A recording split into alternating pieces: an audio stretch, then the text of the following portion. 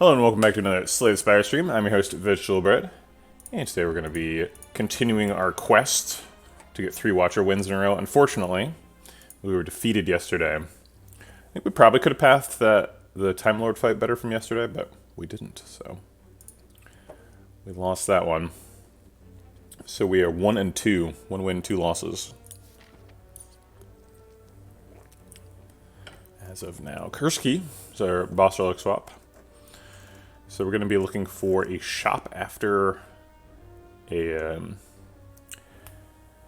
chest, so we can get rid of the curse that we get. Looks like Act 1's a pretty good time to do it, because we got a pretty decent path there. A couple of late fights, maybe not ideal for this to be question marks, but get a 3 elite path to start it off. 3 fights, 2 question marks before the first elite. Seems pretty ideal. Alright.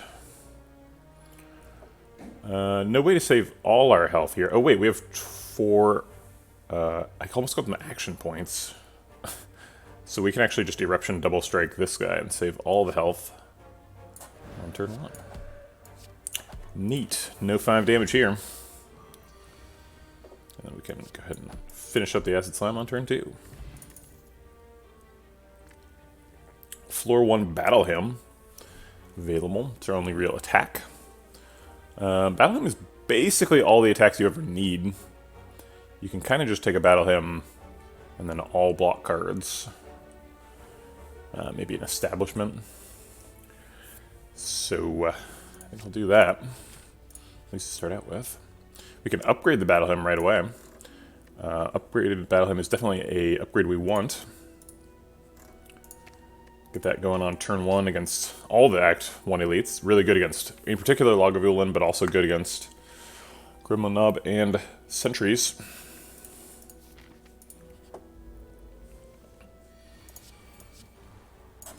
We're 4 energy deck, so we get to play it all on turn 1.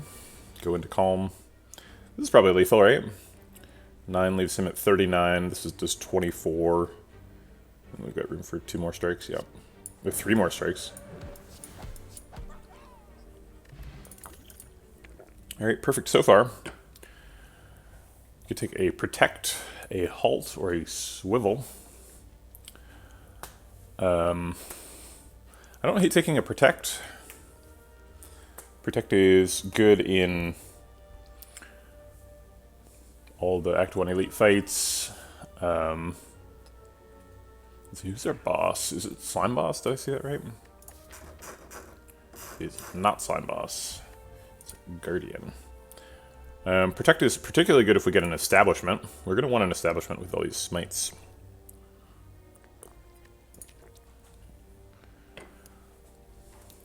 But Protect is fine on its own. Willing to pick one up.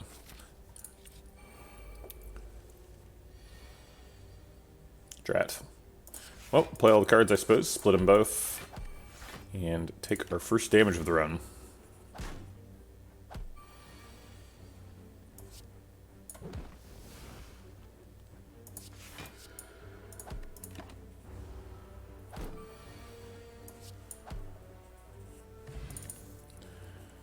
Alright, gonna be hard to pull off a signature move with all these smites.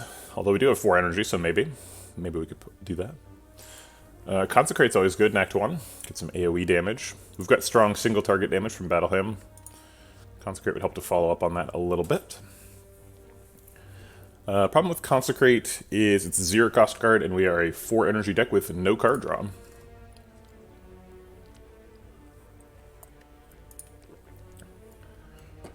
Doesn't really seem super necessary. Most helpful against Sentries.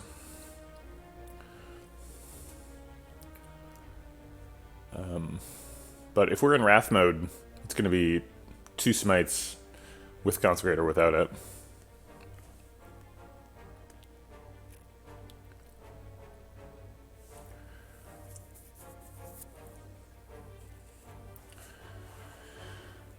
Empty Body is also here. I'm not a huge Empty Body fan. Seems basically unpickable. If we are going to pick like all skills with Battle Hymn, that makes Signature Move a little better. Still, it's going to be really hard to pull off, though, with all the smites. I think we just skip here. Consecrate's good, but not good enough to pick. Okay, question mark is also a fight. Battle him, double defend, it's always happening. I think we'll leave him at 24. 24 is a Wrath mode smite, so...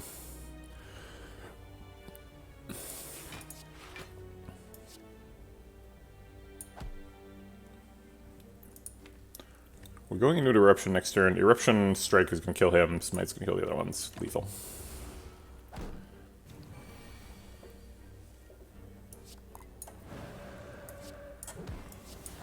Okay.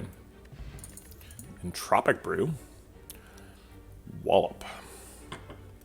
Also a Sash Whip and another shot at Consecrate. I don't think the Entropic Brew changes our opinion on Consecrate too much.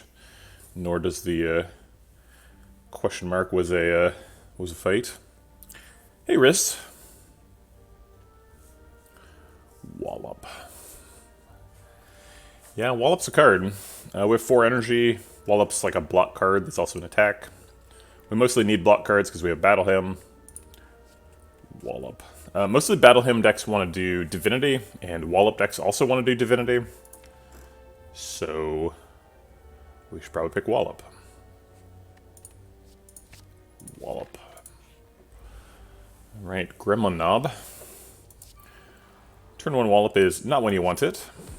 That's too bad. We could use the Energy Pot to get 6 more damage in. Probably gonna use the Energy Pot in this fight.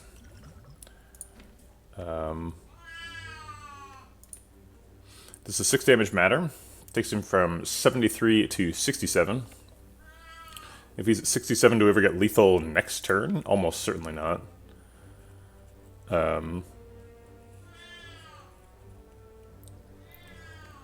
But then after 2 turns, maybe.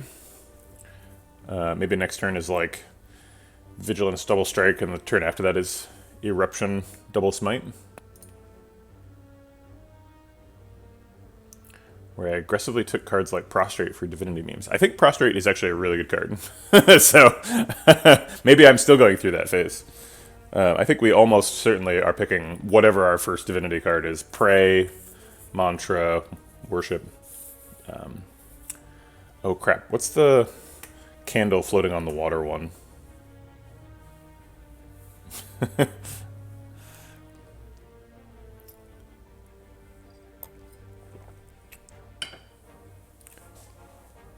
gonna have to look that up. Devotion, thank you. Yeah, I would take literally any mantra card, I think. I think with this deck we probably want to save Energy Pot until we've got like too many smites in hand and we want to play them all. So I'm gonna hold back on the strike.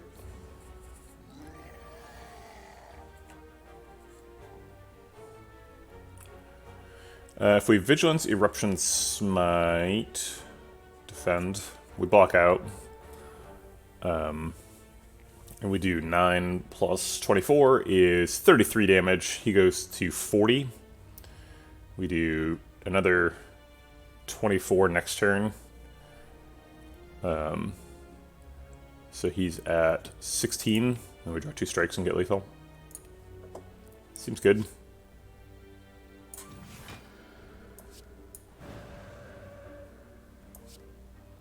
Except we're not going to do defend because we're in Wrath mode. So that is a negative value.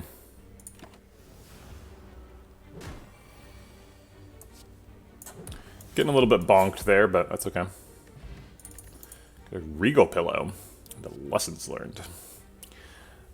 2 rares here. The Blasphemy only had an 8% chance of being a rare, but it did it anyway. The last card also had an 8% chance of being a rare. Didn't get that one. Okay, well with the Lessons Learned and a Regal Pillow, it's pretty clear what our plan is. we're going to take Lessons Learned, use that to upgrade all of our cards, and then use our campsites for rest. So we're going to be taking aggressive paths for the rest of the run to try and make sure that we need to rest. Because Lessons Learned is pretty nuts. Blasphemy also quite good. I did say I wanted Devotion, or Divinity stuff. Blasphemy is a just straight up Divinity enter. If we battle him on turn 1, wait a couple turns, and then Divinity, that'll kill most fights until the end of Act 2.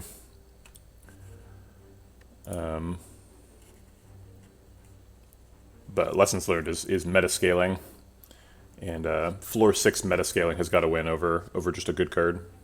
Yeah, exactly. If Blasphemy was like, if it was Blasphemy or Skip, we would pick Blasphemy 100%. But Lessons Learned is way too good.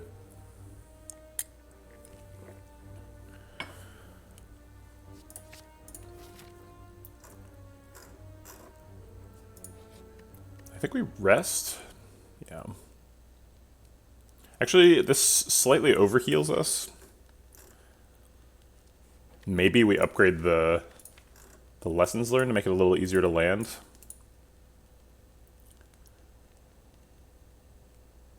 Or we could upgrade like Protect or Wall Up to give ourselves more time to find it. Because this does overheal us, right? It was plus 35, so we'd go to 72. Yeah, we only... artifacts do not eat the death part of Blasphemy. It counts as a buff to prevent exactly that shenanigan.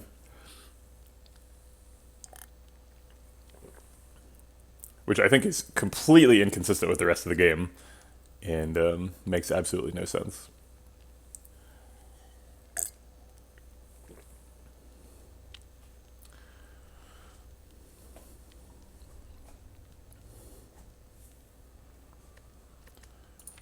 Intangible blocks most of it, still does 1 damage.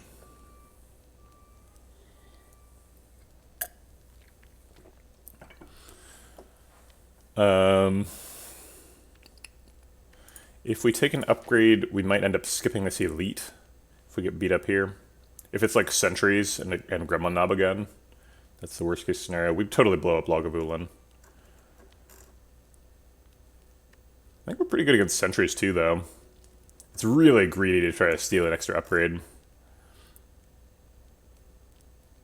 Plus, we're going to have a Curse in our deck after this.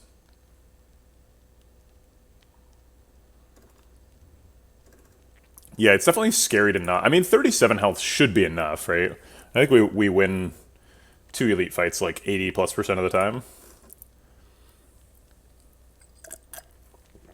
But if we take an upgrade on something, we give Lessons Learned a little bit more room to grow.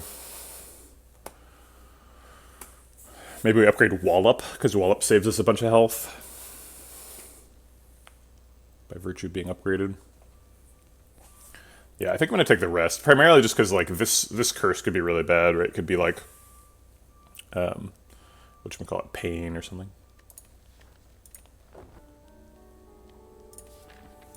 Plus, we've got to work that Regal Pillow. What is the Lessons Learned update? It only gets a little bit more damage. It goes from 10 to 13. Also, you can type it in chat. It'll tell you. I think we're just hanging out to collect smites and go into Calm.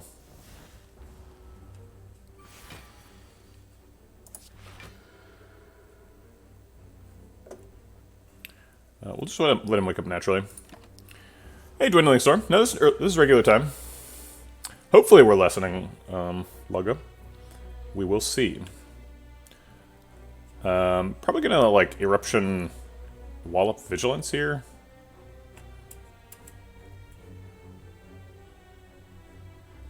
I guess I'll use the Energy Pot to fit in a couple of smites.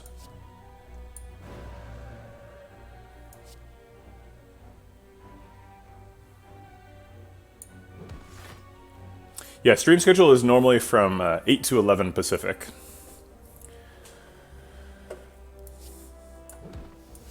But you can tune in whenever you want. We have lethal. Oh, no, we don't. It's 36 damage.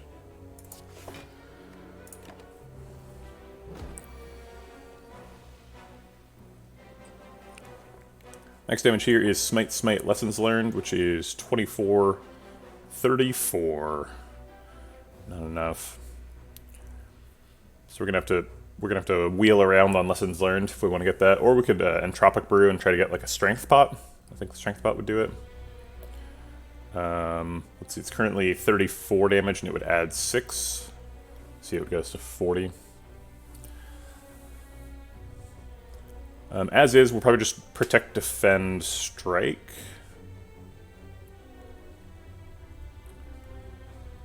Block for 17, hit for 6, take 3.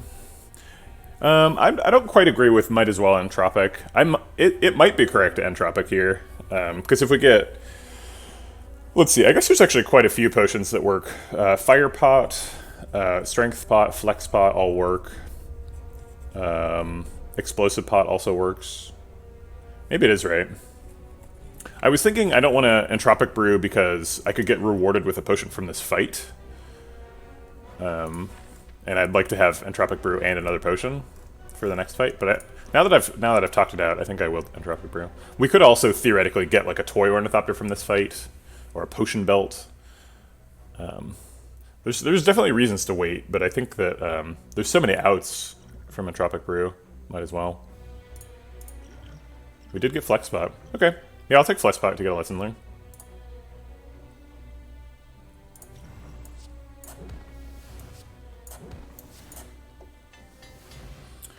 And we get our flex spot back.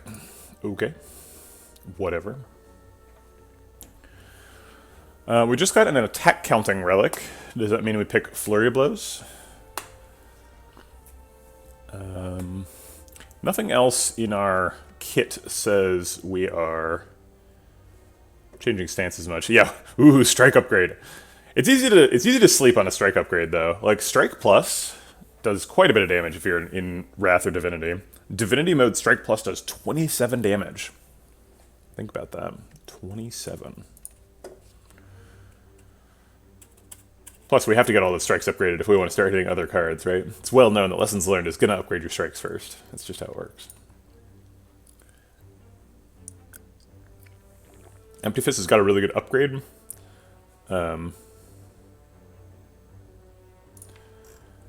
But we don't really need attacks. Battle Hymn is basically all the damage we need, and we picked up a Wallop and a Lessons Learned, so we like even have damage above what we need. Although more attacks does help us set up Pen Nib. This is the third time I've been offered Consecrate. Usually I take a Consecrate as a Watcher. Does Pen Nib change my mind? Pen Nib is quite good with Consecrate. Play 0 cost attack, set up your big attack. We also have a Wallop, so like Pen Nib Wallop is like something we're going to be really focused on. So the reason Empty Fist is bad here is we're going to do a Divinity deck, like almost certainly. Hi, Sir Animal. And Empty Fist is terrible if you are in Divinity, because you're like, oh man.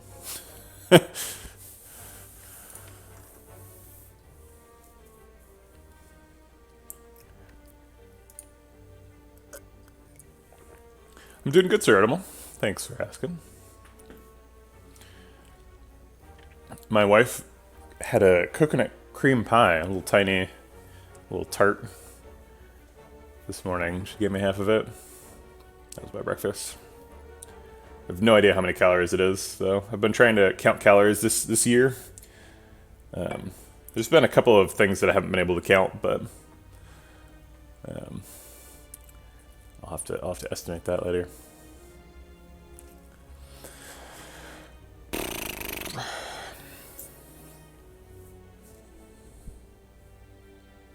I don't know. It seems like if we really want to do Pen Nib stuff, we should take Flurry of Blows, right? That's the lots of attack card. But then Consecrate is good in like, we have a Flex Pot, so like Consecrate, Flex Pot, Eruption just like kills sentries, right? We still have to fight an elite here. It's good in Act 2. It's not like super good though. Heretics, Deceivers, and Bamboozlers. My god. I hate to be thought of as a bamboozler. Or is that itself a bamboozle? Thanks for the follow, Alpha Lunar V1. Appreciate the support. Welcome to the Vegetable Batch. Am I trying to lose weight? Kinda, yeah. I'm about 250 now. Traditionally, I've been about 220 in my adult life. Even that is slightly overweight.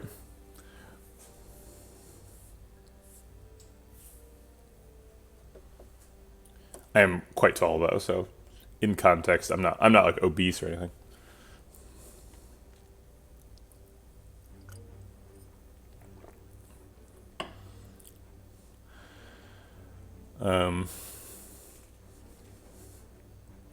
I played baseball in college. I used to be in a lot better shape. Feels sad now.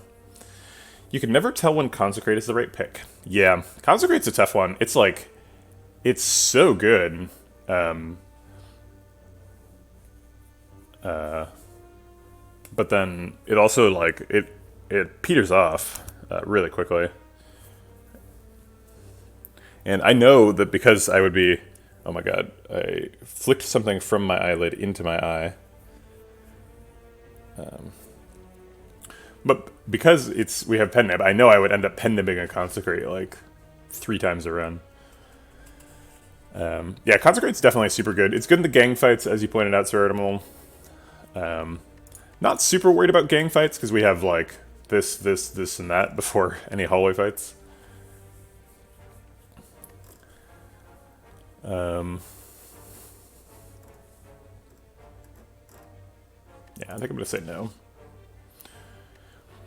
It definitely got better, but I don't think it's good enough to pick. It's okay against sentries. It's a small chest. We could skip it. But maybe it's got something really good in it.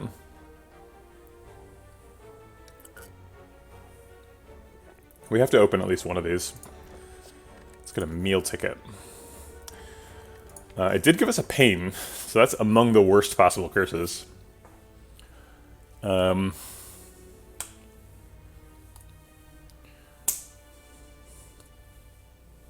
did it give us regret? Yeah, yeah.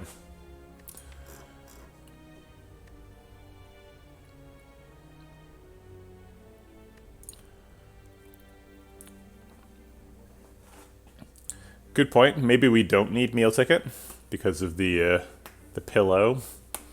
Meal ticket is really strong, though.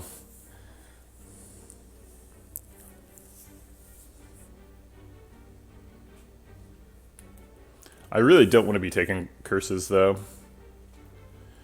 But are we really gonna say, okay, after Act 1, we're never opening another chest again? Like, probably not. We're probably just gonna, like, get cursed again in the future. And is the arbitrary future relic gonna be better or worse than meal ticket? I don't know. Yeah, exactly. Meal ticket's, like, really good, like, here and later. It's hard to say no to meal ticket.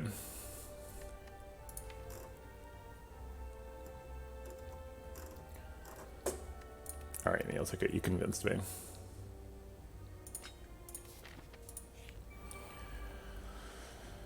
Okay, turn 1 battle hymn's always happening.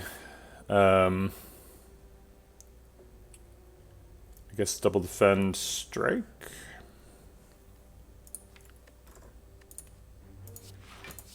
Okay.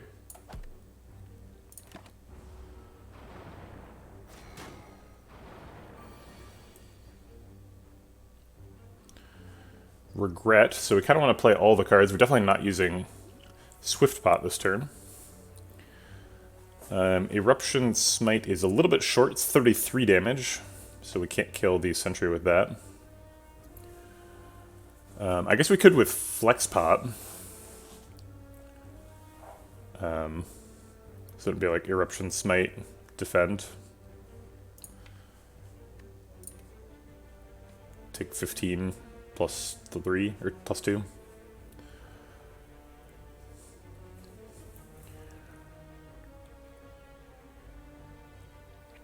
Yeah, exactly.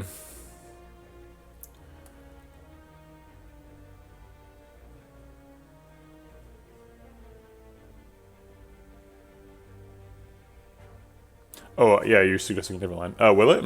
This would be 20, let's see, it would be 30 damage. Yeah, it would kill one.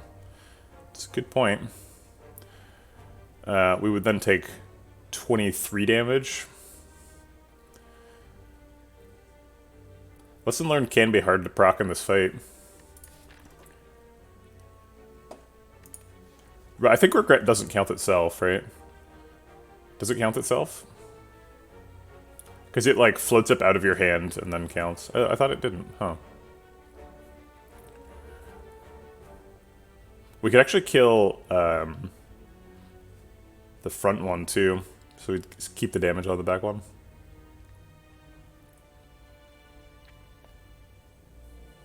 Let's do 14 plus 30.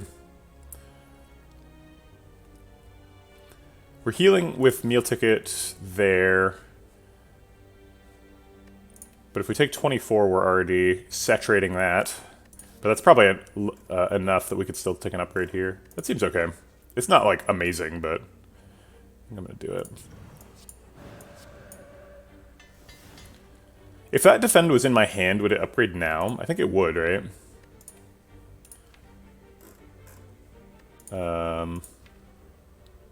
Wait, I don't see any defend pluses. The one in my hand is not. The ones in the discard aren't. So maybe that's not how it works. It says there's one in my deck, but I guess that doesn't count until next fight.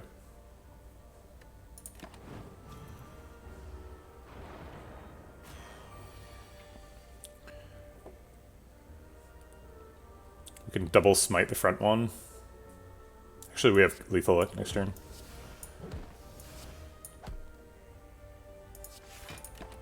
Okay. Let's do wall up for fun. Vajra, okay. That's pretty good. Is this a Master Reality pick? We battle him. It costs 0 when you upgrade it. Smite plus is hit for 16, right? Yeah.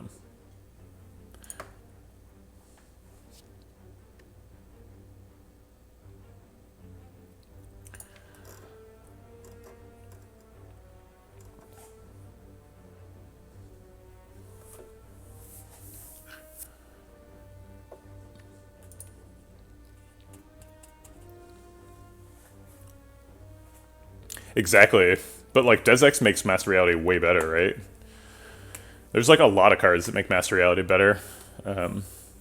Deceive Reality, it's probably the best one. Desex. Doesn't work with Collect, which is weird. Alpha, sure.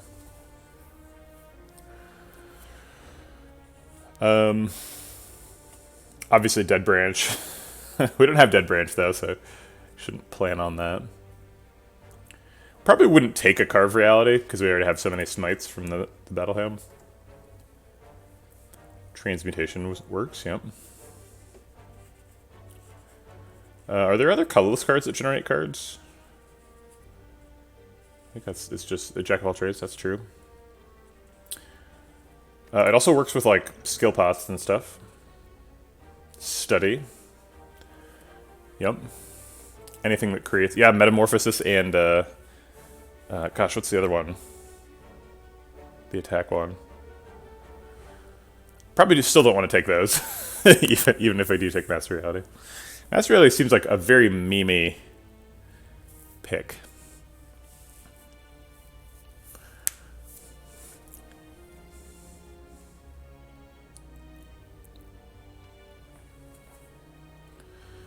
It only gets an additional 1/3 extra damage on our smites. It's true, we are 0 out of our streak. It'd be fun to start our streak with Master Reality.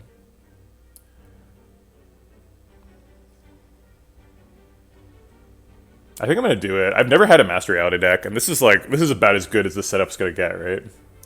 Yeah, I mean, I guess if we had a Deceive Reality instead of a Protect, it would be better, but I'll give it a shot. God, this is stupid. I really shouldn't do that.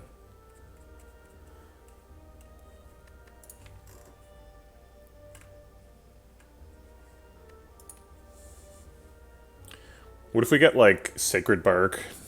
Then our attack pots would generate 2 0-cost upgraded cards. I think the smart pick here is probably Sands of Time. That builds around the, like, establishment, divinity, blow people up thing. Yeah, that's kind of the reason I want to pick it, Dwindling Storm, is, like, like, everyone is so sure that it's bad that, like, maybe it's not.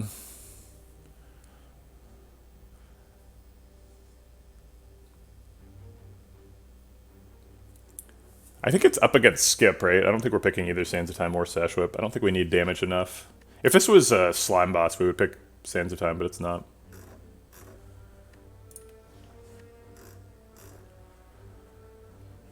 That's true, Foreign Influence.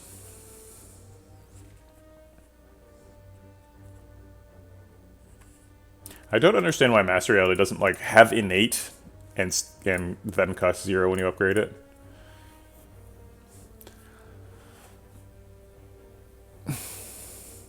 No, I can't do it. If we had, like, Mummified Hand, I would do it.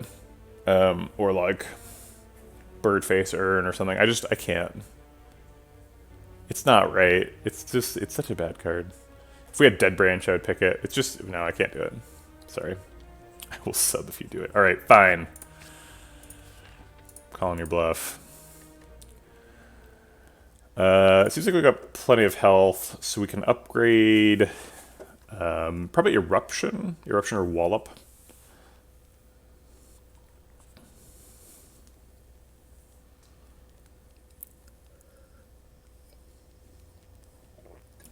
Protect gets a pretty good upgrade. We have 4 energy, so I'm not, like, super thirsty for the Eruption upgrade.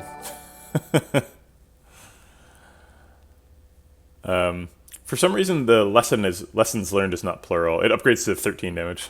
Thanks for the sub, Sir Animal. Thanks for loafing around for what seems to be an eternity. Been loafing since the beginning, since before there was a loaf to loaf around then. Calling it bluff.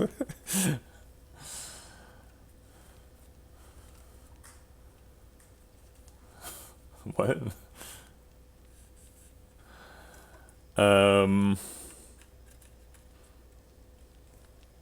I guess we upgrade the lessons learned to make it easier to proc. No, let's upgrade Eruption. That's a good upgrade. What if we get Snecko Eye though?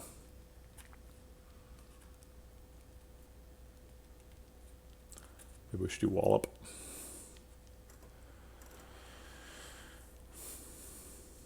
Alright, see you, Sir Edible.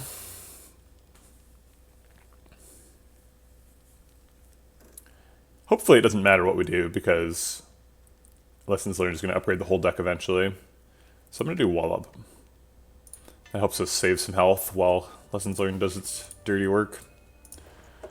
Alright. Probably going to remove. Leaves us with exactly 200 gold.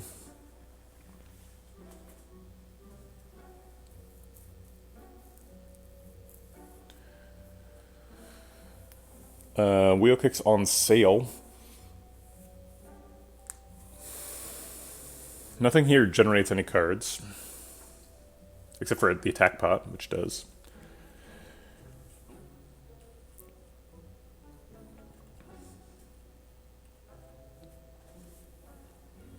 We could take a Sling of Courage.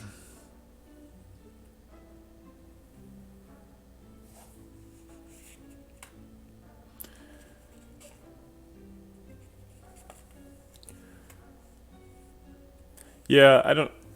Sands of Time was okay. I mean, I didn't pick it over Master Reality, so I wasn't, like, crazy about it.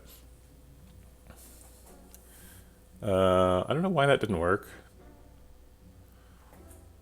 Huh. Seems like you spelled it right. Maybe it's on cooldown? Okay,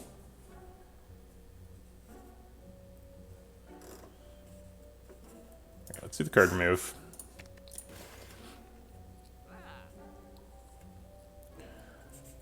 We can't afford Sling of Courage and Attack Pot.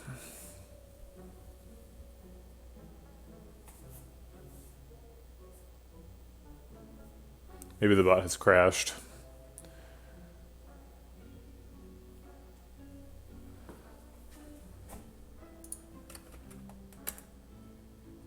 Yeah, the bot's dead.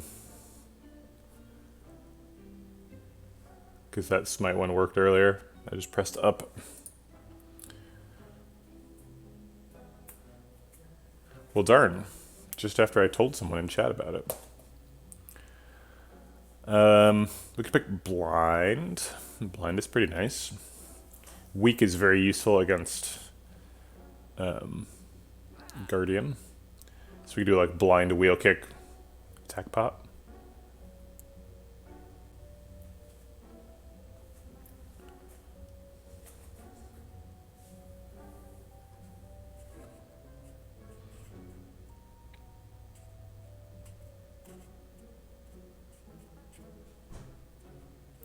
I'm not really seeing anything else good. Violence is obviously good. Helps us draw lessons learned. And wall up.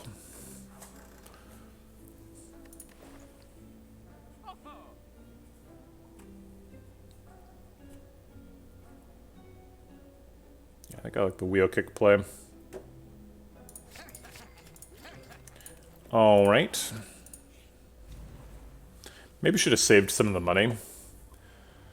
Let's start with wheel kick, see if we can block. Wall of blocks.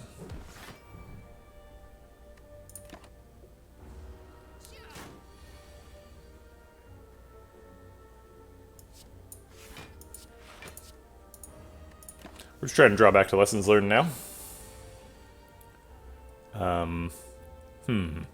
But not next turn, because we're going to be netted.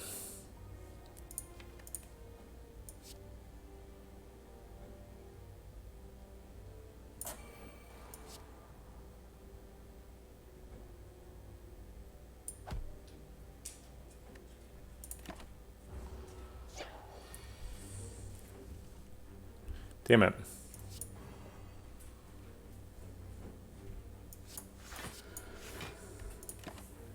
Alright. We'll just have to cycle all the way back around.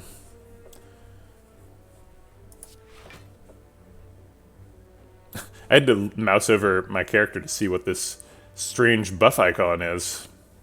What does it do? How did I get it?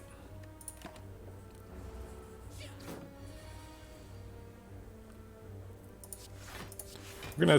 Oh, I wanted to strike, but I can't. I wanted to strike to increment pen nib. Ha! Got him.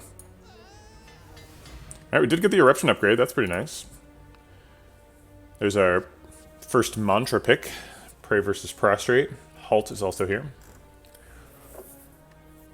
Pray works with Master Reality. Get insight pluses. That seems pretty insane. Insight pluses draw 3 cards. Hey, the bot's back.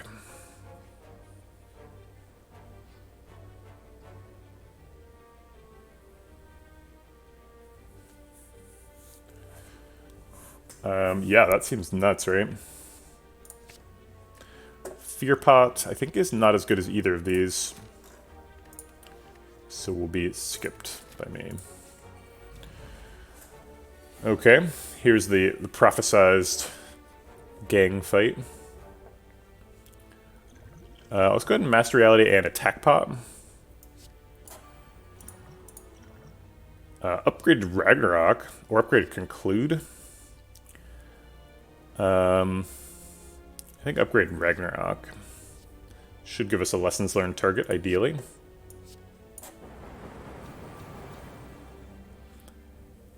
Or several, that works.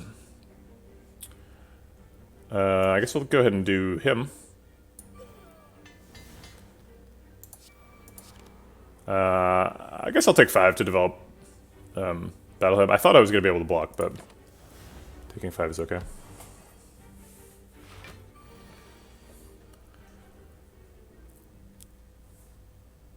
Yeah, blind is really good. Oops, I thought that was going to kill him.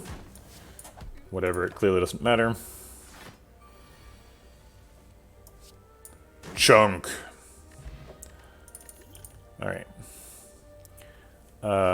Prostrate? Let's see. So if we have a Prey plus, that's 4. And then this is 3.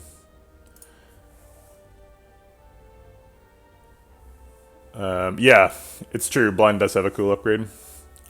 More mantras, more mantra. Captain Grimm is thinking with gas. We could take another protect. It's also an option. We're about to go fight this guy. He likes you have him block cards.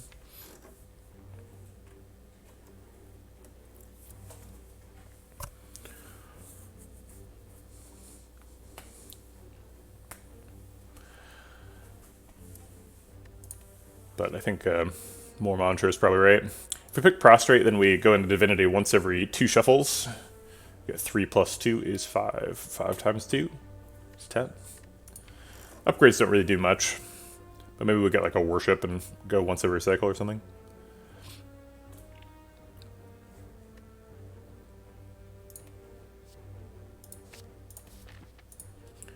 Looks like an upgrade.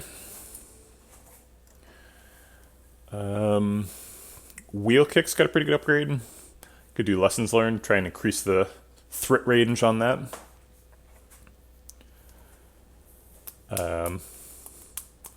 Yeah, we have Pen Nib and like Wrath, so we could potentially quadruple the damage on Lessons Learned. So an extra 3 damage gives us an extra 12 effective threat range. 13 ends up being 52 damage. You can kill a slaver with that.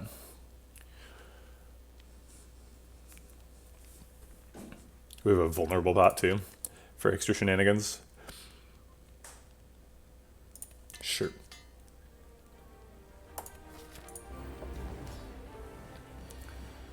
Okay.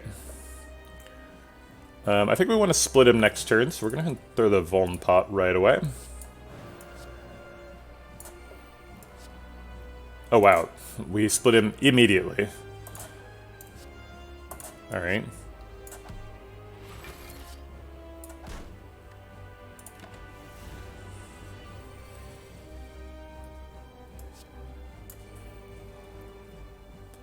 I'll go ahead and Wheel Kick to try and draw Vigilance so we can get out of attack mode. We could use the Swift Pot too. Our outs are either Wallop or Vigilance, are both quite good.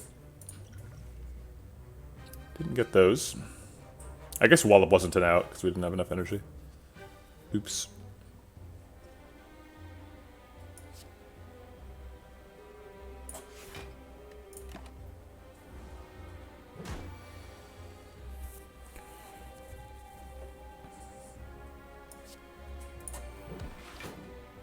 We're actually blocked out here. He's only hitting for 32.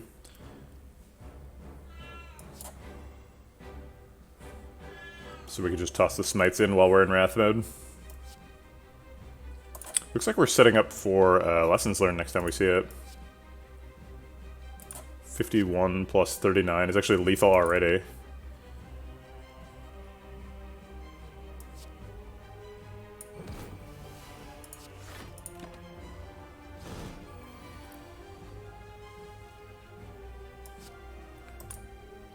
$28 plus 14 should do it. Jesus. We only transformed Guardian 1 time. Never left Wrath mode. Boy, that Blasphemy does not want to get picked, because he's up against Establishment. It's a Battle Hymn deck. It's got a Protect in it. Seems like a really obvious Establishment. Could pick Alpha. We do also have Master Reality. Let me just...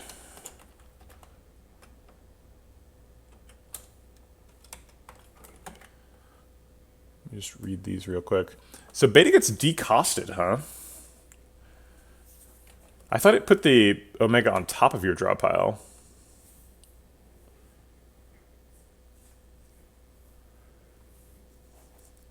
Getting decosted is pretty huge.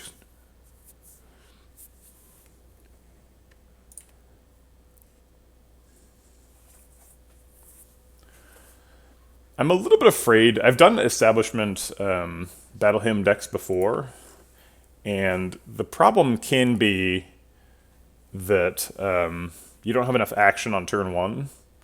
Your hand is Battle Hymn and Establishment, and then what else do you do? And like you're fighting slavers, so you don't have time to like decost your whole deck.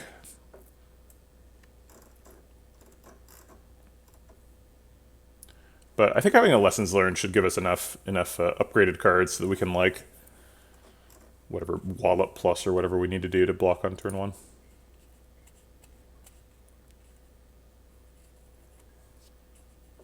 Alpha is an interesting transition out of Battle Hymn. Because Battle Hymn is like good enough for Act 1 and Act 2, but not really good enough for Act 4. The problem with Alpha is it's also not really good enough for Act 4. If you don't get Omniscience, Alpha doesn't end up being very good. You need like Omniscience and Snecko Eye to make Alpha good.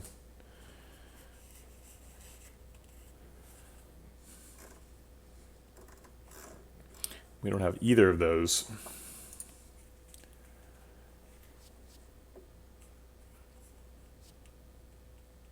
Alright, Establishment, let's do it. Oh, just kidding, we do have Snecko Eye. Pretty expensive deck. Wallop, Lessons Learned, Vigilance, Wheel Kick, Protect. I don't feel great about doing an Establishment Snecko Eye deck because Establishment lets you like do silly things where you can decost your whole deck to 0. But Snecko Eye does not let you do that. But Snecko Eye is also super, super good.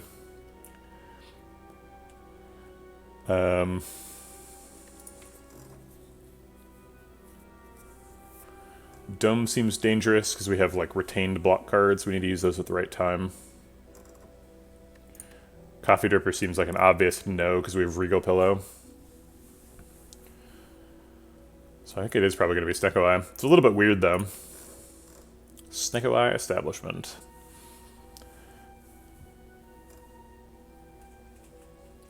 The Prostrate and the Blind get a lot worse. But Wheel Kick gets so good. Important to note that the smites are generated, not drawn, so they do still cost 1. Unfortunately, the insights are drawn, so they'll cost a random cost. But drawing 3 cards is really good with Snecko Eye, so even if they cost a little bit extra, it's not a huge deal. Plus, we do have the Establishment, so if you get a 3-cost insight, you'll be able to play it eventually. It's not like it gets stuck in your hand forever.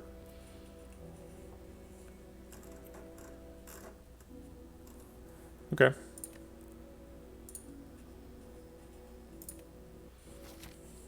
Collector. Alright. Doing the same dance again. Probably want to go to a shop after the split so we can get rid of the curse. Looks like there's 2 shops. This one if we want to do an elite. This one if we want an extra 2 fires.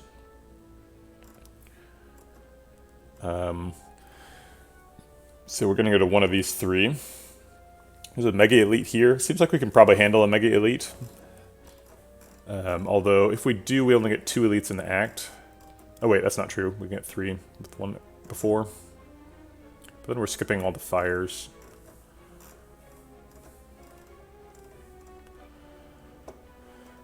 Not a bad path to get there. Optional shop after 2 question marks. It's pretty good.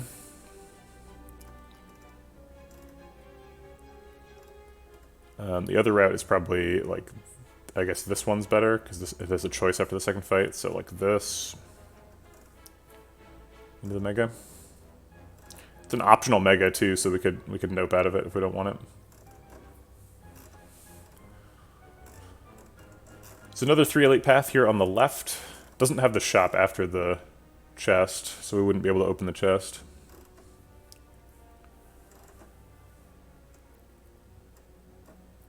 We're basically sacrificing 1 question mark to go right to get the extra elite instead of a fire. How confident are we in elites here? Blind should make us pretty good against Gremlin Leader. It's a pretty slow deck for setting up, so I don't actually feel super confident about Slavers or Book of Stabbing.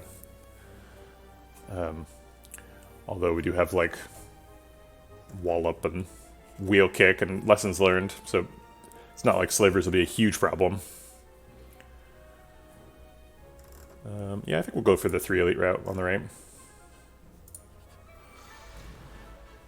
They want to take the money.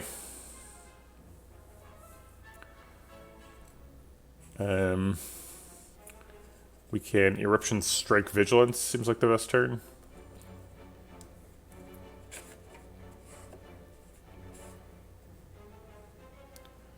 Okay.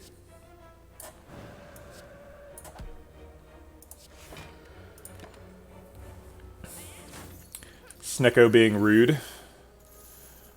That's free.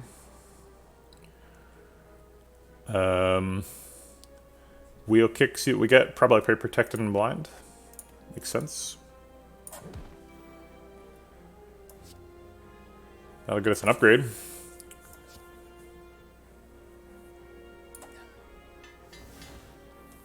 Now we have Establishment innate. Okay. Not sure if I wanted that. Now got it. He's only hitting for 8, so we can block with Defend.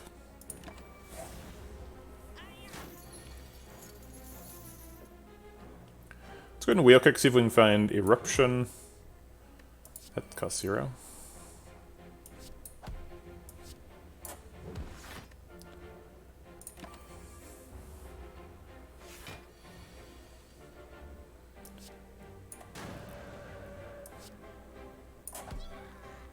Alright, we got there. Not too bad. Second pressure point we've been offered in the run. Signature move gets decosted by Snecko Eye, but Snecko Eye leaves you with huge hands. So signature move is probably not what we're looking for.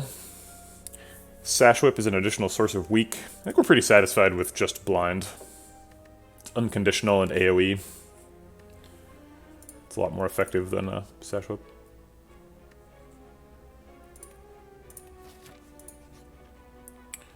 Upgrade all your strikes and defends. You don't say. Because then Lessons Learned, like, can't miss anymore. Like, only hits good stuff. We don't have a curse, right? Yeah, we do not. Seems good.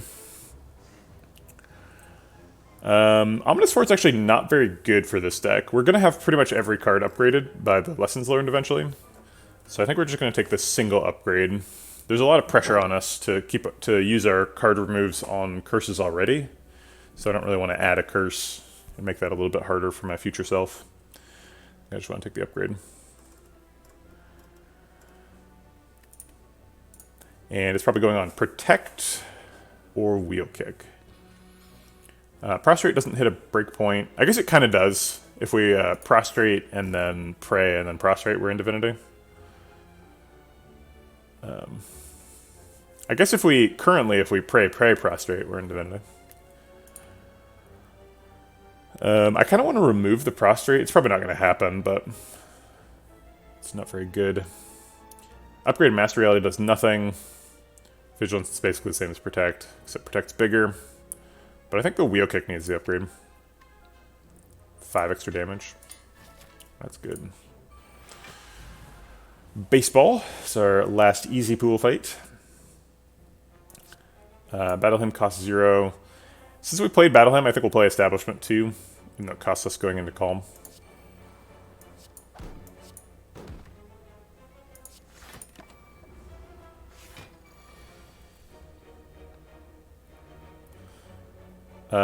Quick lethal check, because we're playing Watcher. 10 plus 20 is 30, plus 26 is 56, plus 28 is lethal. And we have energy for it, so let's go. Almost messed that up. Ancient Pot, huh? Well, now we have to take Sands of Time, right? Not only are we a Snecko Eye deck, we're also an Establishment deck. Sands of Time Plus is nuts. And we're a Divinity deck.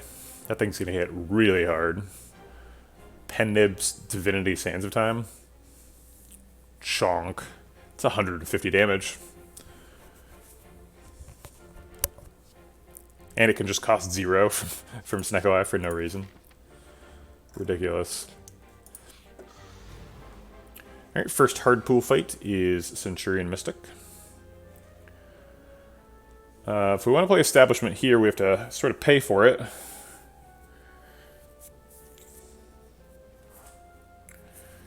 I could see Battle Hymn, Defend, Prostrate being a line. Blocks for 12, we take 2.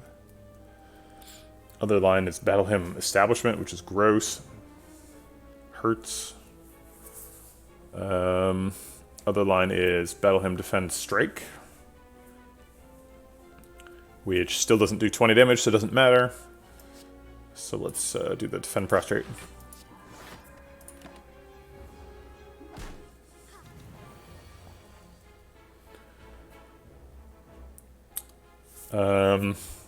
Is Eruption Wallop Lessons Learned lethal with Smite? This does 10, this would do 26, that's 36 plus another 26. So those are 52 together. So 62. Yes, it would be lethal. Then this blocks out Mystic. Mystic is still not going to heal because nobody's going to be injured. Unless, actually, can we do 20 to her? No. 52 plus this is going to be 28. So actually we can Eruption on her and then Wallop Smite, Lessons Learned on Centurion.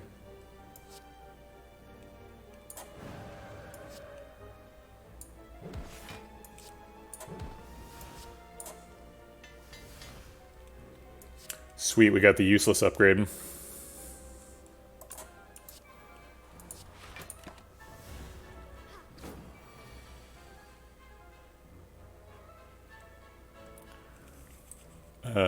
This costs 0.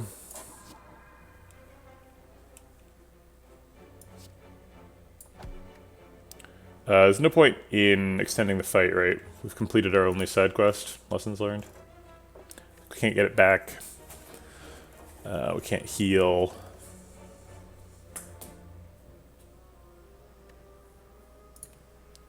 Oh, we can set up Pen Nib, good point. That is a side quest. Oh, might as well... I don't remember... Ceratimal, I've lost the context for what you're saying. Explain why it's useless. Oh, you're probably talking about the Master Reality upgrade. Yeah. So when we draw it, it gets its cost randomized by Snecko Eye. So the fact that it was upgraded from 0 cost to 1 cost does absolutely nothing.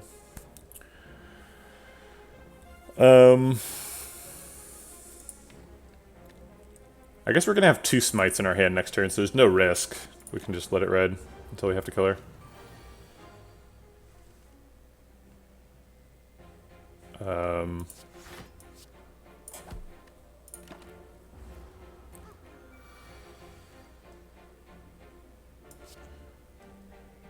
Might as well get those decosted. I don't want to draw Vigilance right now.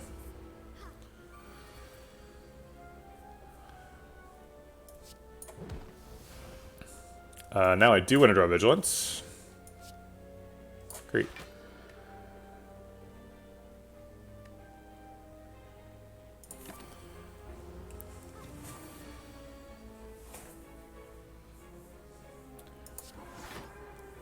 That's too much damage. We're eventually going to stop drawing cards. We'll have too many Smites. And an 8. Oh my god. Alright, let's go around. Should be able to, right? These block for 24, that's enough. We're trying to get up to 9. Unfortunately, we got all the way up to 9 already, so. I think I'm trapped. Alright. Whoops. Blasphemy trying so hard to get in the deck. This is the 3rd Blasphemy we've seen.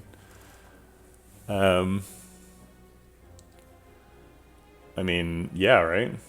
Blasphemy helps us blow people up on turn 1. Helps us get lessons learned procs. It retains, which is kind of good, kind of bad. It's usually positive energy.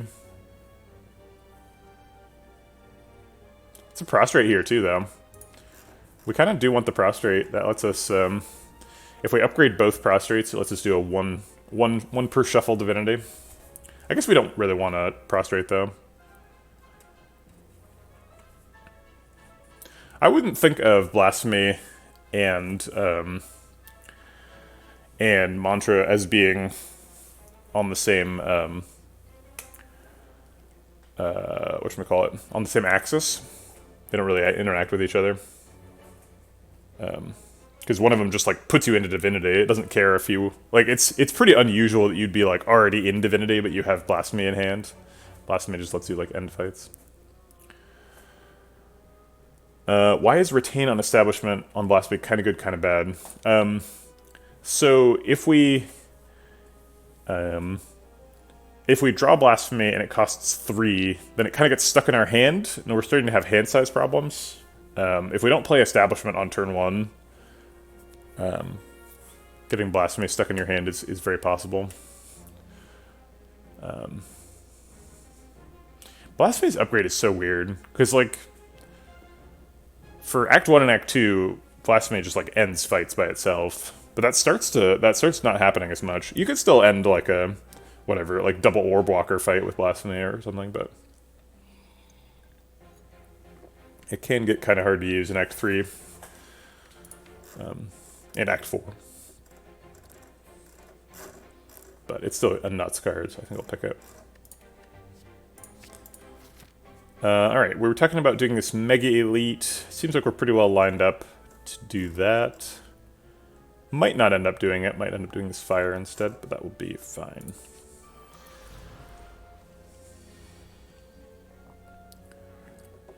The gang's all here.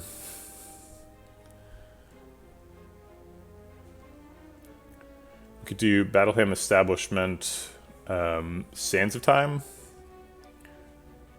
Just kill one. We could just do Sands of Time Defend. Seems like a bad start.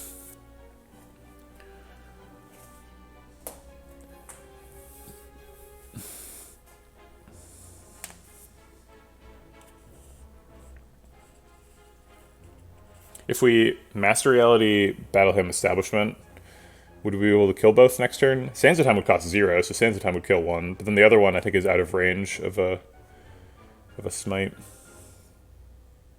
Especially if we're weak.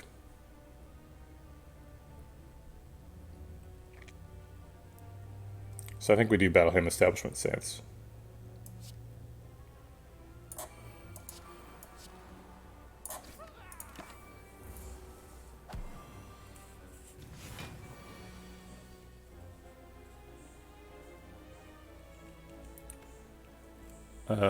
Let's see. Strike, strike, smite. I guess we have 3 zero-cost strikes. That hits for 21. Okay. And I'll save the smite so it gets decosted.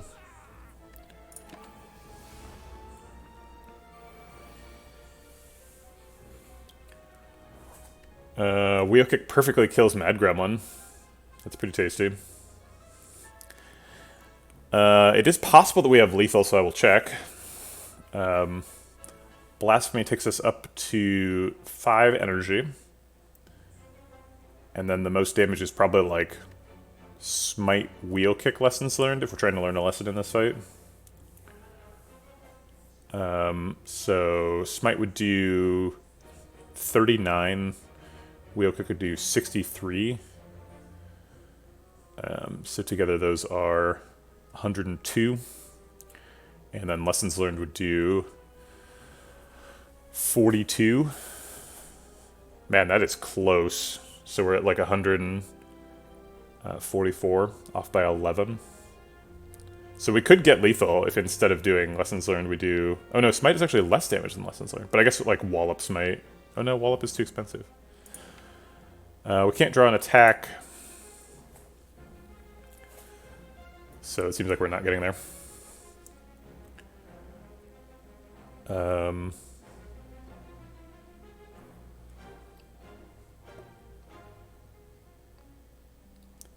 Okay, maybe next time. I will smite you and wheel kick you.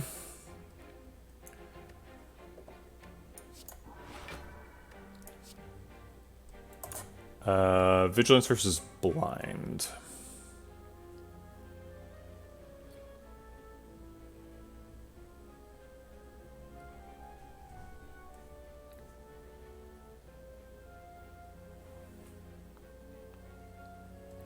Blind helps us block in the future.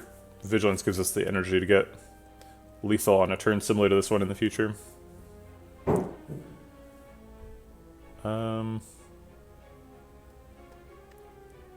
Vigilance.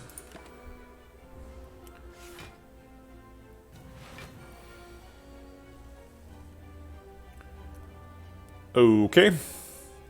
I guess blind wanted to come out anyway.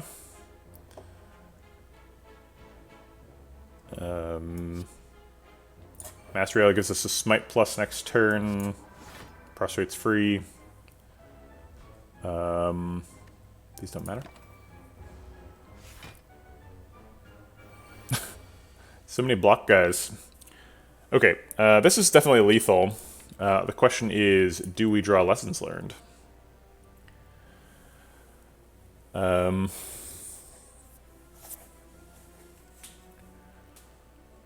guess, let's see. I'll play Protect to make hand room, and then I'll wheel kick and see if we draw lessons learned. We did. So with Blasphemy, we would go up to 6 energy, because we would spend 3, gain 3, and then gain 2 from the calm exit. So we'd go up to 6. These would both hit for 39. Together, that is 78. 78 plus 34 is 112. Plus, yeah, it's definitely lethal. So I'm just going to do it.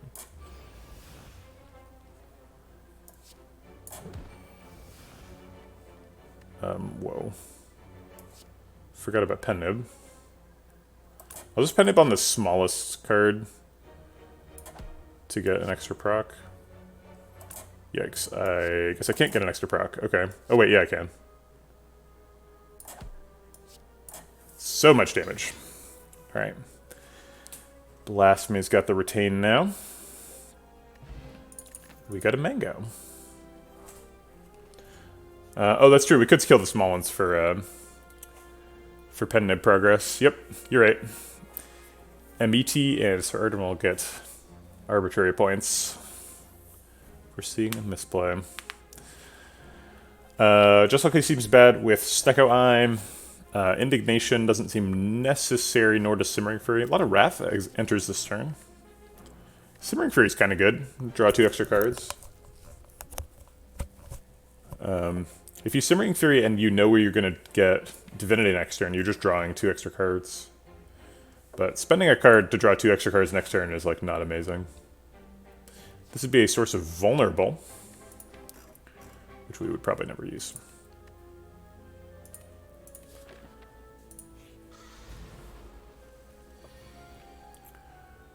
Okay. I guess Wheel Kick is better and cheaper than these Strikes. We could skip Wheel Kick to Battle Hymn Establishment, since Establishment is so expensive. Seems like getting Establishment developed is pretty important.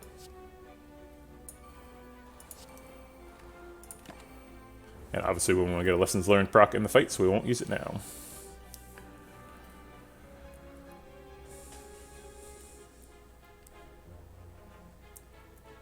Let's blind them.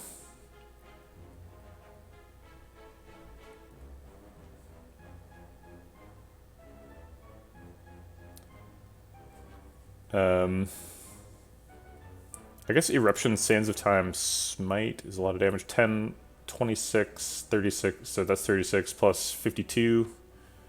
No, it's not lethal. Maybe I should have considered using the Ancient Pot on the Hex. I didn't think about that.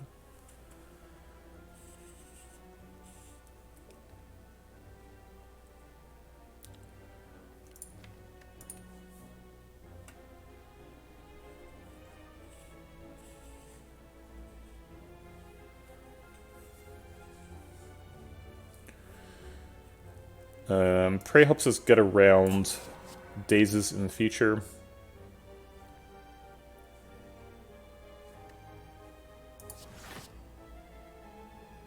We're hitting for 13, so I'll take 1 instead of taking a, whatchamacallit?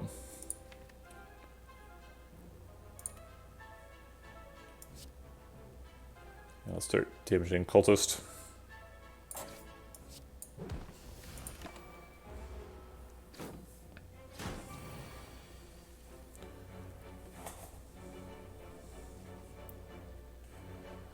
We have Divinity Wallop, but it would kill us.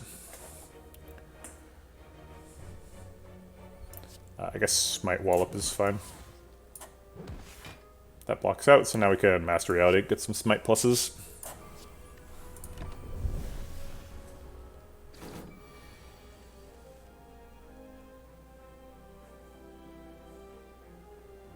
Let's go ahead and shuffle.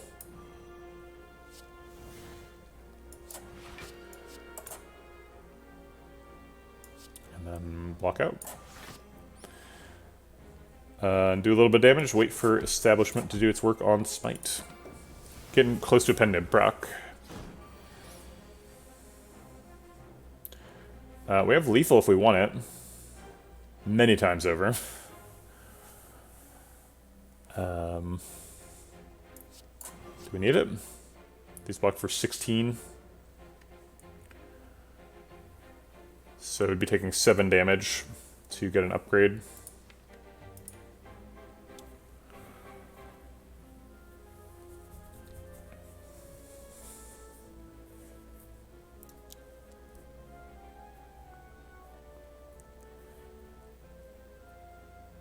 Yeah, I'll take 7 damage.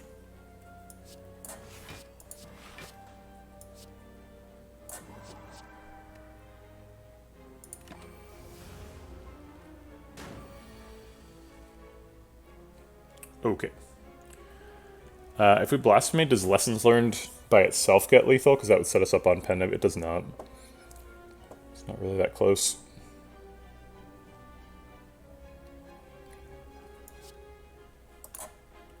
Uh, 17 times 3 is, yeah, not 68. Okay.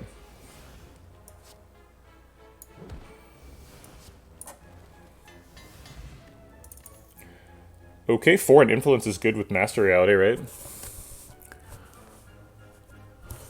We can also just like choose expensive attacks from Foreign Influence. They cost 0 when we draw them, and they get their cost randomized later. We can get like Dash and cool stuff. Whirlwind. Inferno. Rip and Tear. Hyper Beam. A lot of good stuff. Also, any retain cards that we get out of it get decosted. The fact that Foreign Influence says plus doesn't matter because it just changes the cost. Let's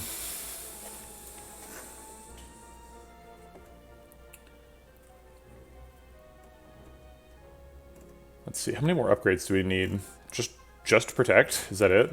Yeah, Protect is the last upgrade.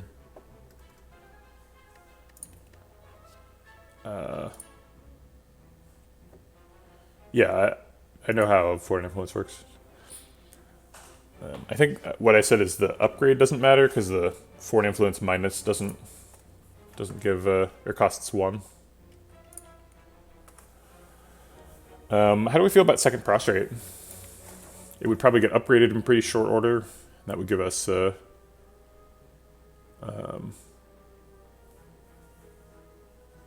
it always cost 0? The bot weirdly doesn't have that text. Oh, it only costs 0 if it's upgraded. I see. We do have Master Reality, so we get an upgraded card for 0. Seems pretty good. Prostrate will give us 1 shuffle Divinity. I'm not sure if we really want another Prostrate with Snecko Eye, though. I'd rather just, like, wait for a Worship, right? Like, Worship is crazy good in this deck with Establishment. Snecko Eye. Alright, I'm not a big Foreign Influence user, but I'll give it a shot here. Alright, 46 health should be enough for a Mega Elite, right? Regenerating Slavers. These cost 0, that seems good.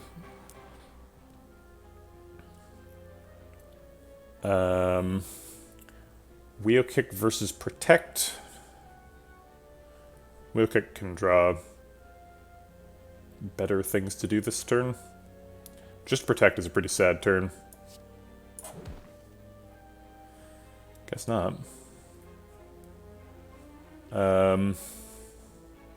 Alright.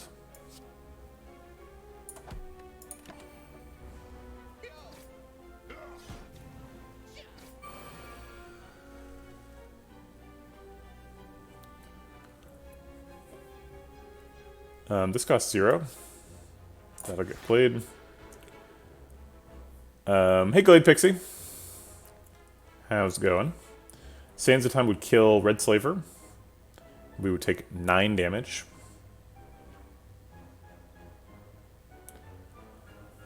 Or we could not play Sands of Time, and then it would cost 1 next turn. Which would be nice.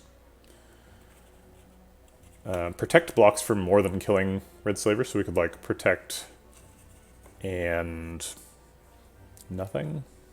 Protect Smite, maybe.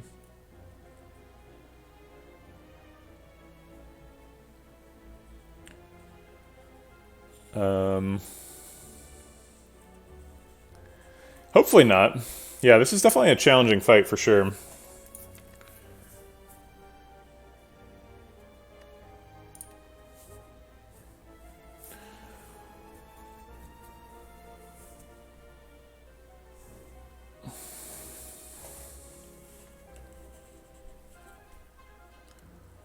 So Protect is better than Sands of Time, but then what else do we do? I guess Protect Defend, huh? Because we can play both of those. Yeah. Or we could Defend. We still survive that and Protect gets decosted for next turn.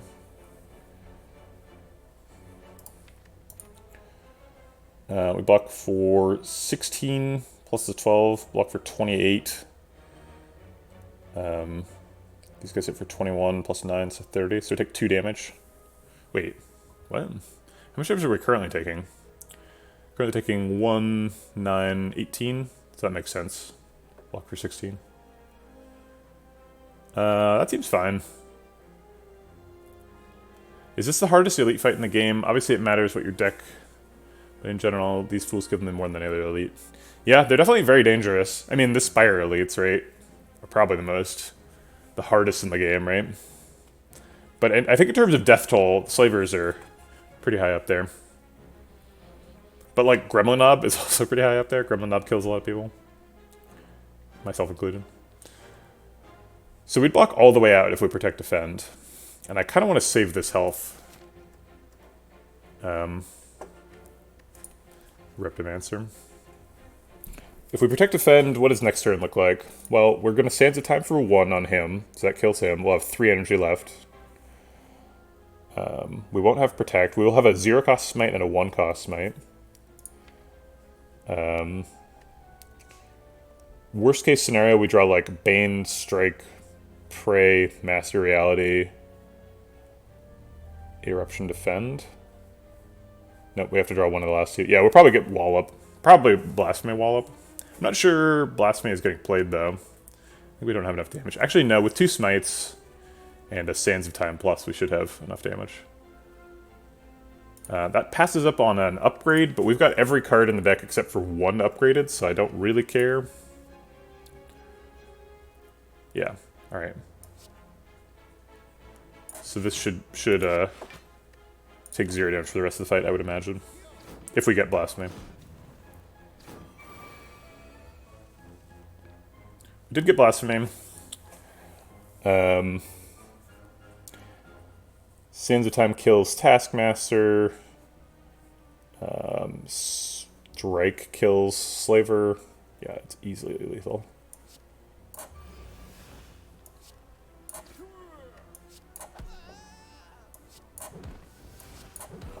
Okay. Got ourselves a green key. We have way too many attacks. We don't need any of these. We need more block cards. None of these say retain. I just want like 3 more copies of Protect. I want 3 Protect pluses, please. Flurry of Blows is not as bad as you would think with Snecko, because a lot of the times you don't draw it, you put it in your hand. So if you've got like a really high Scry deck, you can make like a Weave work pretty well. Flurry of Blows obviously does not come back into your hand when you Scry, which makes Weave even better with Snecko, but still, it is possible. No. Alright, I think we're opening this because we're going to a shop. Let's see it. Kunai doesn't seem super likely to be impactful. We do have an attack counting relic, so this would be our second attack counter. Well, it's a Vivajra, so we scale with our attacks.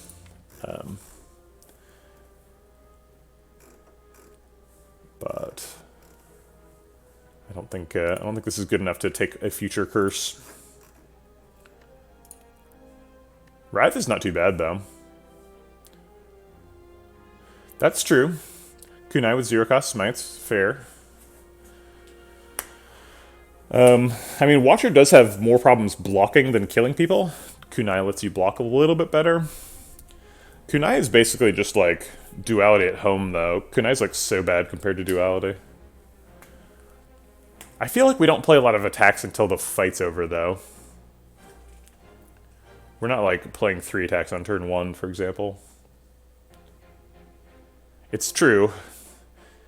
We shouldn't compare it to Duality, because Duality, it's Kunai versus Sapphire Key, right? There's no Duality here.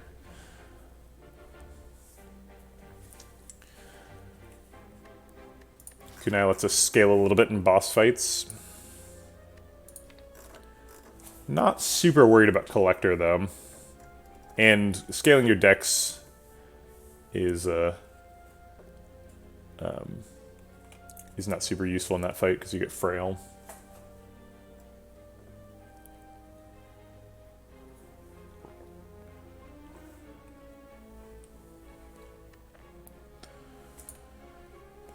We have a green key, so our pathing is a little bit open on Act 3, so we could theoretically set up another chest into shop. But there might be no paths that are chest into shop, so we might end up taking... If we take Kunai now, we might end up taking a curse all the way through the Act 3 bosses, which is pretty bad. I think I'm going to take a key. I love me some Kunai. Frequent viewers of the channel know that I am a Kunai abuser of the highest order. But I don't think I can take it here. Good night, sweet prince. We are about to go to a shop. And we need enough money to remove at the shop. And the remove's going to cost, what, 75? We've done 1 remove.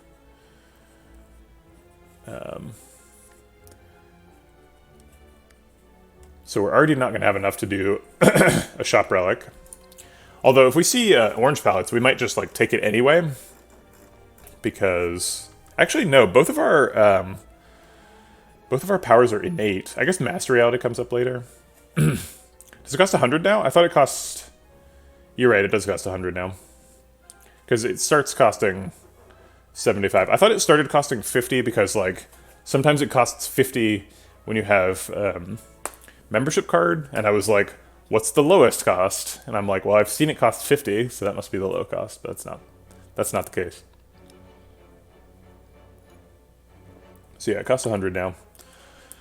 We might skip it if there's a really good shop relic. But even if we spend 20 gold here, we can still afford the most expensive shop relic, and I don't want to take 5 damage, so. Ooh, combo. Frozen Eye is the shop relic. None of these have particularly good upgrades, which is something we're on the lookout for. Sanctity is quite good with Snecko Eye. Drawing cards. Very nice. There is a Fairy in a Bottle affordable. But I think the best thing here is Remove Rive. Yeah, Mayhem's not crazy. Mayhem plays Lessons Learned, though. I guess every card in the deck is upgraded, so what do I care? Yeah, Magnetism would be fun.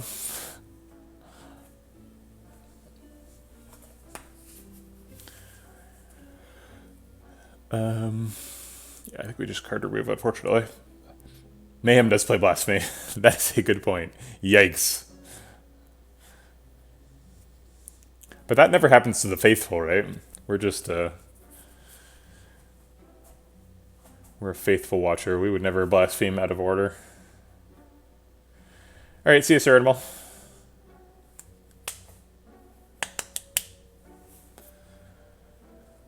Yeah, I think I'm just going to card remove. Okay.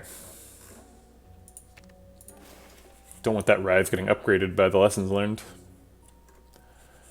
And no potion, because this is a good combo. Rushdown's kind of good. But no. Prostrate's kind of good, but I like skipped one at a card reward just a second ago. Not going to buy one. Do I buy Sanctity?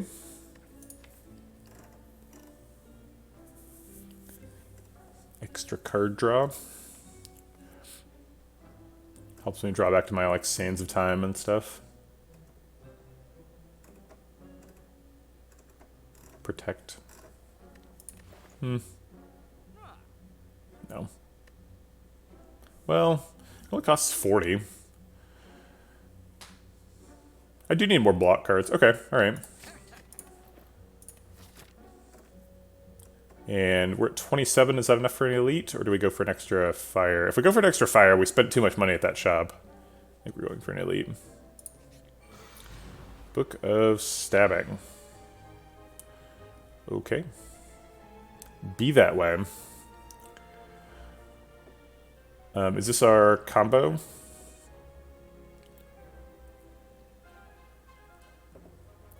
Because against Collector, we can just like Divinity, blow her up. We don't have time to scale against Book of Stabbing, so I think this is the combo turn.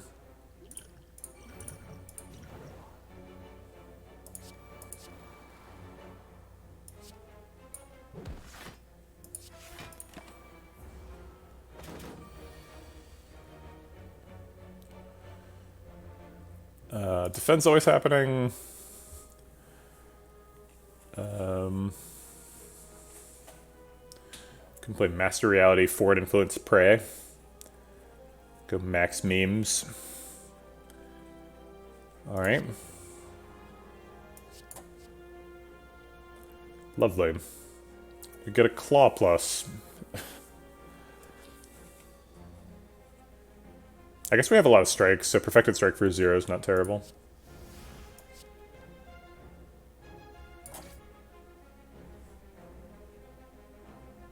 Maybe that was lethal, the Eruption and the Smite. Probably not.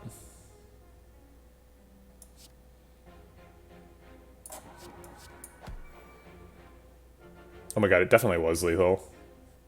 If we have Pendant coming up. Hold on, I'm gonna restart the fight. I'm gonna think more about that.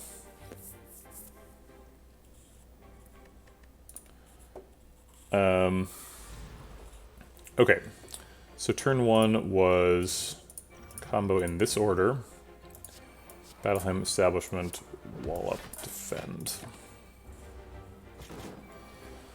Okay, and then we did Master Reality, Forward Influence, found the Perfected Strike, and then we should have stopped here and thought for a second and said, okay, Eruption,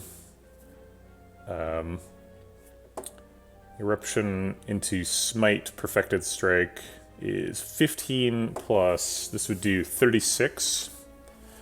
So that would be 51. This leaves them at exactly 100. And then Perfected Strike does over 100, so this is lethal. Okay then.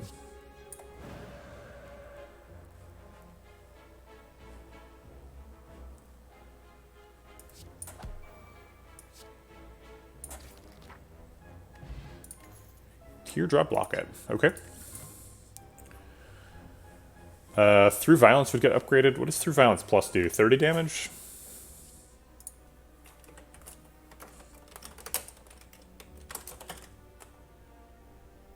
Yes, 30 damage. Why would I know that? That's such an obscure piece of trivia. It gives us an extra retained attack card in hand. It says it costs 0, but really it costs random. But then we do get to retain it and decost it. I feel like more retained attacks is just completely unnecessary. And kind of silly. We need more block cards, not more attacks. So I'm going to skip Reach Heaven. I'm going to skip all these.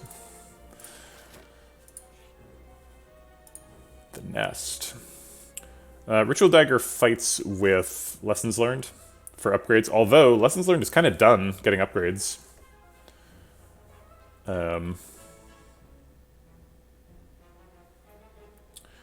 That's correct. So, so its cost is not randomized when it's generated, but because it's shuffled into your draw pile, you'd have to draw it before you could play it, usually.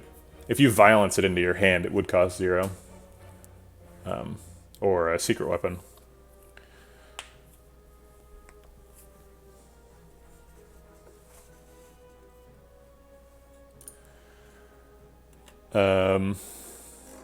So we are set up to proc stuff at the end of the fight. It's kind of late for a Ritual Dagger. It could be really strong, though. If we're going into Divinity and hitting people with big attacks, Ritual Dagger definitely fits the bill.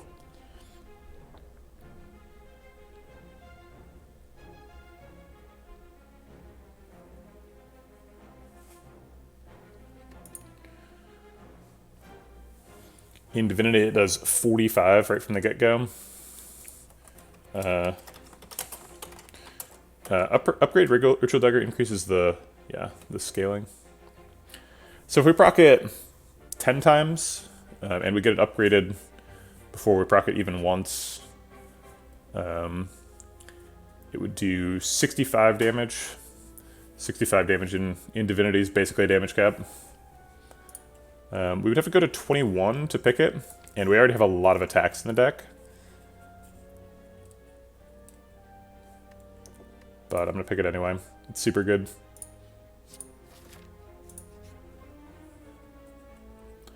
Okay, I've got the gold. I'll spend it. Get a Courier. Alright, it's not very useful. And I think we're resting here. It is possible that we'd kill Collector with 21 health.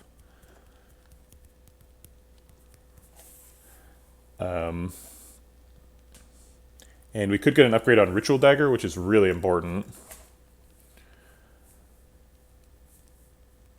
Protect also wants an upgrade. It's not crazy. I'm just not sure that we like survive turn 2 if we don't rest. We likely do, but I'm not going to roll those dice. We got a Regal Pillow. This is what it's for. All right. Battle Hymn, Establishment, Master Reality. I guess we could draw cards with Sanctity, but that would cost us 10 damage.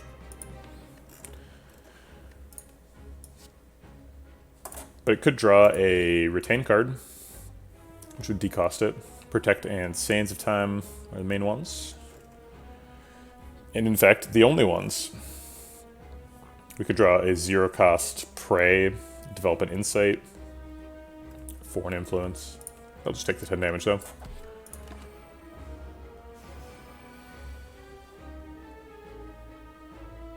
That's true, Blasphemy Retains, that's a good point. Would have been Protect. Protect the Eruption would have been the draw. Well,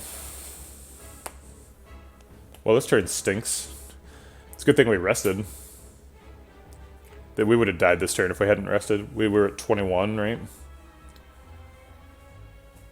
Yeah, we'd be dead here for sure. I guess Blind maybe would save us. Blind, Defend.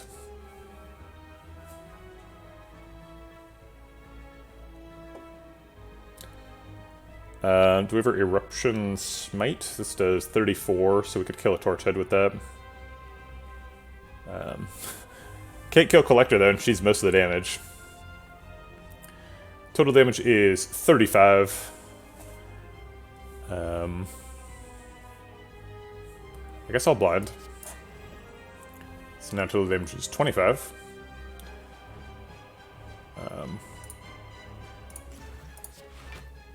Essence of Steel Defend seems okay. And I'll wait on the Decosted Smite. We'll see how we want to use that in the future.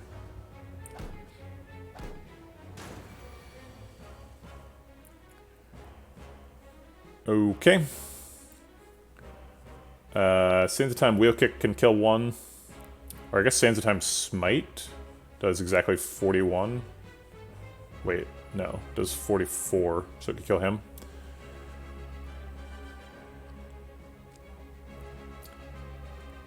We've got Blasphemy Wallop. We might actually have lethal here.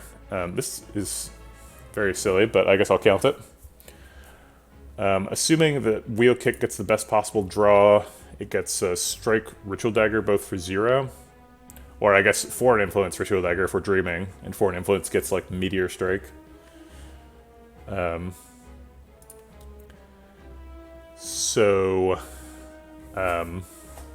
We'd do Blasphemy, Wheel Kick. We'd have 6 energy, or excuse me, we'd have 9 energy. Wheel Kick would do 63 damage. Sands of Time would do 81 damage. 63 plus 81 is 143. Wallop would do 39. Sorry, it was 143 for the... Jesus. I'm going to do a calculator. We're not weak, or she's not vulnerable. None of that's happening. Okay, so 27 plus 21. 27 plus 21 plus 13 plus 17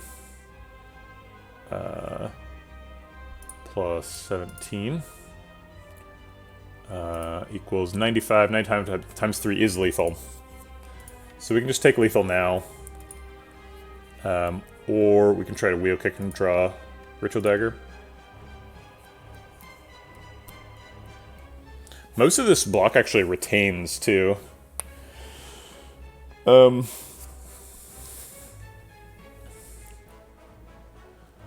If we don't Wheel Kick and instead Ritual Dagger, then instead of 95, we're doing 21. Instead of 95 times 3, we're doing 21 plus 95 minus 6 times 3.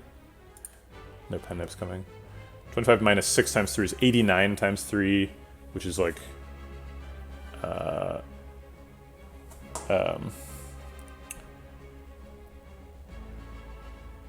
my gosh. Oh my gosh. Okay, so 240 plus 27, so 267. 267 plus 21 is not lethal anymore. Wait, 95 times 3 is barely lethal. It's actually not lethal, it's off by 5. Was I counting this 10? Shoot, I'm gonna add it all up. I'm just gonna go left to right this time. Alright, so 17 plus 17 plus 27 plus 21 plus 10 plus 13. So it's 105. 105 times 3 is well over 290. Okay, so if we Wheel Kick, then we skip Wheel Kick, and I'm interested in if it's still lethal without the Wheel Kick. Or with the Wheel Kick, just not doubled. So I guess that would be 105 times 3 minus 42. So times 3 is 315, and then minus 42 is... oops, I said plus 42. It's 273, so not lethal. So the only way to guarantee lethal is to blast me before we wheel kick. So then we're taking a 40%. Because Ritual Daggers. I guess technically Forward Influence could get a card that draws. I don't know what the chance of that is. We'll say that's like 30%, so we hit like, I don't know, 46% or something. 46 is not bad, that's a 50-50. Alright, can we guarantee lethal next turn without using Blasphemy this turn? That would mean we're also not using Wheel Kick. We would get an extra Smite next turn. So this turn we would do Wallop plus Strike worth of damage, so we do 23 damage. She'd be at 267. I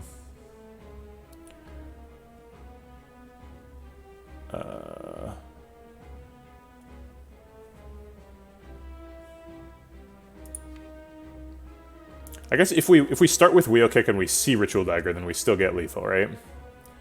But if we start with Wheel Kick and we don't get Ritual Dagger, then we have to not kill this turn. If we don't kill this turn, that's fine. We have enough health that we're not dying. So let's take the risk. Oh wow, I got my hand full, but I still got Ritual Dagger. So it was actually a 20%, but we won, so whatever.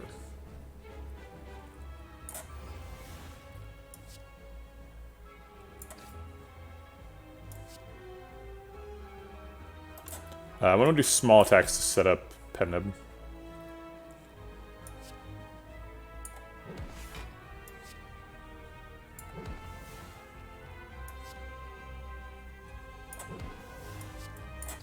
Okay.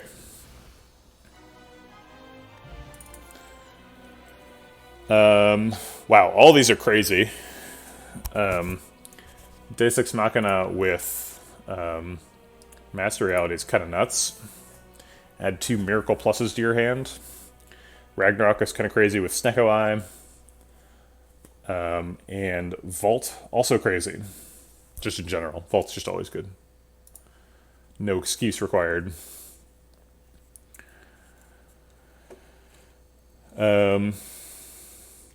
We have died a couple times to Time Lord. Best cards against Time Lord is clearly either Vault or Ragnarok. Vault does silly things against Time Lord. You can just skip his turn and start a new clock. And Ragnarok just is a really dense card, so you can get a lot out of one card. We need more like block options, so I think we're going to go with Vault. We also have Establishment. Establishment Vault's kind of silly, because you can like generate another Smite and decost all the retain cards. So I'm going to go with Vault. Alright. Violet Lotus plus Teardrop Locket, get all the calm stuff. Basically starts with an extra 3 energy every fight, which is pretty nuts. Empty Cage often goes with Curse Key, because you often have a curse in your deck at this point, but we don't. And Sozu's theoretically pickable. We don't have any... Hey, Baylor. Happy New Year to you.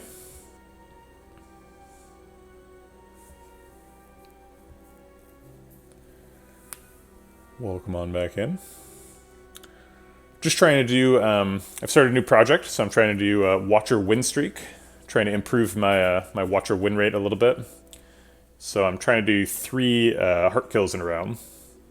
I had a streak going yesterday, but I lost it to Time Lord, so we're trying to reestablish, getting back started from 0 here. It's a pretty good one.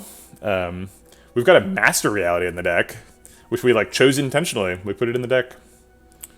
Early lessons learned is the reason every single thing is upgraded, except for we also hit Ancient Writing. So I hit a lot of these. Yeah, we don't do Calm much. We do have Teardrop Locket, so like we're gonna get it at least once a fight, right? And we do make some good use of the energy.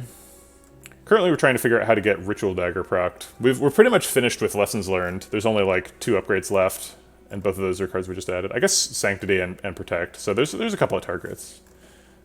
It is kind of uncomfortable to have 2 meta-scaling cards, but... Or 2 meta-scaling fatal cards, I guess I should say. But also the upgrade on Vault like completely doesn't matter because we have Snecko Eye.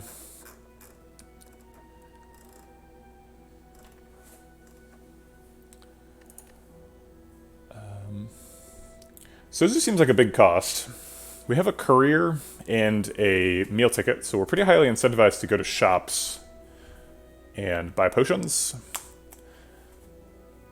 But then Sozu makes that worse. Then again, we already have Curse Key, which has been providing plenty of incentive for us to go to shops to remove the curses. So I don't know if we really have extra money for Sozu. When I pick Sozu, I like to have potions that I'm willing to carry to Act 4 in the bar. Currently we have no potions. If we still had the Artifact and Flex Pot, I'd be very happy to spend those here.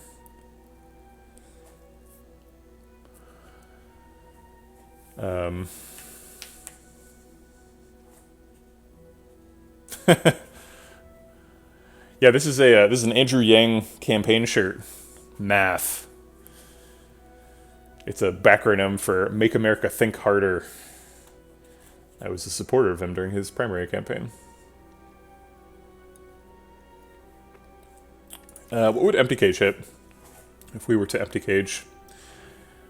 Battle Hymn is not a great card in Act 4. It's a little slow. So we could remove that from the deck. We could remove the Lessons Learned, since it's mostly done its work. And just rely on the Ritual Dagger. Get rid of a little bit of gunk from the deck. I am pretty afraid of having 2 innate powers. Battle Hymn Establishment. The problem is Establishment isn't actually that good on its own. It just hits like Sands of Time and Protect and Blasphemy. We could just remove Battle Hymn and Establishment and just not be a Battle Hymn Establishment deck anymore. And just be a Watcher deck.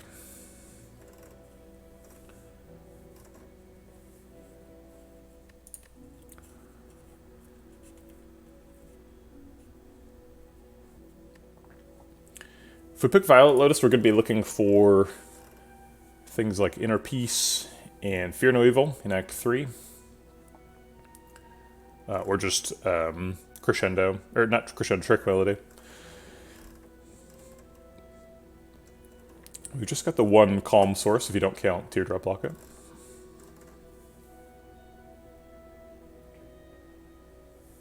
But it is usually getting played, right? Sometimes it costs 0. I think I just like the Sozu. Be a 5 energy Snecko Eye deck. Seems like a good situation to be in. Okay. Alright. We already have a green key, so we don't need to prioritize the Mega Elite, and in fact, there is no Mega Elite because of that. Could hit some extra question marks. We have a Juzu Bracelet, so we're slightly more likely than normal to hit Mind Bloom, or Tesseract, whatever it's called. There is a 5 question mark path that goes this way. Did I miscount? I think I only hit 4 on the... Yeah, looks like it's just 4. Ooh, we could become famous. No. No thank you. No fame for me. I'll just toil in anonymity till the end of my days. Could hit a shop after the chest, which would allow us to take an extra relic. Spends 2 floors and 100 gold getting a relic though, or 125 gold I should say. Thanks for the follow, Alpha Das Lunari V3. Appreciate the support. Welcome to the Vegetable Batch. We could still do 3 elites and this little cheeky line. But we'd have to do 4 hallway fights. 4 hallway fights is probably fine. I think hallway fights are actually probably pretty good here. We've got a couple of other lessons to learn, and we need to get a lot of Ritual Dagger procs.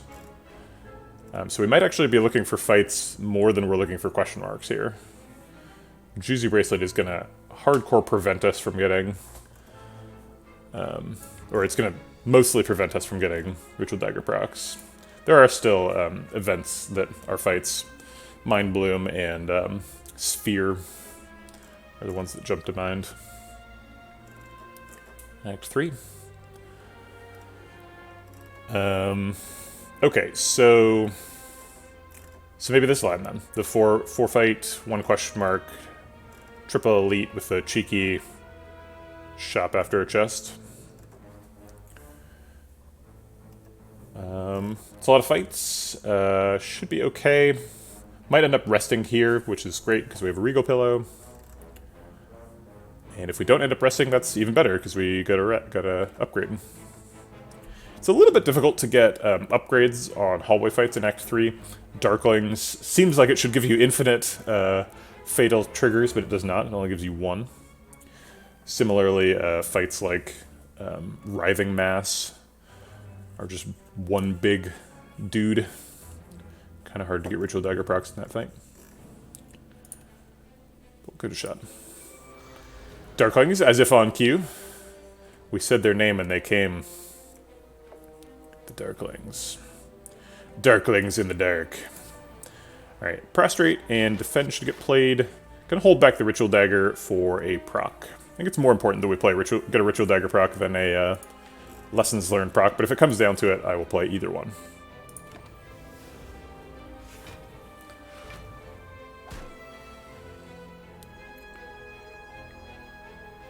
Sanctity draws cards. We got a lot of zero-cost stuff this turn.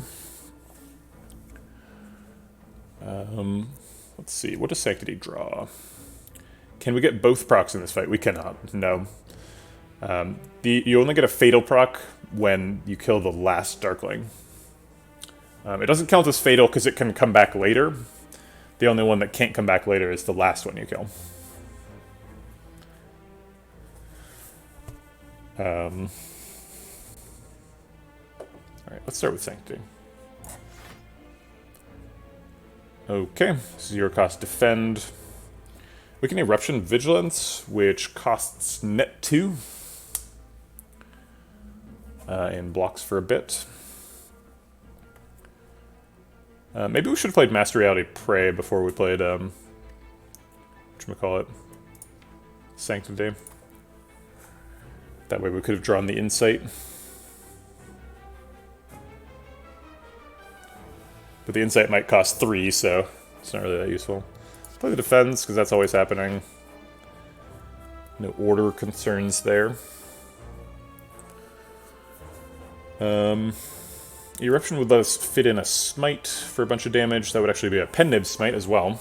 So this would be a 52 damage Smite. So with the Eruption we could exactly kill Front Darkling. So efficient. And then we could Wheel Kick for 42. And get back into Calm. That blocks out, kills the Darkling.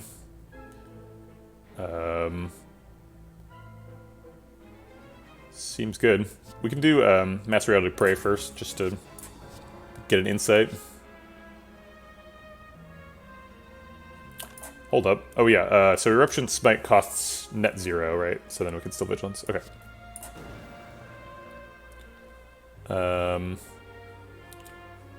This one does 84. It seems like more, but 52 is perfectly efficient, so I guess I'll do that. No reason to do 84 particularly.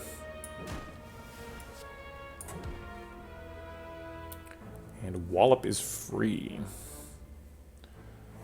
So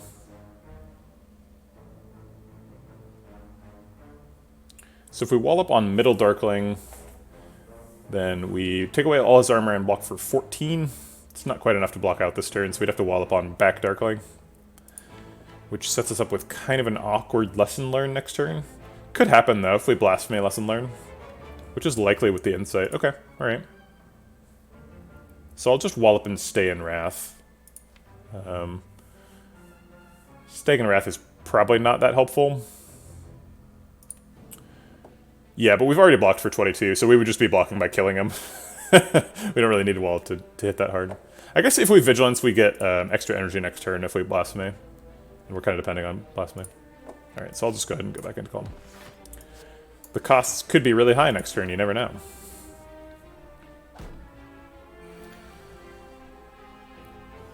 Alright, Insight draws 3 cards, it's exactly these. And then we always get a Lessons Learned proc. We want to leave Pen Nib on 9, which is not going to be possible. We want to leave it as close as possible. So I guess we play a bunch of attacks and then Lesson Learned. We might not even need Blasphemy.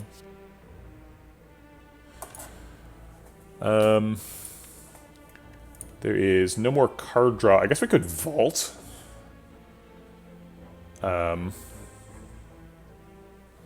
If we Vault, we draw 7 cards. And it could be a Ritual Dagger. How good is Ritual Dagger compared to Lesson Learned right now? So the best Lesson Learned is Protect, or Ritual Dagger. Sanctity is okay, Vault is useless. So we get 2 good ones, 1 okay, and 1 bad. Whereas Ritual Dagger just always gets exactly 3 attack. The Vault is kind of risky, though. If we Vault, there's like a 30% chance that we have to win the fight in an emergency next turn. Without... Or actually, no, that's not true. Next turn can never be an emergency, right? Because next turn, the same things are happening and he's still buffing. So we have 2 turns to get a proc.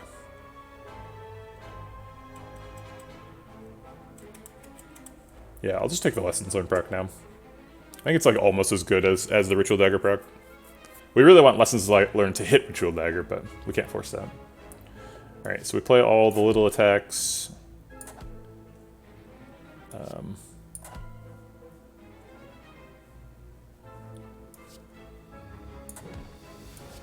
And put Pen Nib on 7.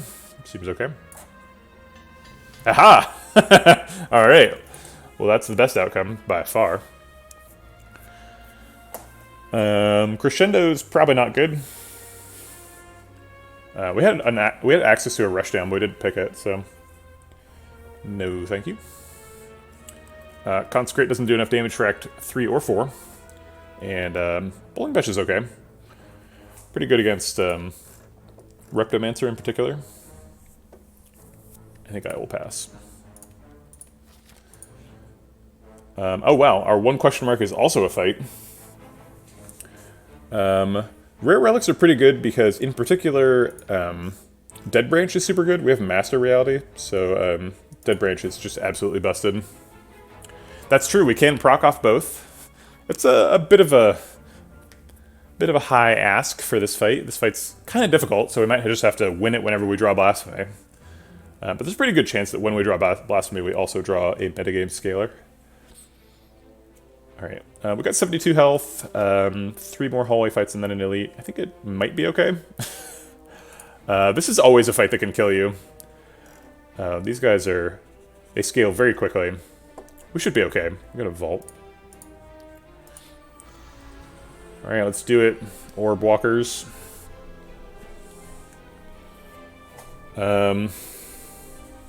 Yeah, why has this Protect not gotten an upgrade yet? It's been in the deck. Protect is like the 2nd card we added to the deck, literally. It was Battle Hymn Protect. And then Lessons Learned was the 4th card we added to the deck. And Lessons Learned has just been dutifully avoiding upgrading Protect the entire game. It's been like 40 floors since then. Still no upgrade. Protect is just looking at its watch like, you know, we've moved on to other metagame scalers. Maybe I could get my upgrade someday. Lessons Learned is like, nah. Learn to protect yourself. That's no good. They have the same health. They have the same buffs. There's no differentiating between these two at all. I guess I'll attack him, because he can't do this attack 3 times in a row. And that attack does more damage. So there you go. Alright, Pen Nib set up for next turn. Take 15.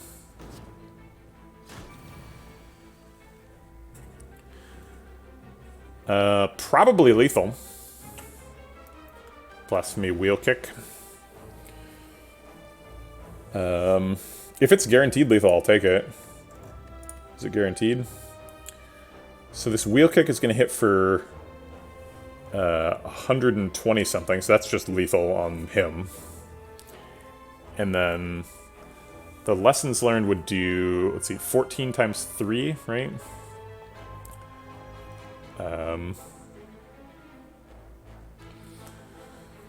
So this does 13 and 14. 13 plus 14 is 27 plus another 10 is 37. 37 times 3 is well over 81. So it is guaranteed.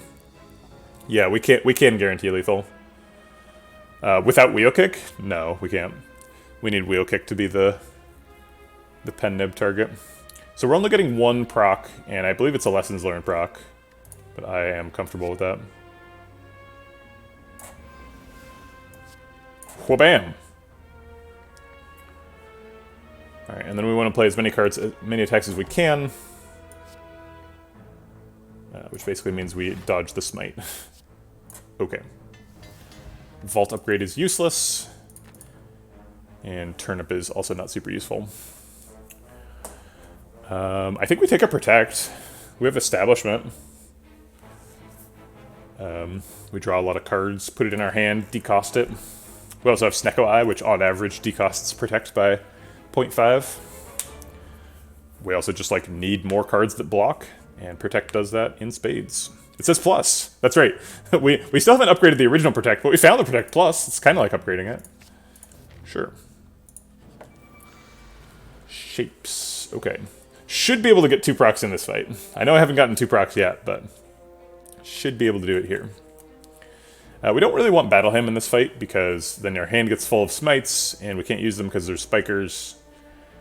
And then we experience sadness.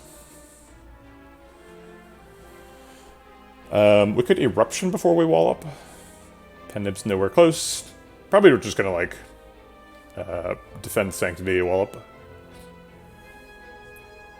Which blocks out, does a bunch of damage to the Exploder. Maybe draws Ritual Dagger for 0. For Dreamin'. No. Even if it did, we wouldn't be able to proc it. Alright, wall up blocks out.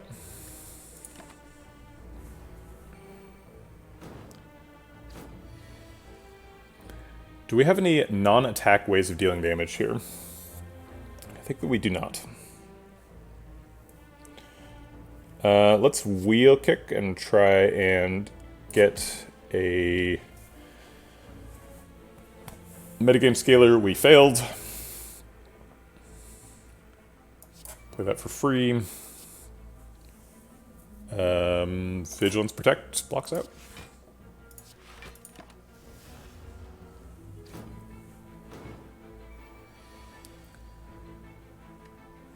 Alright, the first Ritual Dagger proc of Act 3.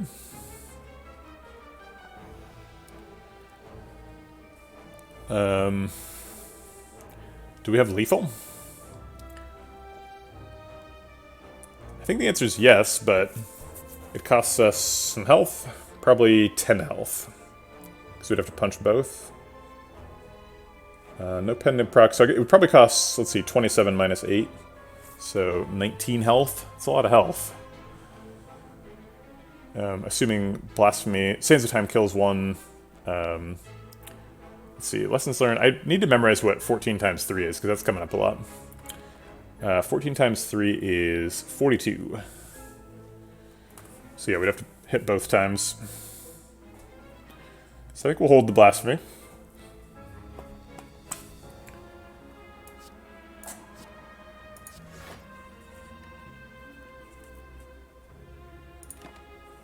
and take 1 damage. Okay. Vault is going to get played because we want to prevent them from stacking. I thought we drew weak on, like, turn 1. You sure we had? And I just, like, didn't play it? That seems weird. I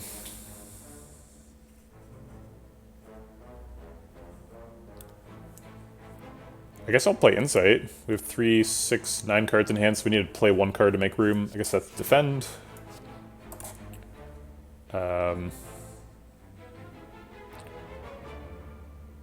With Protect, we can Sands of Time somebody.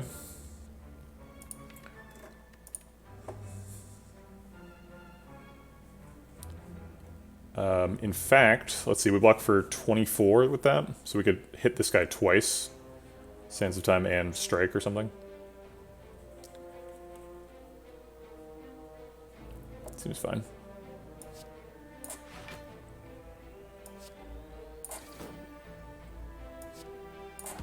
And I'll Vault to keep them from buffing.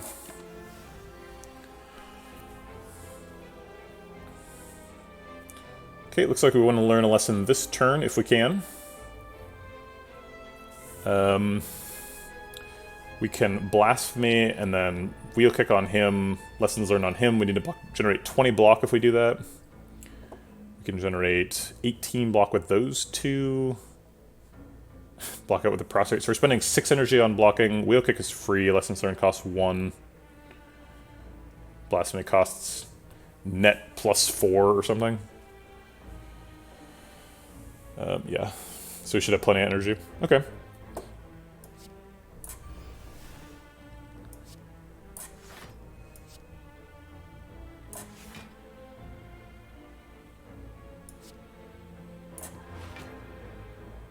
And we get to set Pen Nib on... Oh, shoot, this is not... Oh, well, whatever. Pen Nib is less important than Lessons Learned, right?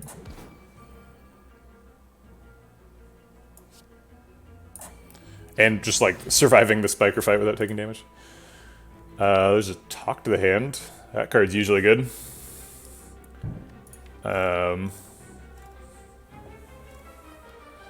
We've upgraded every card except for Protect again.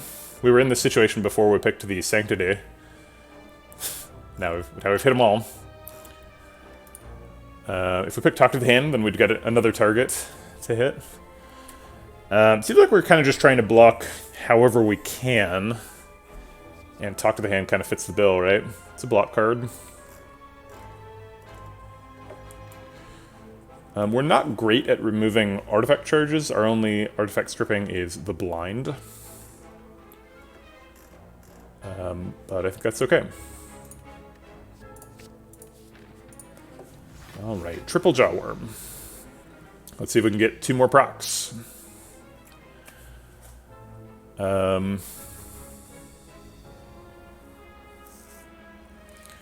If we had Pen Nib, we could Sands of Time somebody to death right now. As is, we cannot. We also can't play... You have to choose between either... Like, the lines are like Battle Hymn, Protect Master Reality, or like Battle Hymn, Establishment. Not a lot of good stuff here.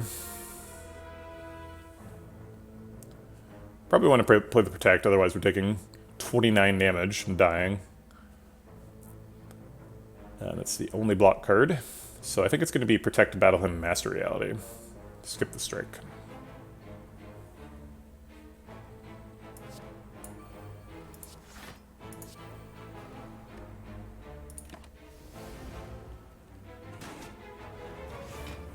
It'd be nice to have, like, some defensive relics. We have Blasphemy, so we probably have Lethal. There's a Lessons Learned in hand, so we could meta-scale at least one of our things.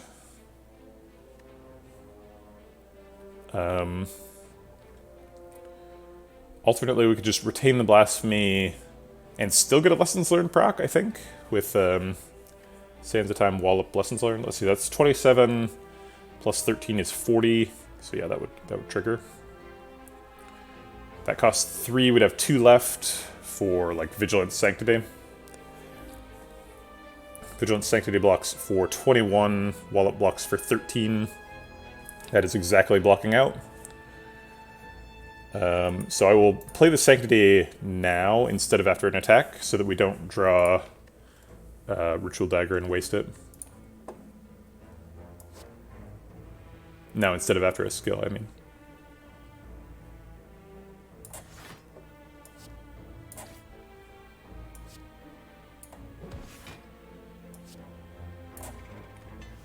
Finally, we got the Protect. Okay.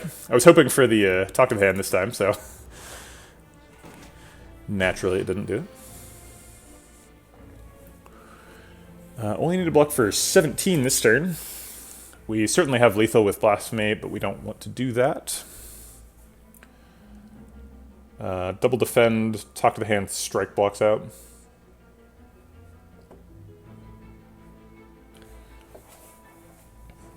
Okay, sure.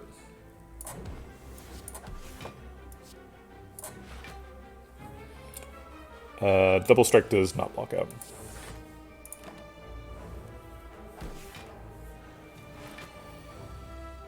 Alright, we've got the Ritual Dagger, we've got a Blasphemy, we've got a Wheel Kick. I'm sure that we can do the thing here.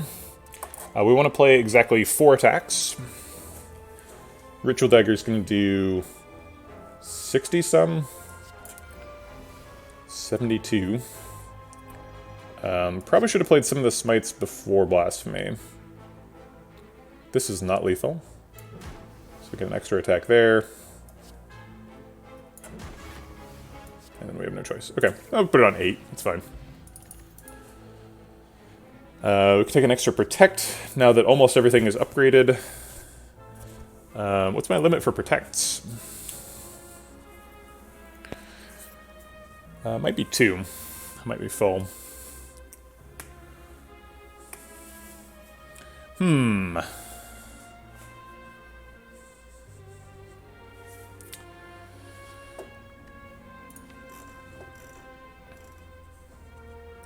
We took some damage in that fight. It was not a good fight from the... yeah, that's right, that's the old Protect. That one got removed and replaced by a Protect Plus. There must always be a Protect Minus.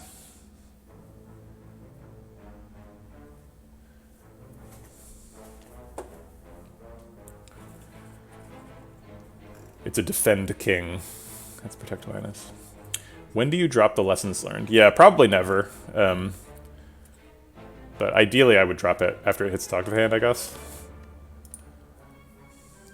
This is kind of the situation you get into, though, where you pick a card, and then you upgrade that card, and then you pick a card, and then you upgrade that card. So it's like, it's never really worth getting rid of. Especially since card removes are kind of expensive. I did consider getting rid of it at the Act 2 boss relic, because there was an empty cage there. But...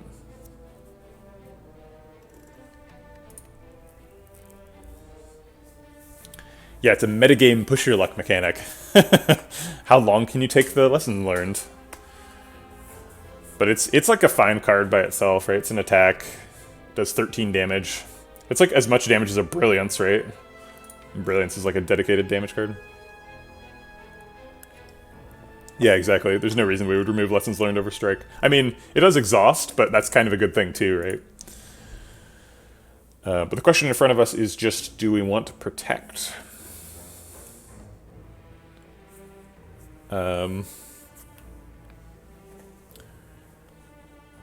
Seems good.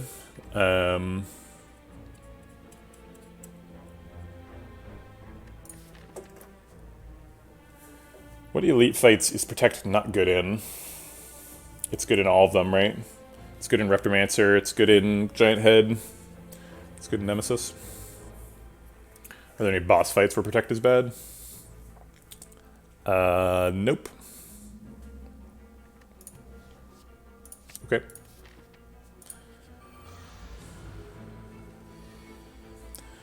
Gonna be hard to get a metascale from this.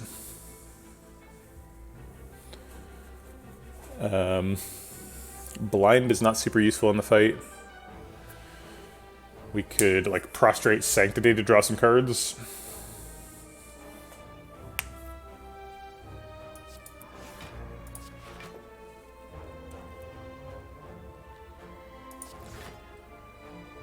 well. I guess I could play Battle him instead of Blind. We're not taking a ton of damage. 9 damage. Blind Defend blocks out, right?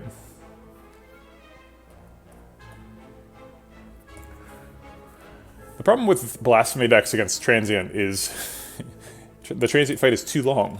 It's a couple of turns too long.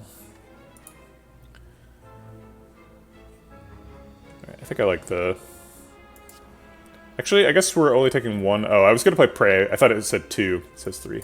Okay.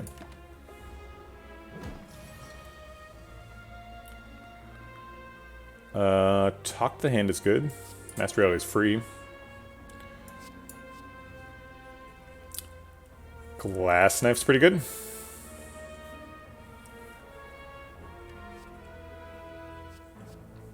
I guess I'll take Pommel Strike, because it draws 2 cards. Wait, what's Glass Knife Plus? Oh yeah, that Glass Knife Plus is crazy, right? I think I'll take that. Maybe we just don't play Glass Knife, because I think Talk to the Hand Wallop is enough.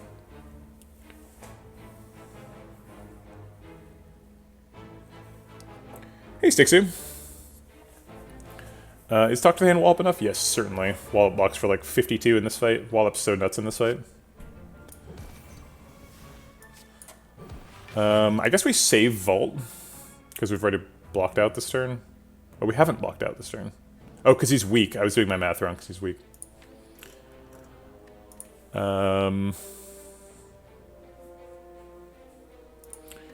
Does Vault help me develop anything? Not particularly. It draws Sands of Time and decosts it, which is technically development. Eruption is usually just you stay in Wrath in this fight. I think I'll take 3 to save it, though.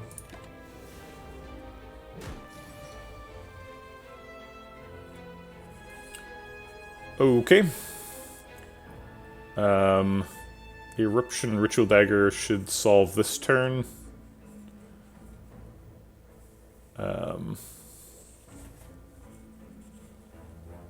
Drawing exactly these cards next turn. Wheel Kick, Sands of Time should be plenty. Yeah, I'm pretty sure Eruption Ritual Dagger blocks out.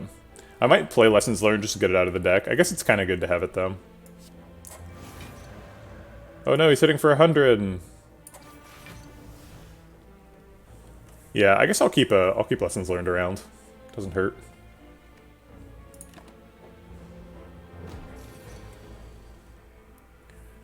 Alright, he's in for 70 this turn.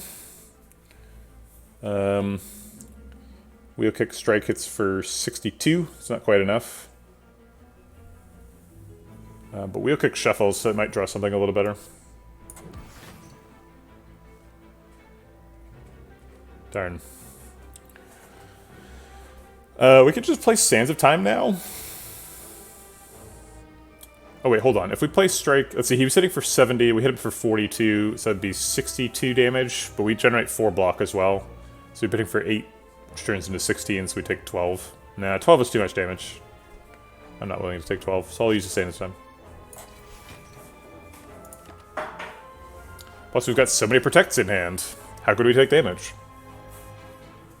Yeah, that turn was bad, and we've got Blasphemy for fixing a bad turn later. Play all the 0-cost stuff, obviously.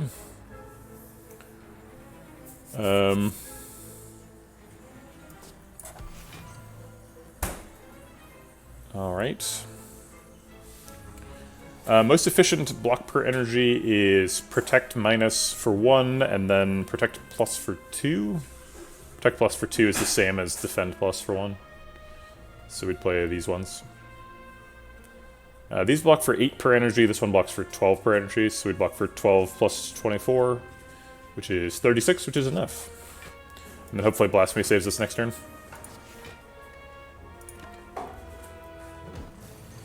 No, if we played the Protect plus for 3, we would have taken damage.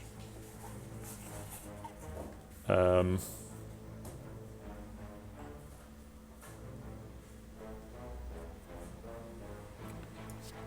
think I'm going to Sanctity Blind Vault. I think I want a better hand. I guess we could Establishment Vault. That would decost the Protect and the Blasphemy.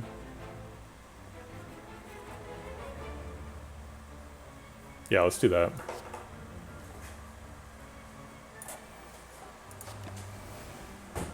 No, we don't want Vigilance. We want to stay in Wrath so that we can hit him harder. Because the harder we hit him, the less he hits us for. This clearly solves the fight.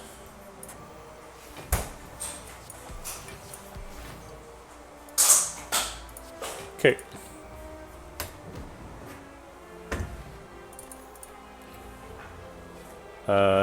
Fasting?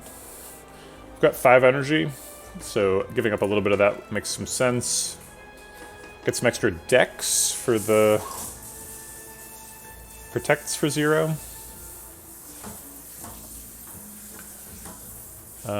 It's not really how we block. I guess Wallop also gets extra block. If we're going into Divinity, getting extra strength is good. We have not seen pellets.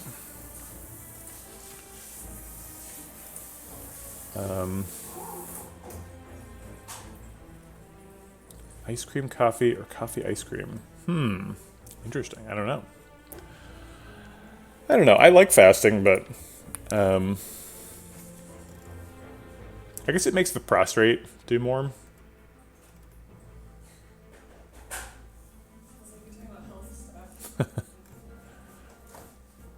Now we're talking about worship. Yeah.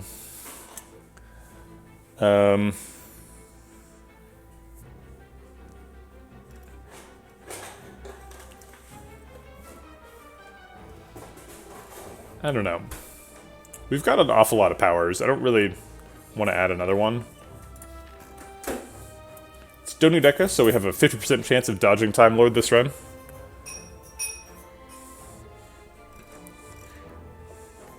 No, I don't think we're fasting back. It's just not good enough. Empty Mind's kind of good. But we don't have enough Call Mentors. Yeah, I think I agree the name I picked.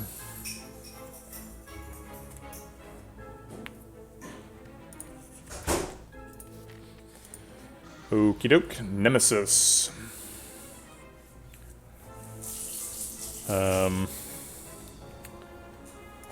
Talk. The hand goes first. Strike for 0. And then what? Are you subscribing to the just add synergetic cards theory instead of thin deck shenanigans? Kinda. I mean, we need to... I'm a big believer in the you need to pick the cards you need that help you win the game theory. This deck is definitely kind of a thick deck full of good cards. It definitely could do with a few fewer cards, right?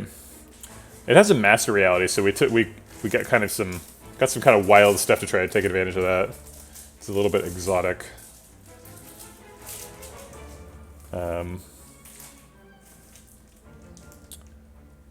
I think it's Master Reality Battle Hymn Establishment Strike, which takes a lot of damage. We're taking like 18 damage here. That's what Regal Pillow is for. I guess it was 17. Might have lethal. Oh wait, no we don't. We'd have to play 174 attacks to have lethal this turn. He is intangible. Don't think we do that. Alright, so we're setting up for trying to get lethal next turn, which means Wheel Kick is important. Drew our Sands of Time.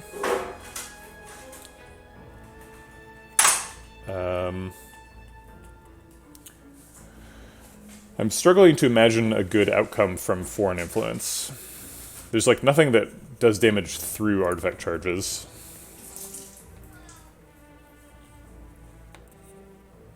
But I guess it's free, so I'll see what it is. Meteor Strike. Gosh darn it. The turn when we get Blasphemy Meteor Strike is the turn when he's intangible. I guess we take Flying Sleeves. Because it decosts down to 0 for next turn. Man, that hurts. I want to pick Meteor Strike so bad. But it's not good. Womp womp. Sad Meteor Strike. You actually don't get a Plasma. You only get a Plasma if you have an Orb slot. And you get the Orb slot if you, like, pick... At least I'm pretty sure that's the way this works. I think you only get the Orb slot if you get Shard. I think if you generate a Orb card during a fight, you do not get an Orb slot.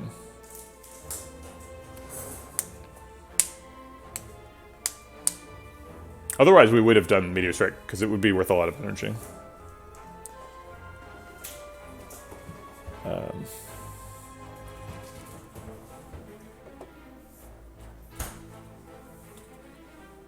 I was kind of waiting for somebody in chat to correct me, but it hasn't happened, so I must be right.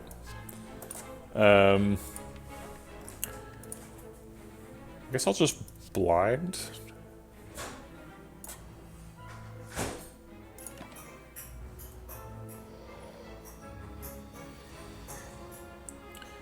Alright, we have lessons learned. Do we have lethal? Well, actually... 17 plus 27 is 44, plus 14 is 58, plus another 17 is 75, plus, yeah, 75 times 3 is definitely more than enough to get lethal. Pen Nib's coming up too. That's true. Oh yeah, did we use Ritual Dagger on turn 1 or something? We drew it, but didn't use it. We still do have a good lessons learned target, right? We've got the new Protect and the Talk to the Hand, so pretty happy to get either proc here.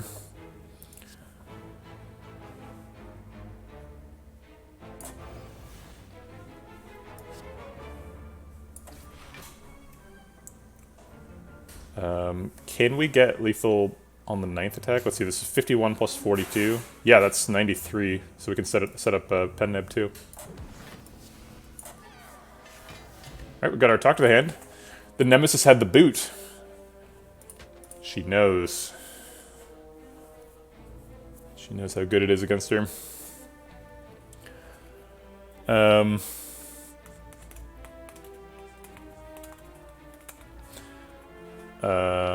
Fear no evil. If we picked the Violet Lotus, we'd be ecstatic to see Fear no evil, but we didn't do that, so I don't think we care. Sash Whip is not good. We have Blind, which is doing a better job. Foresight is pretty good. Helps a lot in Act 4 to draw around statuses. Helps us draw to our Ritual Dagger. It's power? I don't know. It's kind of slow.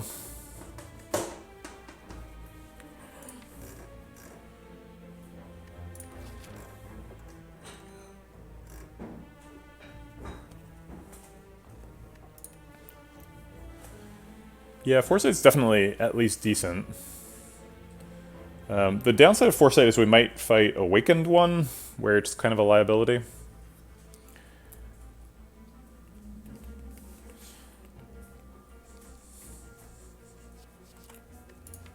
I think it's probably worth picking.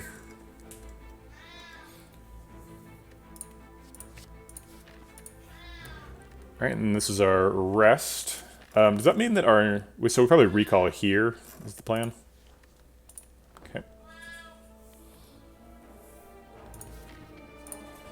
Alright, Giant Head. Vault is super good in this fight because you can keep the slow procs going for a long time. Looks like, unfortunately, we're going to land the Pen Nib on a Talk of the Hand here. Oh well.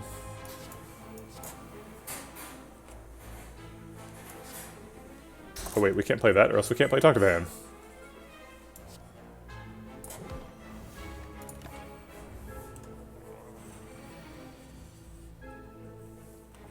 Alright, definitely not lethal.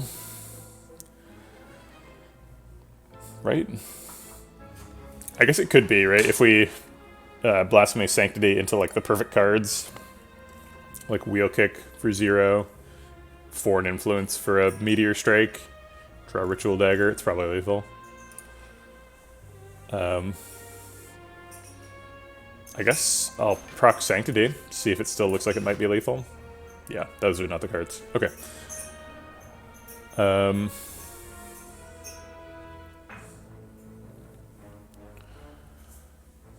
So then, like, Wallop Strike.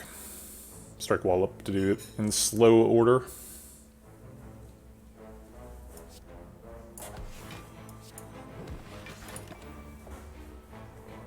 Oops, we just overdrew. My bad. Let's start with one of the protects. Free up some room for a wheel kick. Are there any other zero cost things we want to play? No.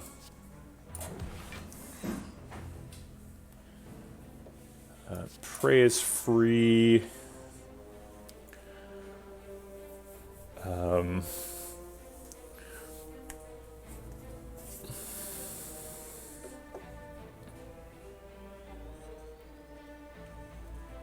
We get to do like Defend, Vigilance, Smite for extra slow. We're currently holding 5 cards, which is too many. We only want to hold 4 cards because we generate 1. So we want to play at least 1 Smite, and then we want to get slow procs before we play it, so Defend, Vigilance, Smite it is.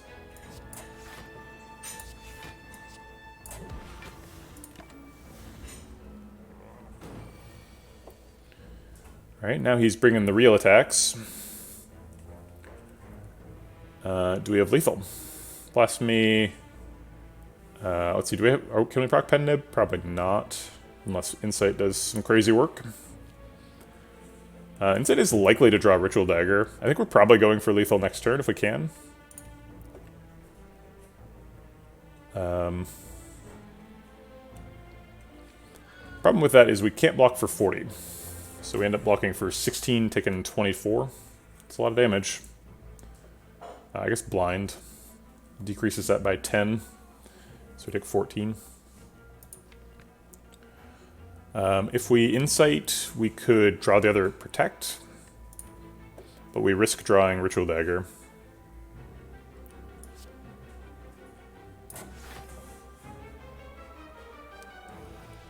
Three, 6, 9 cards in hand, so we need to play one more before we play Insight. And I want to play the Blind. I guess Master Reality, sure. I think it's just... If we do Blind this turn, are we actually setting up for lethal next turn? I guess it'd be like Blind Lessons Learned.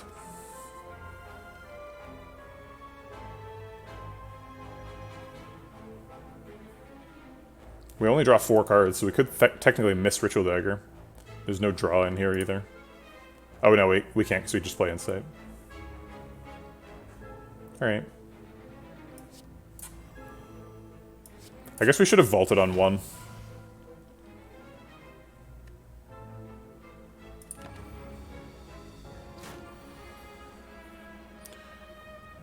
Okay. I'm assuming this is lethal. Smites hit for 39 in Blasphemy. We have 2 of those and then an upgraded Smite. So these hit for 78. This one hits for 40 something. Nope, 51. 78 plus 51 is 129. And then we want to hit the Pen Nib on Ritual Dagger. So I'm gonna bust out the calculator again. Okay, so 26 plus 17. So that's 3 attacks, and then like Strike would be the next one. So plus 10. You don't think this is lethal? And then Ritual Dagger's going to do double, so it's going to be 58. And then this is going to do 27. So adding those all up, it's 138. Multiplying by 3, it is 414. We are off. Vault Tech Direct, or the name I picked is correct. It is not lethal. We would be depending on foreign influence. But we would only need A small amount of damage. Oh yeah, I did not account for slow. I wasn't looking at the calculator long enough for that. Yeah, so it is definitely lethal with the foreign influence and the slow. Although ideally we want to get lethal with the ritual dagger, right? I mean, I guess we're always getting lethal with the ritual dagger, but we want to get lethal with the Pennib ritual dagger because that's the most damage.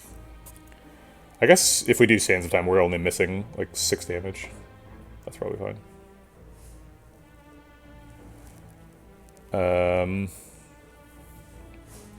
Okay, so I'm gonna start because it's lethal. We've got 10 energy. We want to play skills first, so I'm gonna do foreign influence first. I guess Rampage. I don't want to risk all-out attack.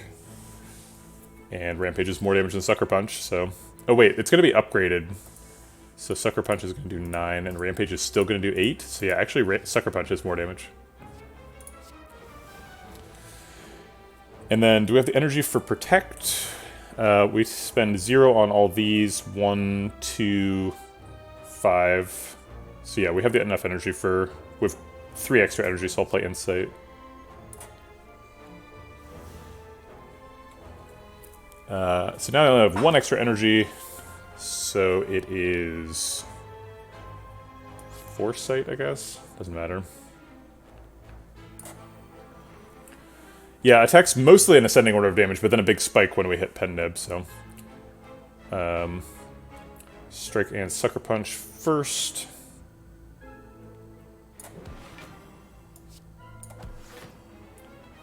Seven, so 2 smites.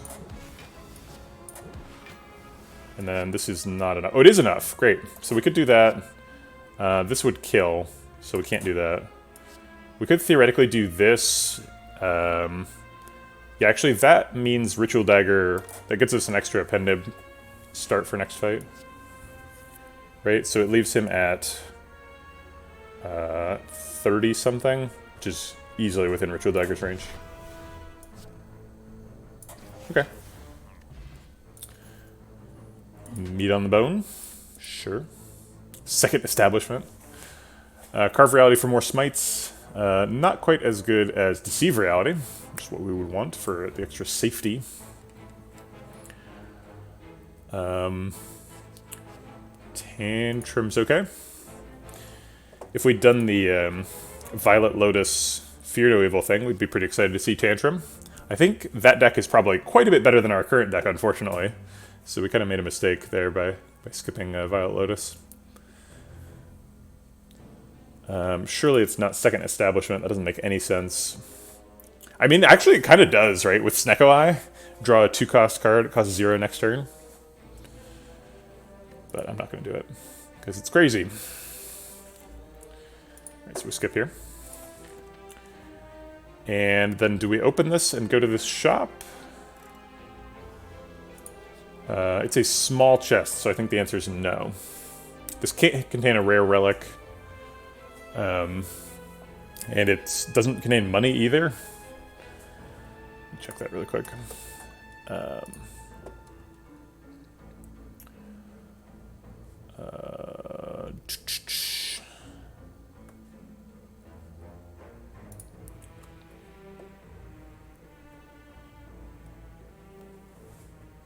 Let's see, chests. Okay. So 75% chance of common, 25% chance uncommon, and it has 50% chance of having gold. Huh. Small chests have a higher chance of getting gold than medium chests. That's strange. But medium chests get more gold if they have it? That is so weird. Alright, I think we're going to skip it. It's only 25 gold if we get it, so it's minus 100 effective gold for a most likely common relic. It's a very expensive common relic. We're still going to the shop, though. Okay. Excuse me. Melange is our shop relic. Melange is actually quite good. But,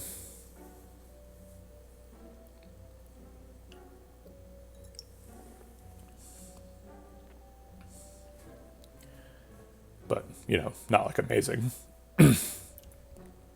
Metamorphosis works well with the Master Reality. But not so well that I actually want to like add it to the deck. Thanks for the follow.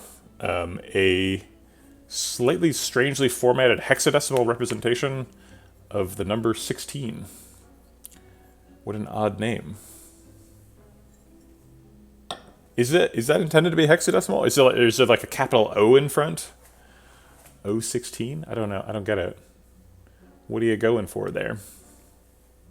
Or wait, is that 16? Yeah, because it could be F for the last letter. Should be 15.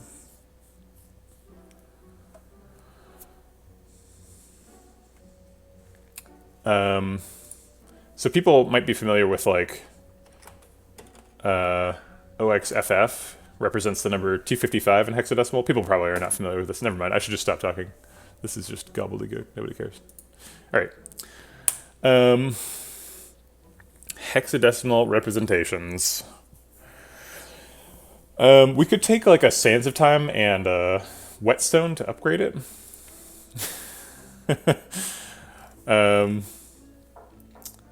Math is for nerds.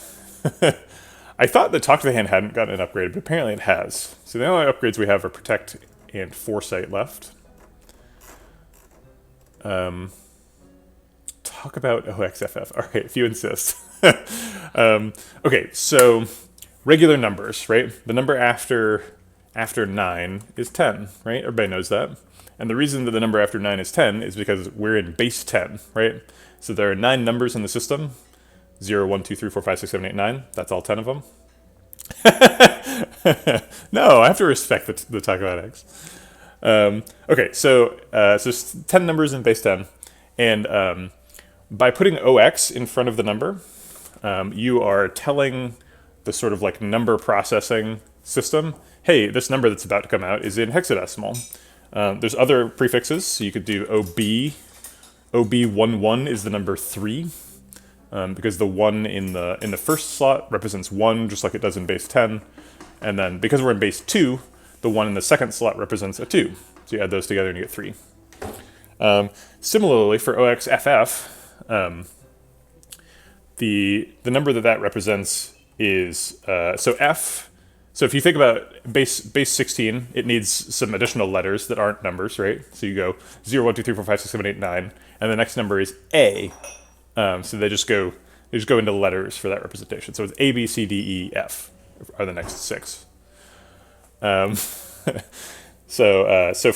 OXF is 15. That's the largest number that a single digit of hexadecimal can represent because it's 1 less than the base, right? So OXFF is equivalent to 15 times 16 because there's a 15 in the sort of the quote unquote tens digit, which in this case is a 16s digit, right? So it's 15 times 16 plus 15, which is 255, which not coincidentally is the largest number represented by an 8-bit byte. Because 16 hexadecimal has 16 numbers. Binary, a 4-digit number, would represent up to 15. OB1111 would be 15, the same as OXF is. So if you have 2 hexadecimal characters, then that's the same as 8 binary represented characters. And 8 binary represented characters is a byte in most computer systems, modern. Okie doke. Computers. We figured them out.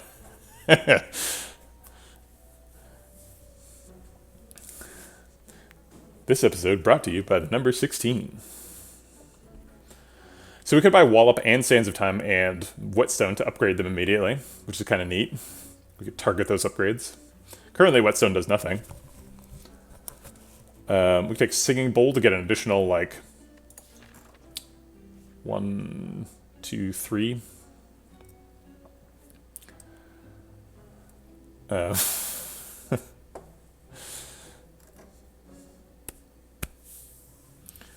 Captain Grimm, are you like a computer science engineer or something?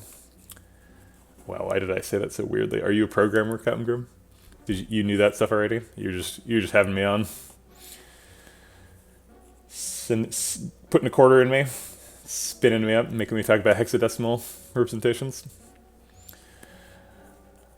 So Wallop Sands of Time Whetstone costs 138 plus 134, which is 250. Or no, that's not true. It's 270, which is too much. We don't have that much. Mechatronic engineer. So technically, yes. What the hell? What is a wait? Are you? You're just trolling me. There's no such thing as mechatronic engineer.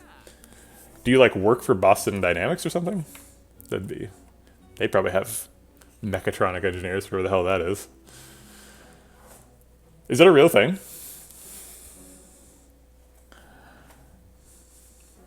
I thought that would just make you a mechanical engineer.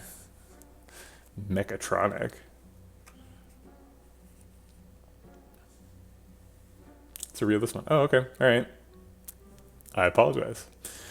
Melange card remove makes some sense. Do we want anything? Have anything we want to remove? It's probably just strike, right? Georgia Tech Research Institute. Oh, that sounds like sounds like where you could have a mechatronic engineer. That sounds cool.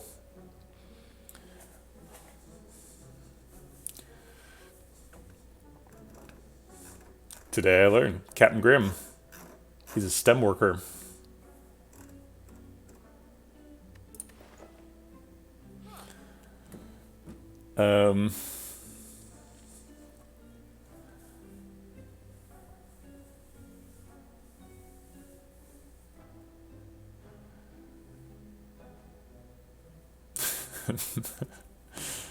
Mechatronician, just a fancy word for electrician. Shots fired. Maybe it is. Maybe Captain Grimm is actually like a janitor at Georgia Tech, and Georgia Tech is just like really tiptoeing around calling people janitors. I don't know. Melange is like it's not actually good, right? Melange doesn't trigger at the beginning of fights, right? Because if it triggered at the beginning of fights, that would be pretty good. I don't think it does. Melange. The wiki has no information about it, just trivia. Cool. Everybody's talking about how it's a Dune reference. That's not useful to me. I have a real question about how the card works.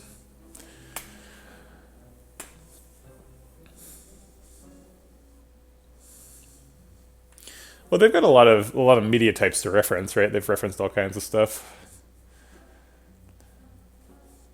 Can't expect all of them to be good.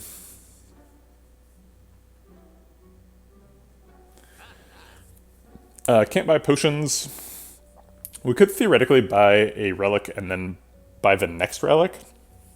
The next relic would have to be unusually cheap, but I believe it's possible for it to cost. No, I think that's actually not possible. I think the minimum cost is 120 for a relic.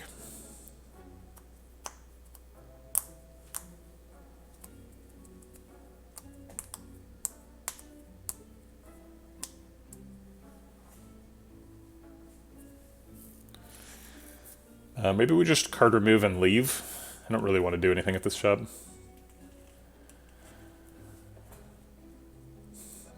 Maybe we just leave. No, card remove has to be better than leave. We have strikes left.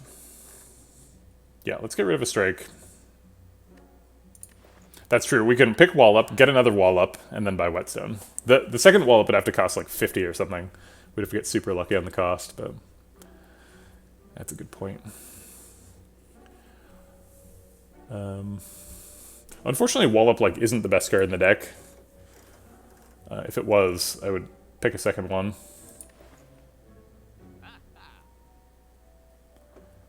I think I'm gonna card remove and save money.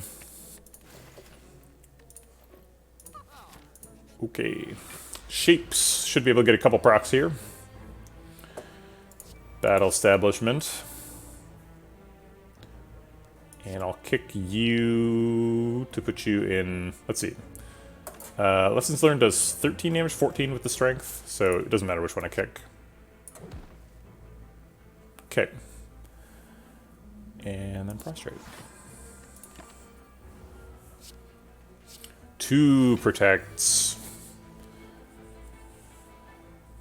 Blind. Peel off some artifact charge. We could smite and talk to the hand to kill front repulsor. It makes it slightly more difficult to get triggers, though. They are hitting for 20.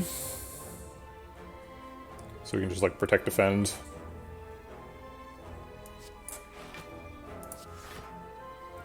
I guess I'll see what's in here. Oh, Immolate seems good. What's in my discard? We got a wheel kick back for next turn. That seems good. Technically, I have enough foundational knowledge to build Mechagodzilla, and enough experience to tell you it's not feasible and a bad idea. Darn. I feel like building a Mechagodzilla would be extremely difficult.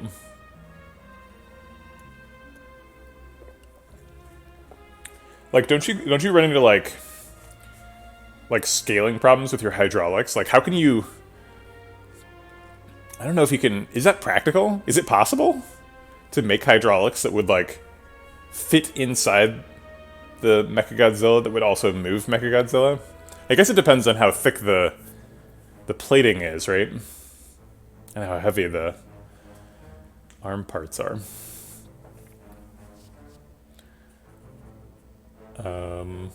Well, Immolate kind of ruins the little guys for me, so I'm not gonna do that.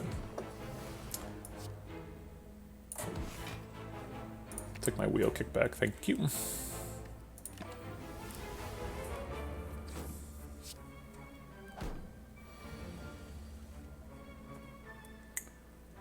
I'm sure we have lethal, but we don't really want lethal.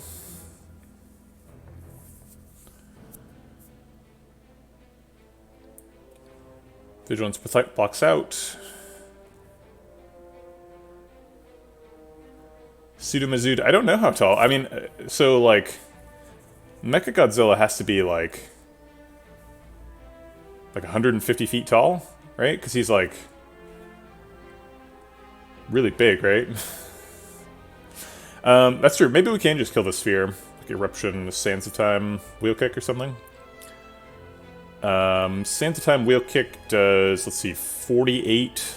So multiplied by 2, be almost 100. 96, so it's just over enough to kill, even without Eruption. Or without the damage from Eruption. We do have to be in Wrath.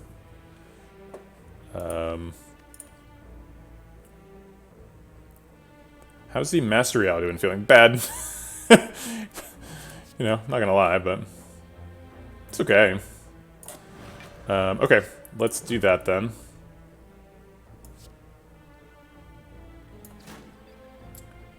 I guess we can vault.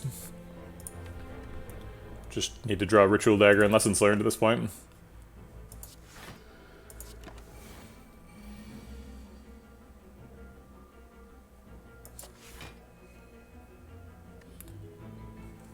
I guess they're being stubborn. Go ahead and, let's see, we wanted to use exactly those 2 attacks. We don't want to play anything else that we don't have to. So I'm going to play both Protects to get them out of hand. So that we draw the full set next turn. Guess I'll Ritual Dagger the one who's attacking. I think I've been playing way too few cards, because I've been thinking I need to retain 4 cards, because I generate 1 and draw 5. But actually I draw 7 and generate 1, so I should only be retaining 2 cards, ideally.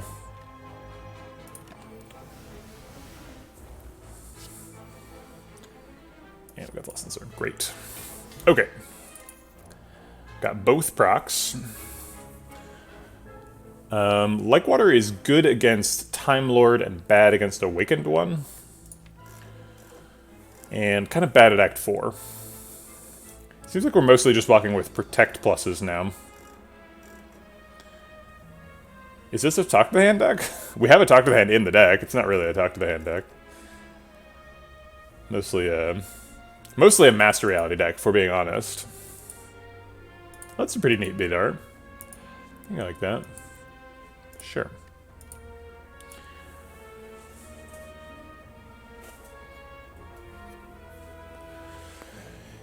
Beta art? No, no, no. Beta art. Yes.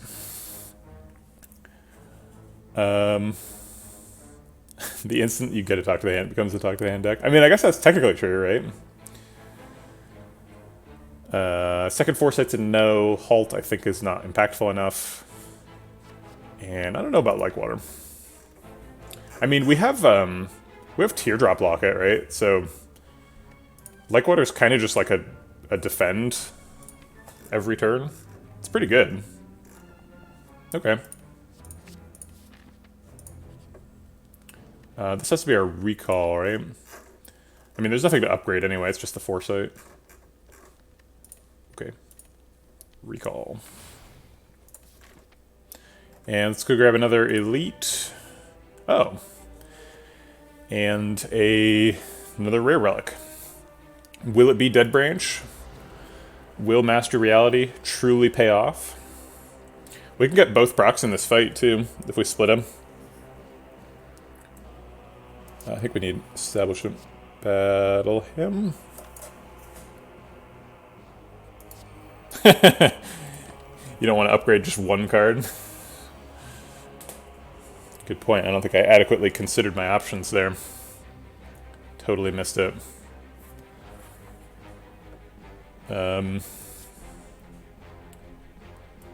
Master Reality Blind? Let's see.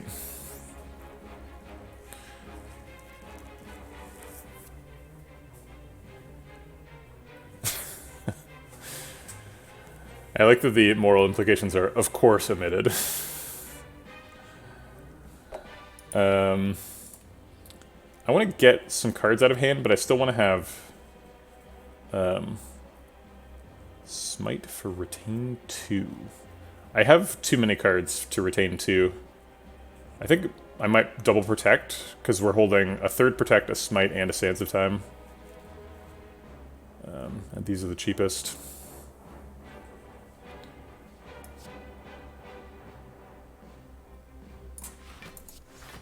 We're clearly going to split next turn, right? So we don't care about the what gets the pen nib. All right.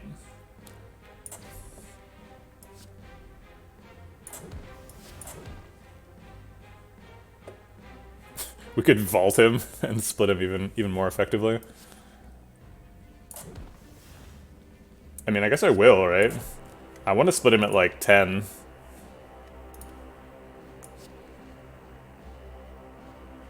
Is this bullying? Is it cyberbullying? I'm not sure what counts. I've never vaulted a half-split slime. It's pretty funny. Okay, Smite Strike puts both slimes in range of the metascaling cards, right?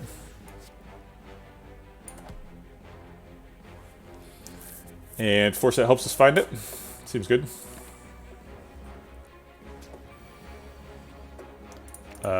That isn't it.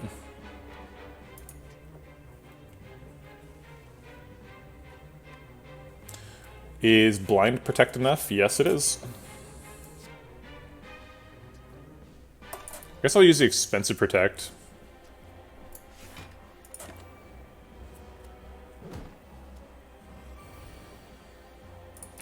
These aren't my metascaling cards. I'll use that on him because he's attacking. And then get rid of a slime. And a Protect? No, I'll keep the Protect in case he's attacking. Yeah, I saw the Megabots thing. That was the, like, Japan versus US thing, right?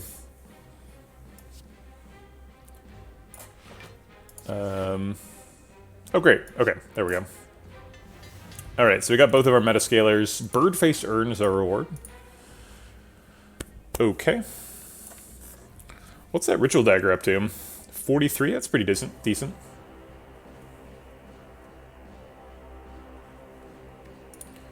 Dude, I would not want to be doing construction work near a giant mech.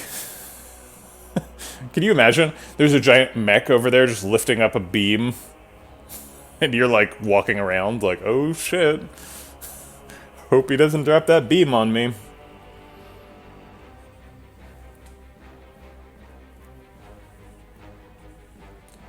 We don't take any of these. Cut Through Fate's probably the closest. We are out of things to upgrade with Master Reality, or not with Master, with Lesson Learned. It literally like wouldn't trigger if we did it. Because every single card's upgraded.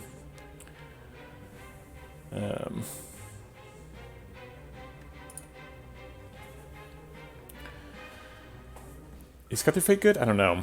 I think the answer is no. But on our like Blasphemy turn, we do like want to draw more cards and do more things. But the Blasphemy turn is once a fight, so I don't think Cut Through Fate is worth it.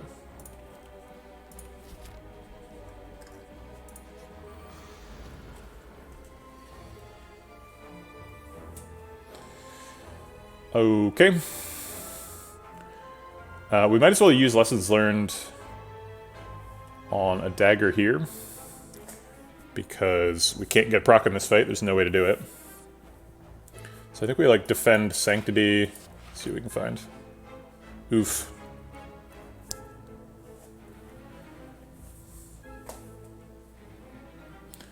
Alright. Establishment, we get Sands of Time to cost 0 next turn, which is probably something we need.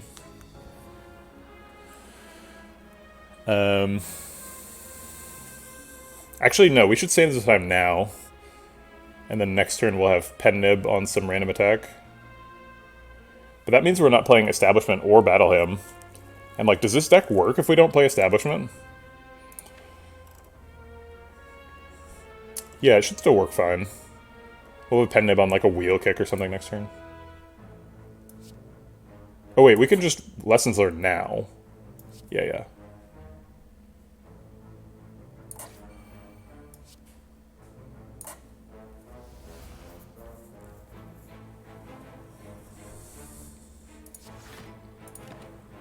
They have 52 years.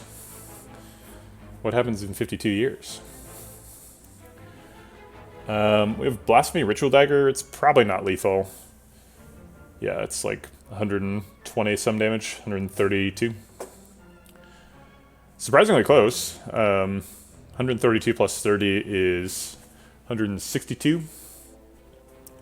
So we're off by 31. The problem with bipedal locomotion in a combat context, which is the greatest start to a sentence ever, you get props for that, Captain Graham. The problem with bipedal locomotion in a combat context, it's more a vulnerability than an advantage. Tank treads carry more weight, reach high speeds in rough terrain, and they're very stable for firing weapons accurately. I'm not sure if I agree with that. I feel like if you have like a super futuristic like actual like bipedal locomotion that isn't like a total joke where they like just fall over at the slightest push, then I feel like bipedal locomotion for a giant mech is like actually a pretty good way to traverse like significantly unstable terrain, right? If you're like stepping on buildings or something. I don't think you want tank treads for that.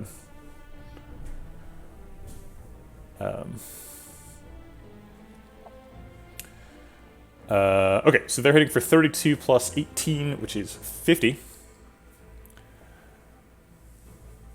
Yeah, unfortunately, a drone with a gun is a pretty good combat mech, but it's not particularly interesting.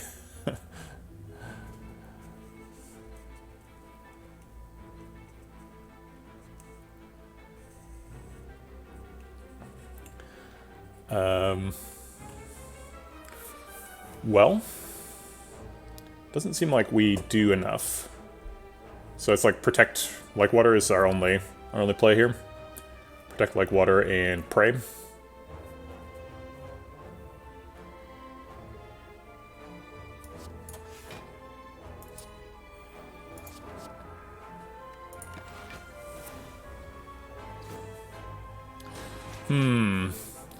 This is worrying. I don't like that turn.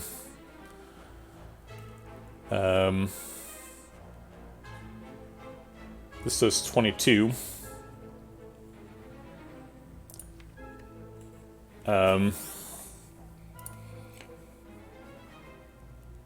If you blast me and vault, you die, right?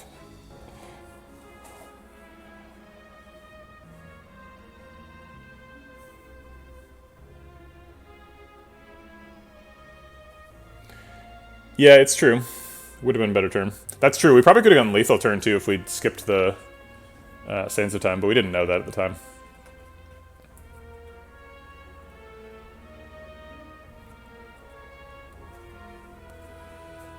So probably Wheel Kick Strike is killing a dagger, because I think we're just trying to survive this turn.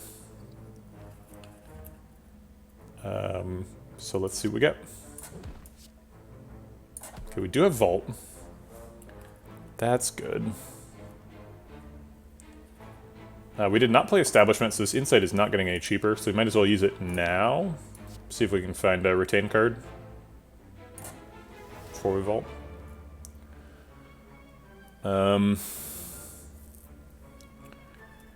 We could Eruption Strike Vault.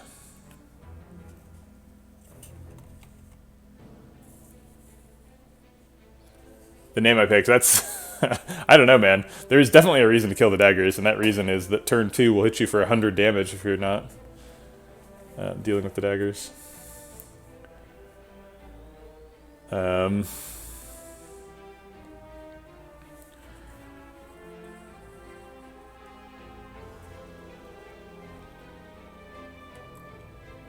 If we Eruption, Strike, Vigilance, Defend, do we block out? I think we do.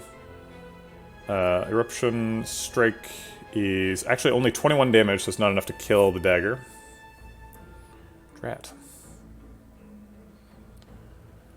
For balance, you need to be able to move the legs quickly, which is hard to do with hydraulics. I think that's the real trick, right? Hydraulics are just have a lot of low lag time. And with electric motors, they need to be extremely strong, which makes them heavy and take lots of current. Energy generation is probably the biggest hurdle for large-scale mech right now. Yeah, that makes sense. Having electric motors move parts that are that large, though, is just completely impractical, right? Like, I don't know if it's even, like... I guess you can always, like, gear motors, right? So if you have some crazy motors, you can pretty much always get the like, torque you want if you have enough energy.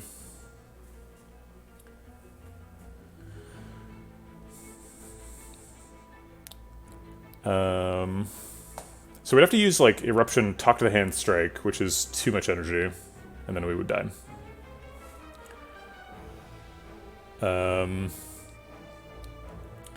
So I guess it's Eruption, Vigilance, Vault.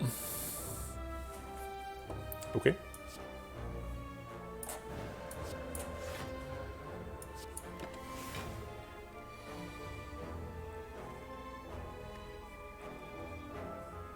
Now do we have lethal?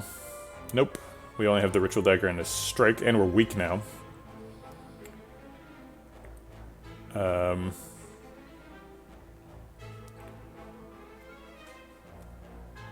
So Wallop Strike kills the dagger, blocks for 9. 9 plus 16 is 25, plus another 16.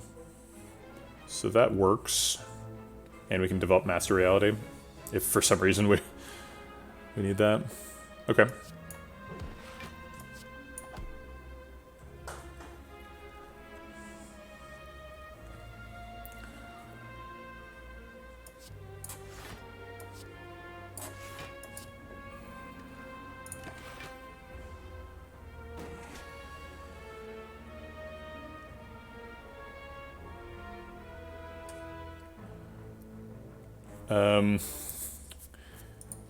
I think we need to get the Battle Hymn down.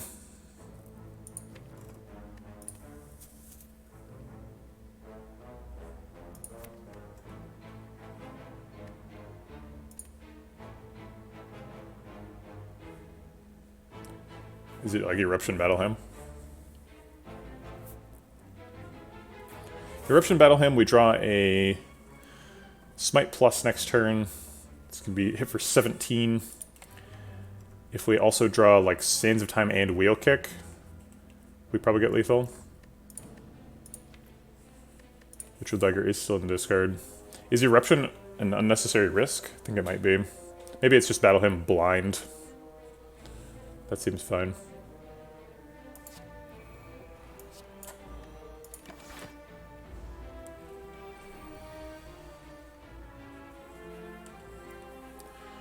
We did draw Wheel Kick. Wheel Kick, Smite, and Strike is the only damage. We missed Sands of Time and Talk to the Hand.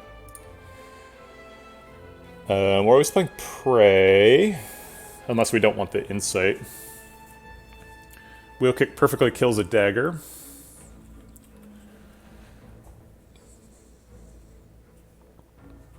And then we could like Smite Strike the other one.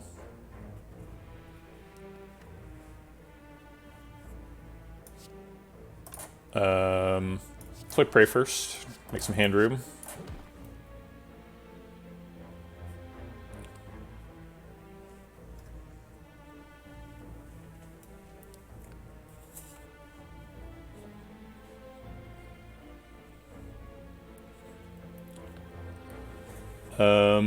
Let's see. We could do like Protect Sanctity is the most block. Blocks for 25. We block for 7 at the end of the turn. Take 2.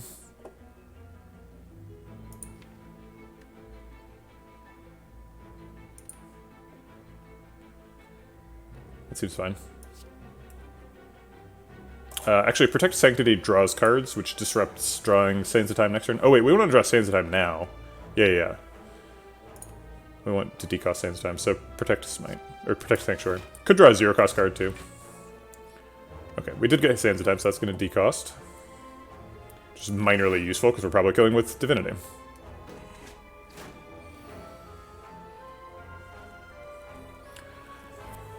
Or maybe we just keep bleeding damage into the daggers and never kill Reptomancer at all. Do we have lethal? 17 times 2 is 34, plus 27 is 61. Pen-Nib is coming, so we end up adding the 27 twice. So instead of 61, it is 88, plus another 8 is 96. 96 times 3 is clearly lethal. The only question is, do we want to wait for a Ritual Dagger proc? I think the answer is probably yes. We could try to Insight?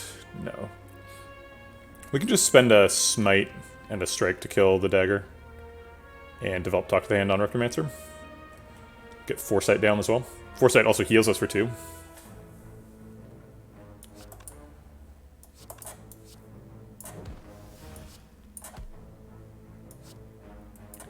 Also sets up Pen-Nib for next turn.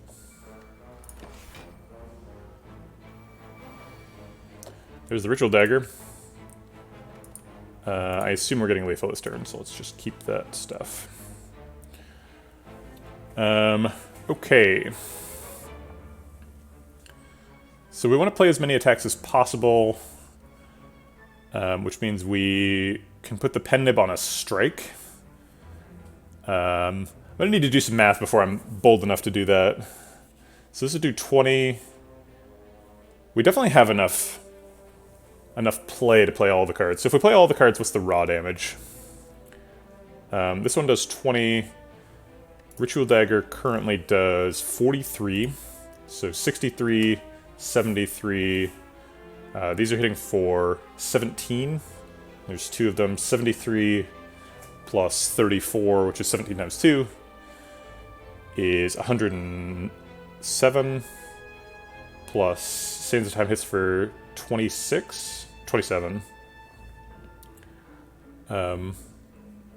Yeah, we definitely have lethal. We're not looking for lethal. Lethal is easy. Lethal is Blasphemy Ritual Dagger. What we're trying to do is play as many attacks as possible to set up Pen-Nib for next fight. Okay, so I need to start my math over, unfortunately. 20 plus 43 is 63. 73 plus 34 is 107, plus 27 is 134. 134 is short by like 50 damage, so I only need 50 damage out of the Blasphemy. That's also a lot of energy. That costs 0, 2, 4, 5, 7, 8 energy.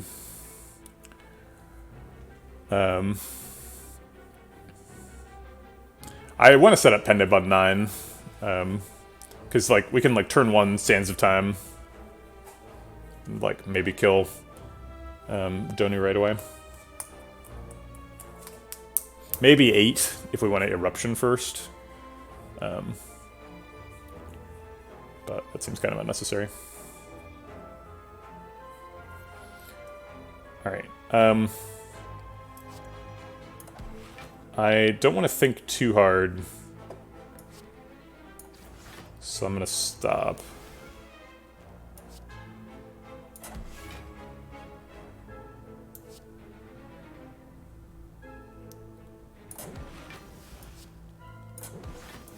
Okay, we did it. That's a pretty decent job. We could have played the Eruption too, where we could have gotten 1 more Pendant proc, I think, but... Oh good, a Potion Belt to go with our Sozu.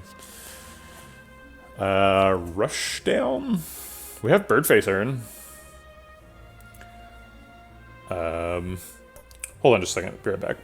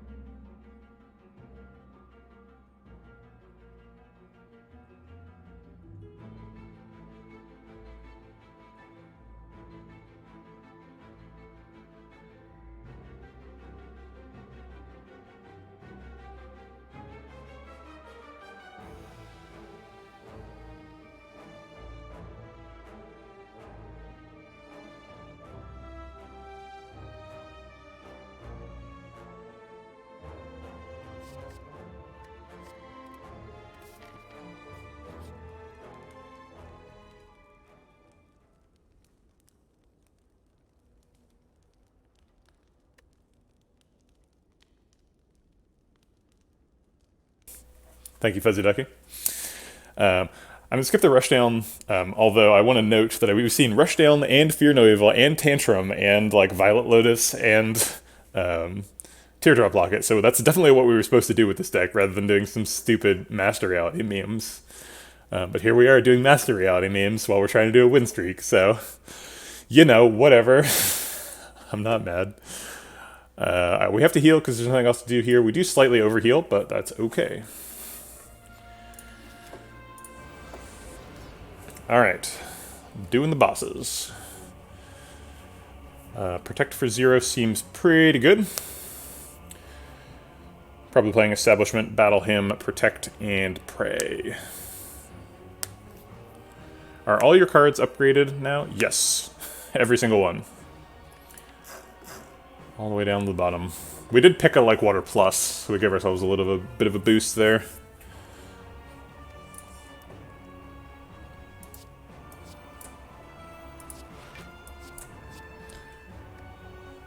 Definitely taking it a little bit on the chin from Deca here.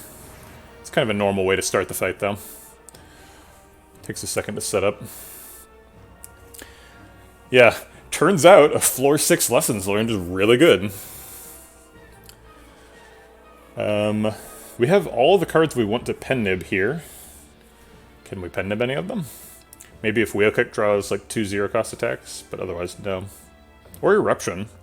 If it draws Eruption, we might have lethal on Donu here. We obviously can't Blasphemy because we wouldn't kill Deca and then we would lose. Alright, let's see it. Wheel Kick, what do you got? Blasphemy. Okay.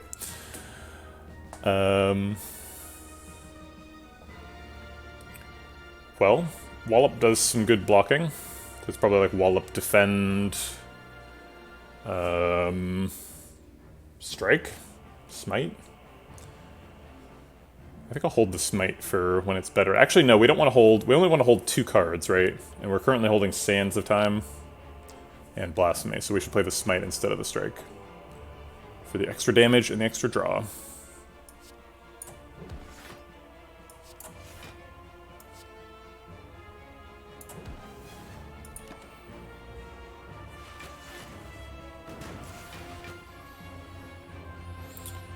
Okay. Prostrate cost 0, that's nice.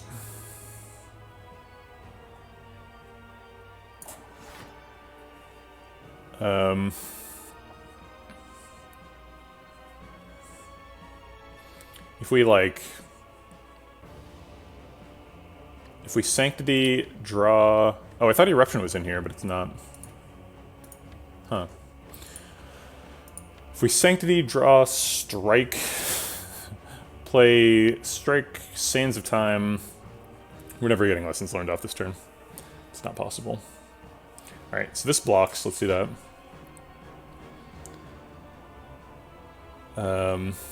This blocks. Let's do that.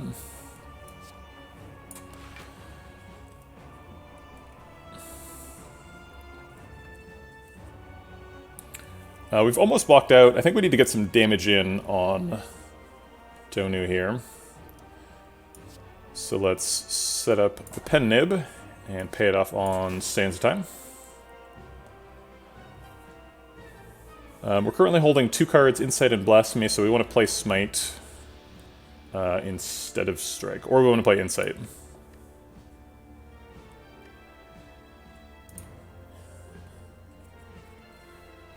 I guess I'll play Insight. Okay, so now we want to play Master Reality, because we are generating smites every turn, so it's like Master Reality Smite.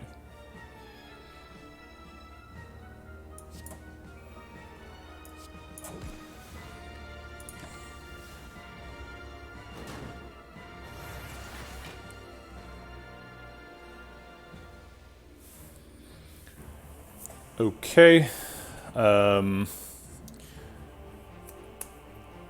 Like Water Vault. Seems like kind of a dangerous turn. All our protects are really expensive.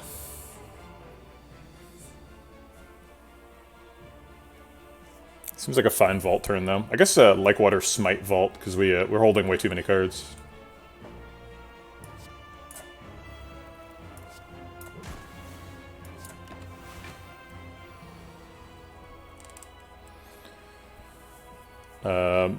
Blind doesn't hit, but we can play it.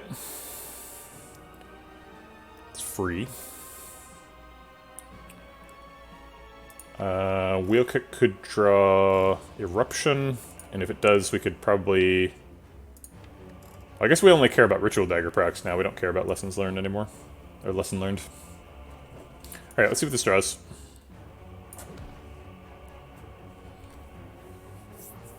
And then we're like double protect smite.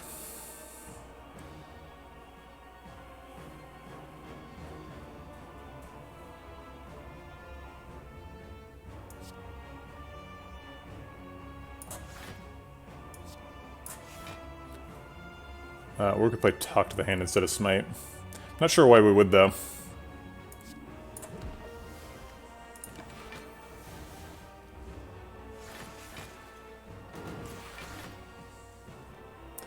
Alright, here's the Eruption. And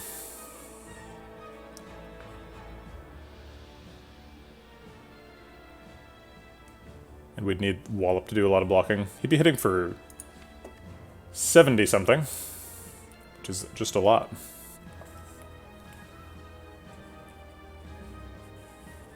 We could, like, defend Sanctity to draw cards. Blocks for 17. We would take 19. I guess Protect blocks for more than Defend seems warranted. And we're pretty much always going to Smite Wallop. But I guess let's Protect Sanctity first. Okay. Prostrate actually puts us in Divinity now.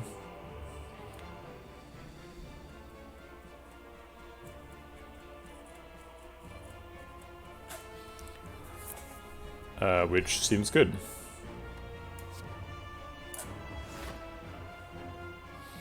So then we can Smite Strike Wallop.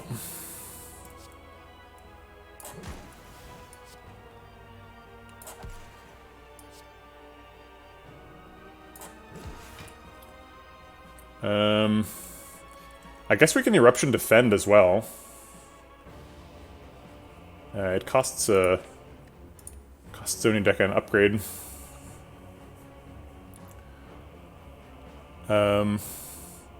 He would attack for 36 times 2, which is 72. So yeah, we'd actually block it out.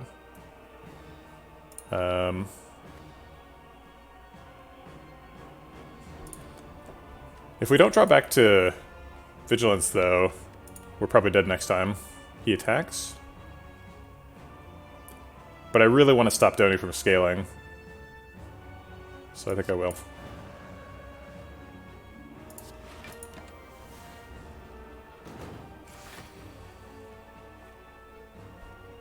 Oh good, we got Vigilance immediately. Okay.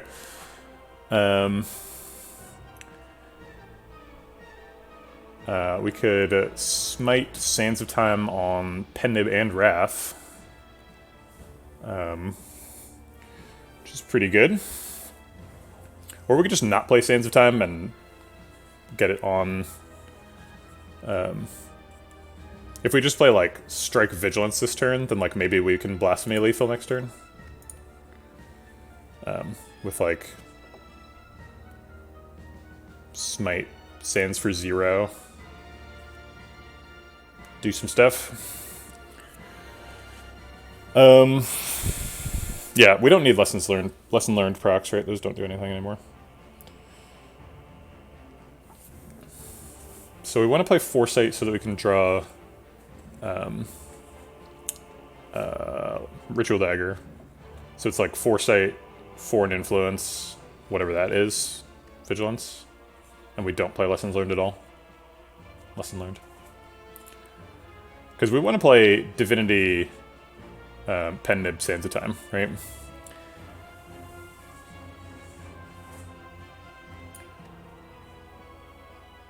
Okay, let's see what this does. It's a Wheel Kick. Well, that's a hell of a card.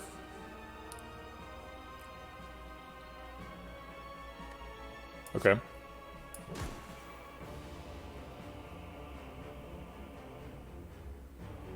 It's possible that we do Divinity Ritual Dagger. I don't think that's going to be enough damage. But maybe I'm wrong.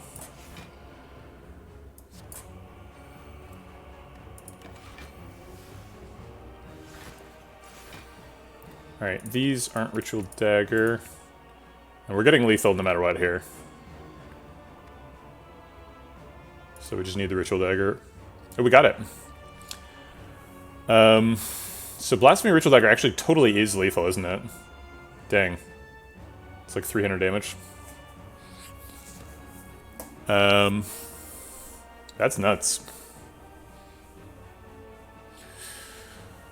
We do want to set up Pendib for next fight, if we can. But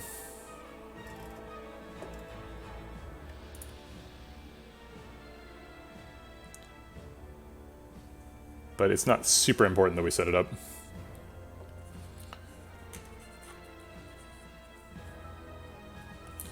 This is... See, I think that I've lost a couple of runs because I just, like, start getting hungry at the end of the stream. And I'm like, whatever. Just go to the next fight. But, like, we can't misplay this, right? We gotta do this right. So I'm gonna do the math, I'm gonna add it up.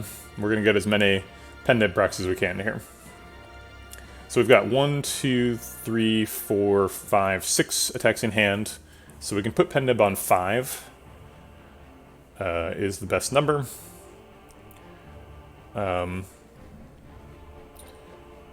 He is at 253. And raw we have 17.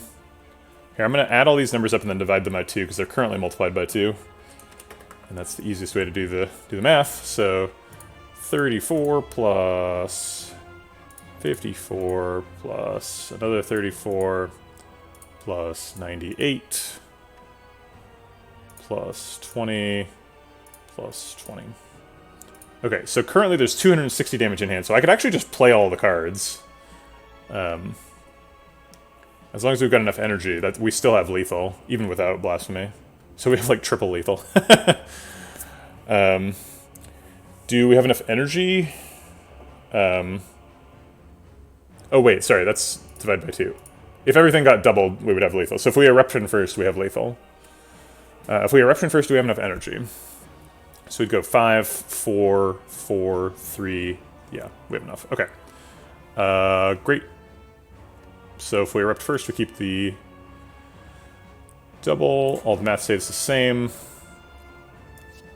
And then we just play all the cards.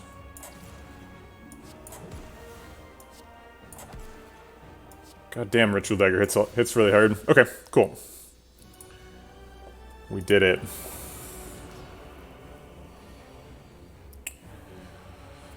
Okay, not a tremendous fight to be a turn 1 play 3 powers deck, but you know what? I'll take it. Maybe we skip Master Reality to land Talk to the Hand. Master Reality is not super necessary. Thanks for pointing out that easy way to do the math, the name I picked. I like it. Nice and lazy. I think we need these smites. Having gone a couple of fights and not played Battle Hymn Establishment on turn 1, it did not go well. So let's keep playing those. And then, yeah, I think we're going to develop the Talk to the Hand. We'll play a Defend last because we have a Sanctity in the deck.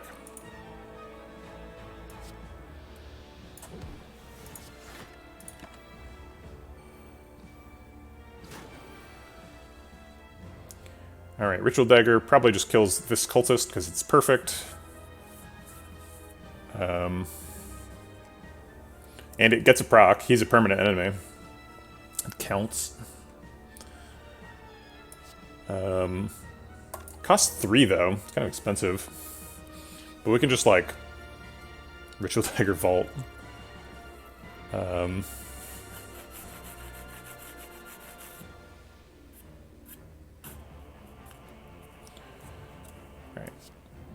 Ritual Dagger's happening. If we don't want to vault, we could like wall up, defend, protect. Which would block for 13 plus 24. 13 plus 24 is 37. That seems like plenty. The only other time you were playing Ritual Dagger is at the very end. And do you really want to keep it that long? Exactly. Yeah, we definitely want to proc Ritual Dagger on a cultist in this fight. I mean, it is like also a big source of damage, so we could like Divinity Ritual Dagger to finish off the second phase. But we don't particularly need to do that. Okay, we can save the vault, so I will. He doesn't scale up over time or anything, so we'll save the vault for an emergency.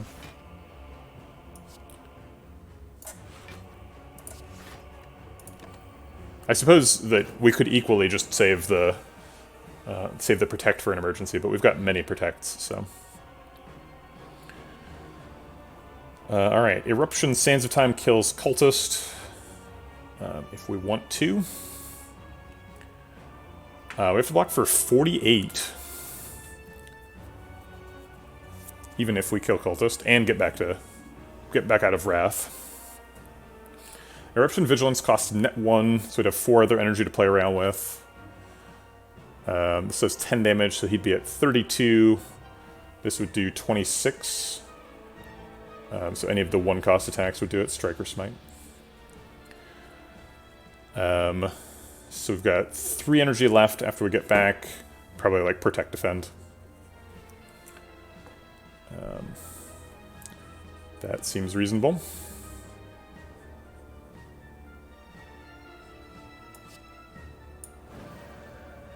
Oh, Pen Nib.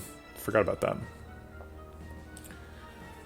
We could just put a pile 100 damage into Awaken One right now. We're in Wrath mode with Pen Nib.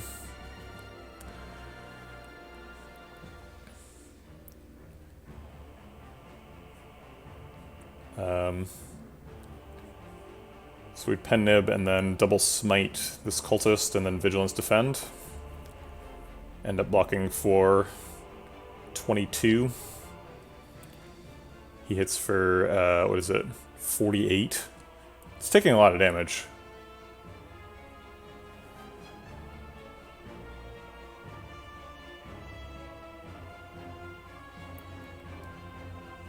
We could also just, like, strike the cultist that also kills him.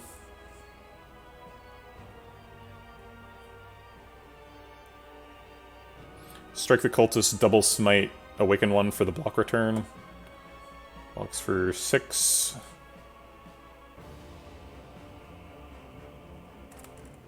Yeah, exactly. What is the alternate line? We'd probably want to play Vigilance, so we've got 4 energy. 1, 2, 3... Maybe we skip a Smite to play Protect. So it's like, strike the cultist to kill him, Smite Awakened One, Vigilance Protect. That seems like a pretty sane solution.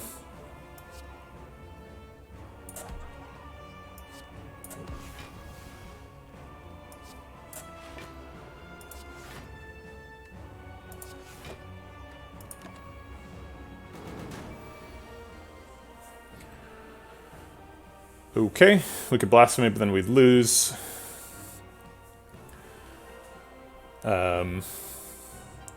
I want to play Sanctity, but I want to clear out a little bit of hand room first. And there's no way to do that. It would have to be blind. Oh, I guess we could do Defend. I was like, Insight also draws cards. So Defend Sanctity blocks for 17. Seems like a decent start.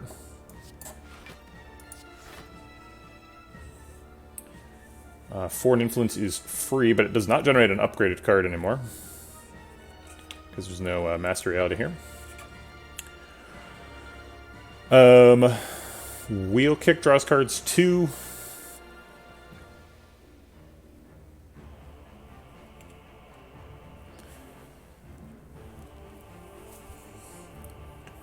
Let's see. Strike blocks for 3. He's only hitting for 26, so if I just hit him 3 times, that blocks out. So I can just like strike, wheel kick, smite, get some progress done. Yeah. Skipping both powers because I don't want to make him mad. Seems wise.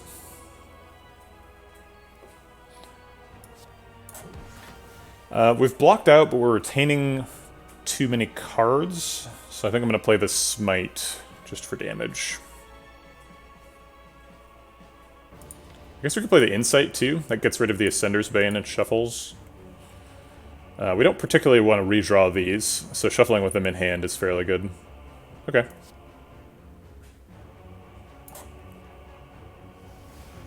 Sure.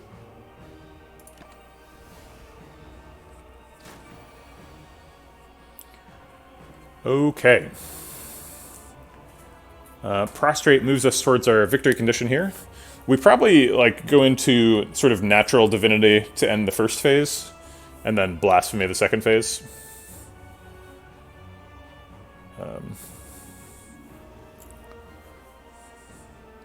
So let's go ahead and play the prostrate.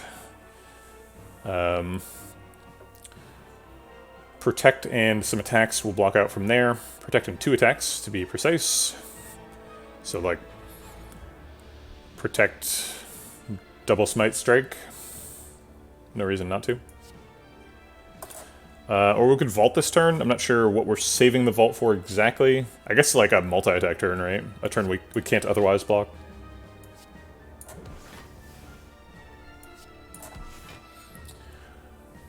Extra smite is not incredible, but might as well do it because we've got too many cards retained. Okay.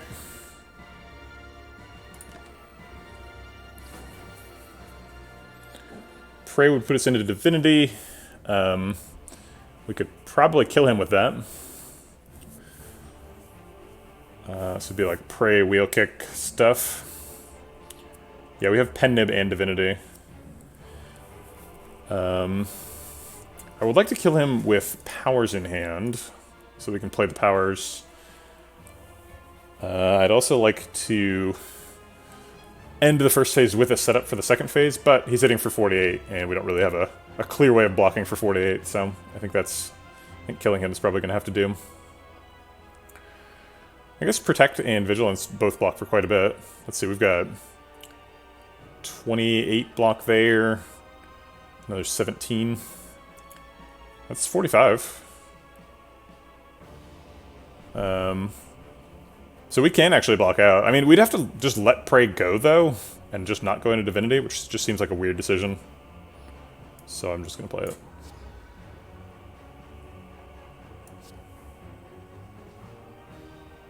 I'll hold the Defend, because we might need it for activating Sanctity.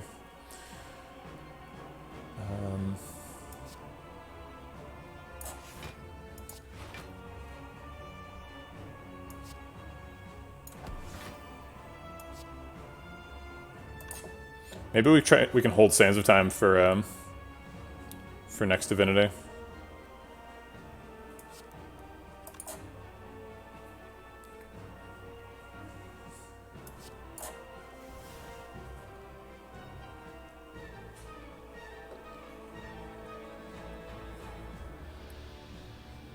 Nah, there's no reason to hold back.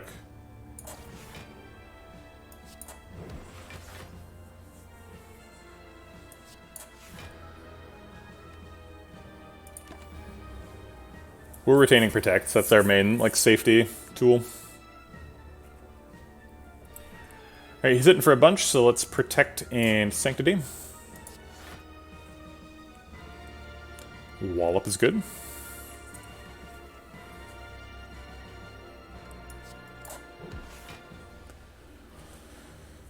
We only need 8 more block, so we could just Defend and Smite.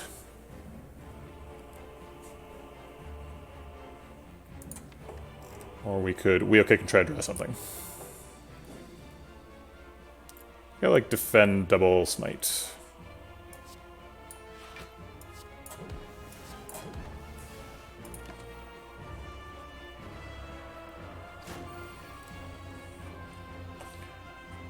Okay. Lake Water, double Protect. Defend. Blocks out, I believe. Oh, we take 1 damage if we Like Water, double Protect, Defend. That seems okay. Actually, we can double Defend with that.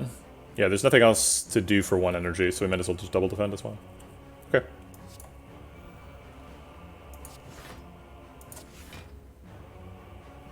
Oh, I guess Smite is something we could do for 1 energy.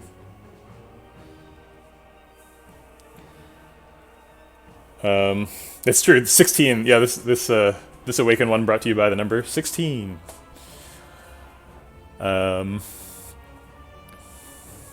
we're sitting for 42. We could defend, save 2 health, or we could smite for 13 damage. I think I'll hold the smite for shenanigans later.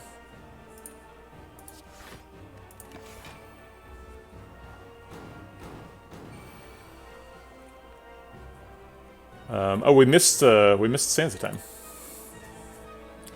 Oops.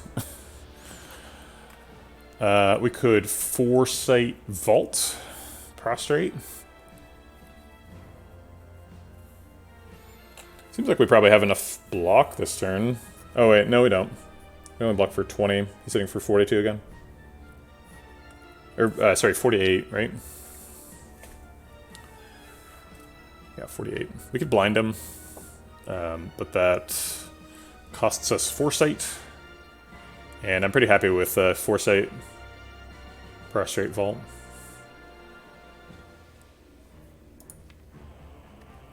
And then, like, maybe get lethal. 3 smites, Sands of Time, Divinity. I guess we can play Master Reality. Master Reality gets us a little bit of extra damage too. But I'll do Blind for safety.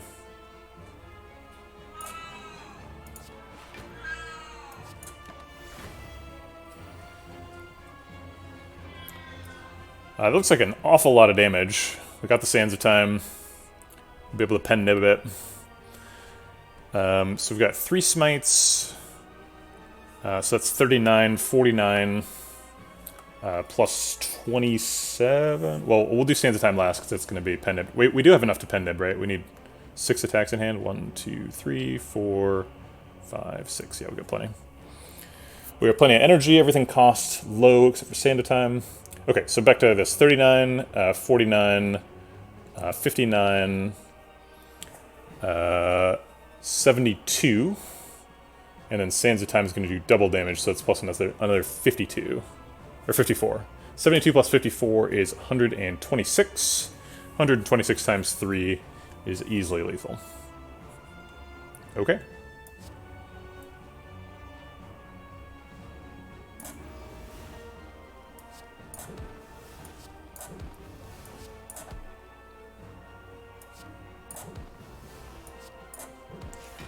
Sands time with the pen nib. That'll do it. Okay. Nice methodical Awakened One fight there.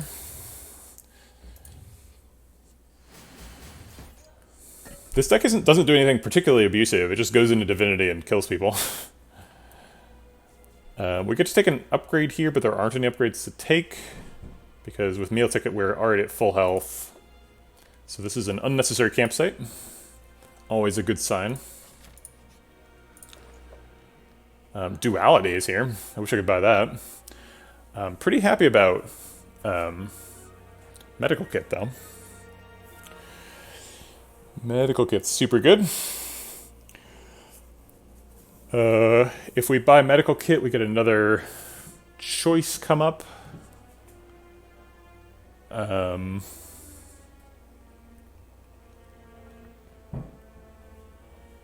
Let's see, we'll have... What is it, like 98 gold left over? Could buy Tantrum. Tantrum's quite good. We don't have a Rushdown. But just like Tantrum with Talk to the Hand. Tantrum setting up like Ritual Daggers and stuff. I don't know, we have a Like Water in the deck now. I'm not sure we're supposed to just go into Wrath mode.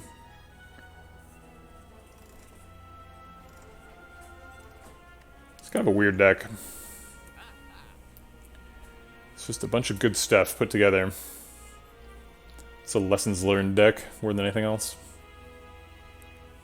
Just cobbling together lethals, blocking for a lot.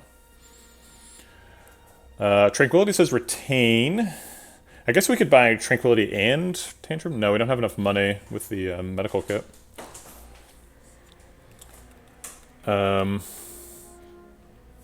Yeah, let's see what's behind Medical Kit. We probably won't be able to buy it, but I think we're buying medical kit almost for sure.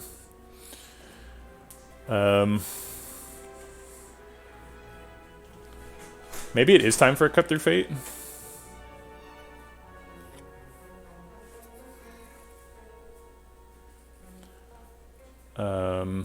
Finesse is kind of okay. Let's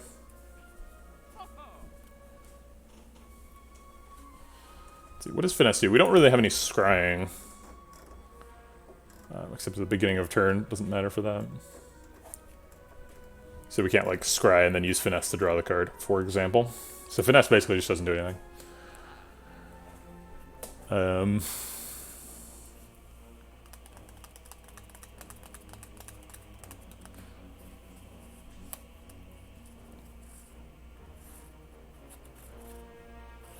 I'm a little bit afraid of Tranquility because it retains, and we've got so many retain cards that it's been kind of problematic to clear them out. I'll take a cut through fate. Doesn't do a ton, but it doesn't need to. Let's go just lucky under it. No, I think I'm done. We got 69 gold, and that's pretty nice. We're surrounded! Alright, let's put up our battlements. Battle hymn establishments. Battlements. All the powers on turn 1.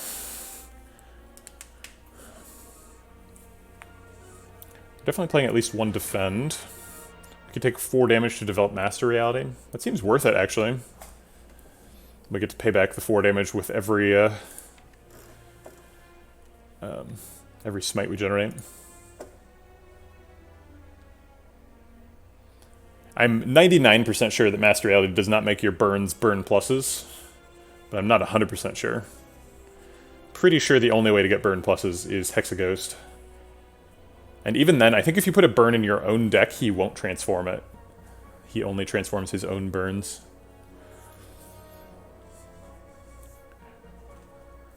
Alright.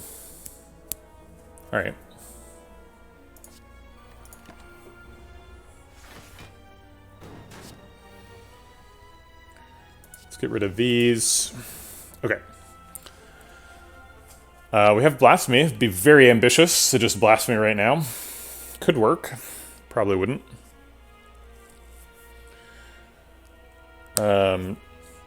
We are in a pickle here, for sure. This is not a good situation. 40 from the front, 21 from the back. I guess it's wheel kick save me time. Wheel kick into vault. Nope. Well, vigilance blocks, I guess. We're not dead, but yikes.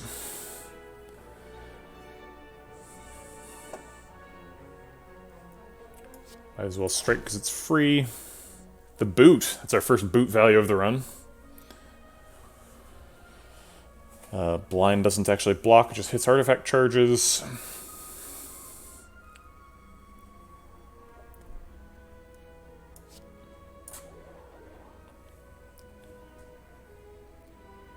And if we smite, we draw an extra card. Or we'll get Sands of Time for the same reason. But that saves an energy for no purpose. Well, ow. Turn 2 of the Spire Elites.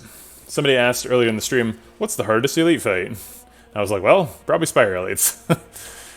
That's why. That's the turn. Alright, we have Vault.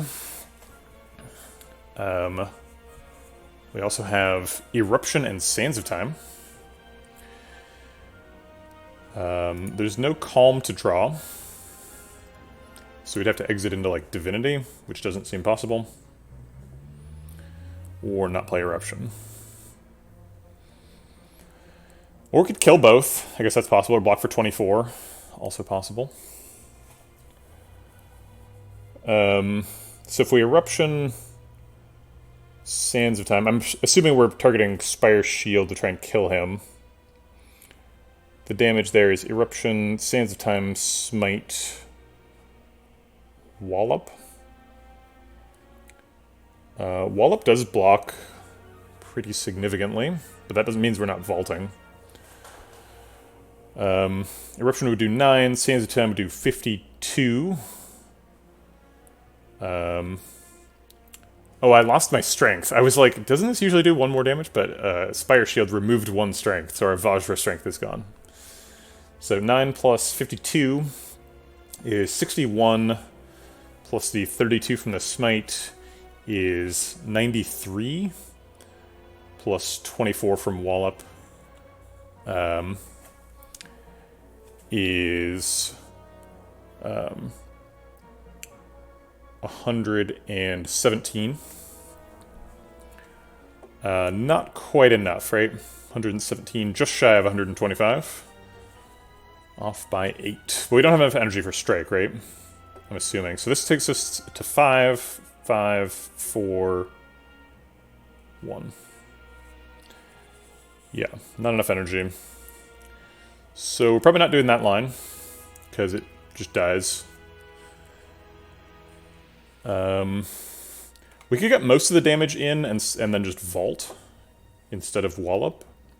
So it'd be like Eruption, I guess just Eruption, Smite, Vault? Hold the Sands of Time for a potential Pen proc next turn.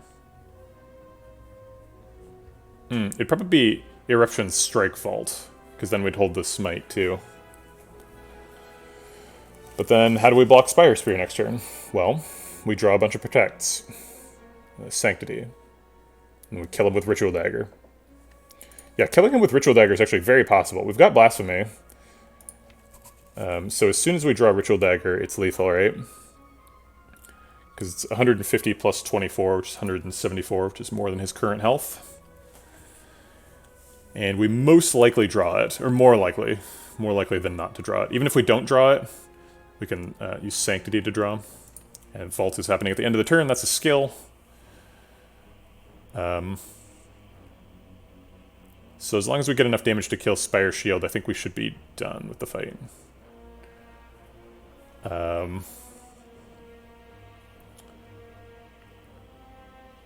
Alright.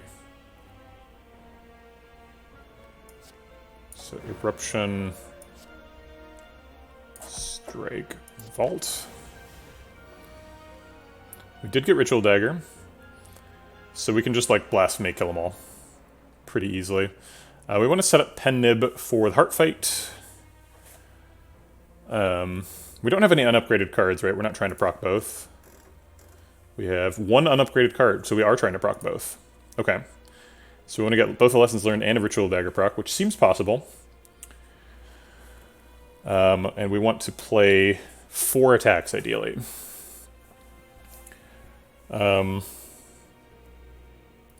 So the problem is going to be getting the Lessons Learned proc.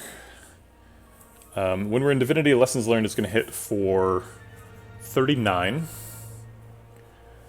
So if we do 32 plus 32 plus 39, that's lethal there. So we can Smite on Shield, and then Blasphemy, Lessons Learned, and then Ritual Dagger. And that should do it. Then we're in the Heart Fight with the Pen Nib setup, and a fully upgraded deck, and a big-ass Ritual Dagger. But not very much health.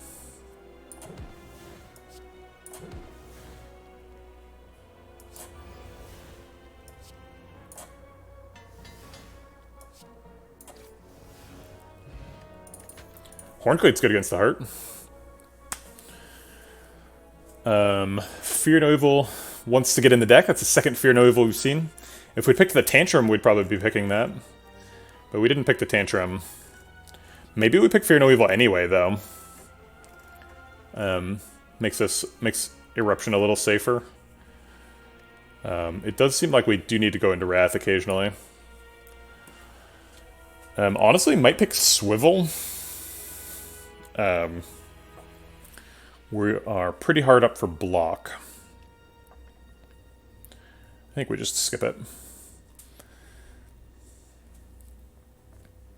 Alright, let's skip and go fight the heart. All right, this will be a squeaker. I don't know if we're getting through this one.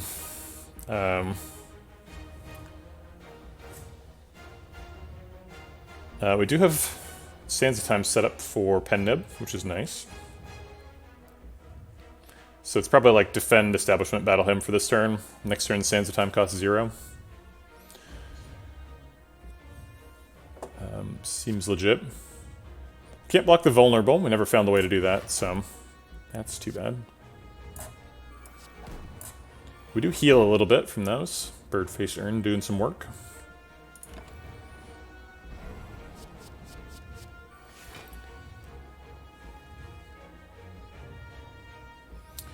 All right. He's hitting for 45. Be nice to find a way to block some of that. Blind is super good here. Probably want to play the burn at some point. I guess we already have blocks, so there's no sense in holding it. We also know we're not seeing Wrath, because that's over here. So let's play that and then draw some cards. Okay. Blind blocks for a lot. So does Sanctity.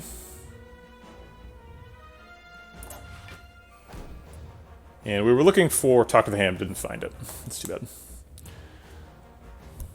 So play Master Reality and take 15? Take 17, I guess.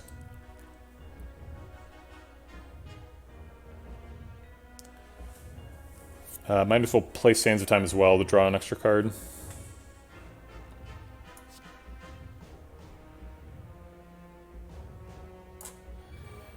Playing Master Reality against the Heart in 2020. We could strike him for 7 damage. I don't think that's hitting any breakpoints, so I'm going to skip that one.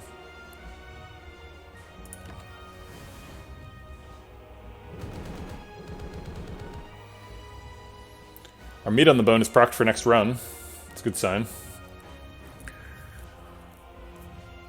Seems like a vault turn, maybe. I don't see any way of blocking for 50. We do have Talk to the Hand, almost certainly playing that. So maybe like... gosh. Defend, Talk to the Hand, Vault. I guess Vault makes the vulnerable wear off, doesn't it?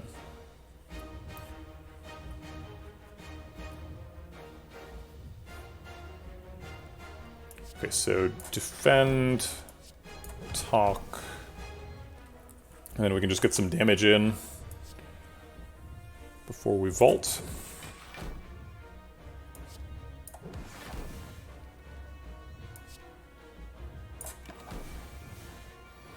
No, it does not make your vulnerable wear off. Okay, but we drew the protects, and we can't be frail, so like water also. I think that's enough to survive, right? Prostrate, like water, double protect, pray, double smite, I guess. No, smites are only health neutral; they don't block.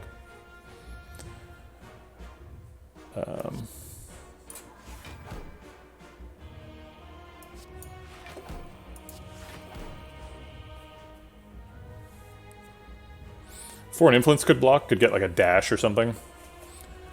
Dash plus. Most likely, though, it just does nothing. And like water, guaranteed blocks for 7. Heals us for 1. Or heals for 2. It's worth 1 health more than defend, right?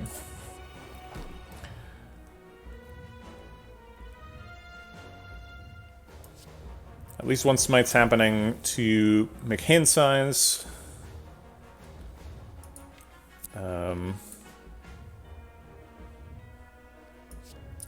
And then I guess I'll pray.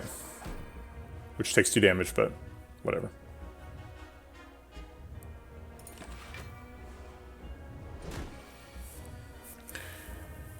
Okay.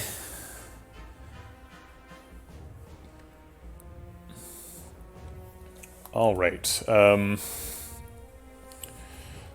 Well, we can play attacks without taking damage because of the talk to the hand. But for anything else, we're going to need to play protect. So I'll start with the protect. Get rid of the wound and play insight. Alright, prostrate puts us in divinity. And then we can get a big old ritual dagger on a pendib. Seems like what we're supposed to be doing.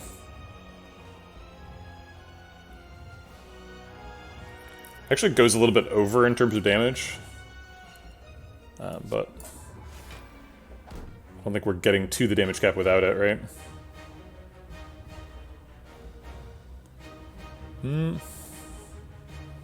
Yeah, if we had more cards, maybe, but we have to get a pendib proc to get a damage cap, I think.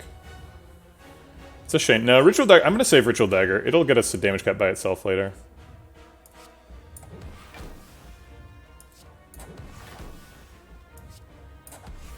Yeah, this is below 600, so that's good enough, right?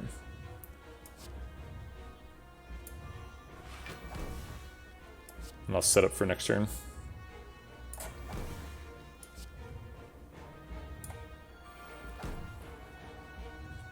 Unfortunately, Ritual Dagger is skipping the shuffle.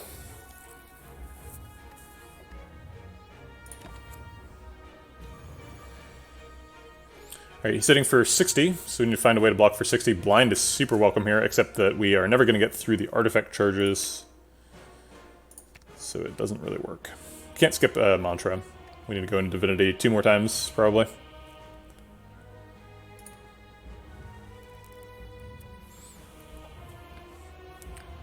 Okay, so like Protect Sanctity?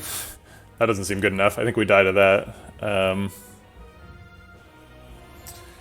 Maybe we need Foreign Influence to save us.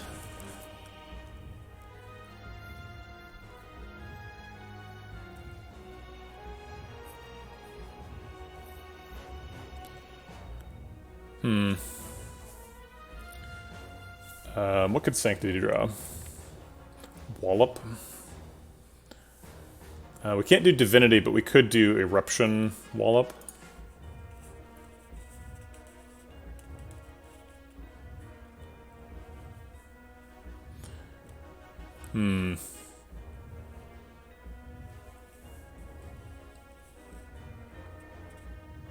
Protect Sanctity is so expensive, though. I guess maybe we do, like, Foreign Influence Sanctity?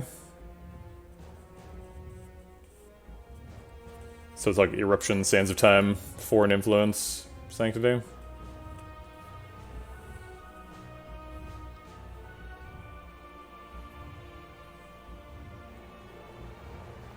Okay.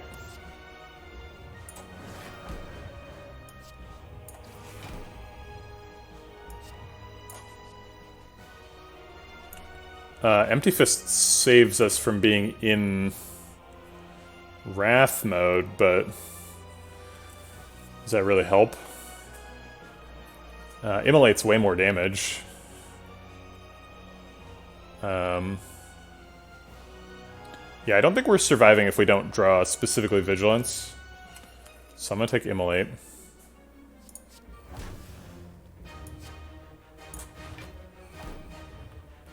We did not get it.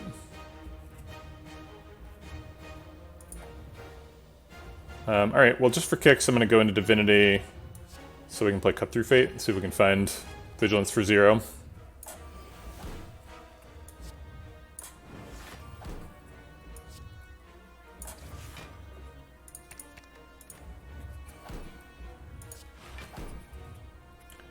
Alright. Well, Master Reality. I don't know. If you're gonna have Master Reality, I think you're gonna need Dead Branch to beat the heart. We did try to get a rare relic a couple of times. We fought the Act 1 boss and opened the sphere, but we got like a turnip and a. What did we get out of the? What did we get out of the other one? Was it Courier? No, because turnip and then... Oh, it's Birdface Urn. We got turnip and Birdface Urn for our rares, so... Wasn't able to get there.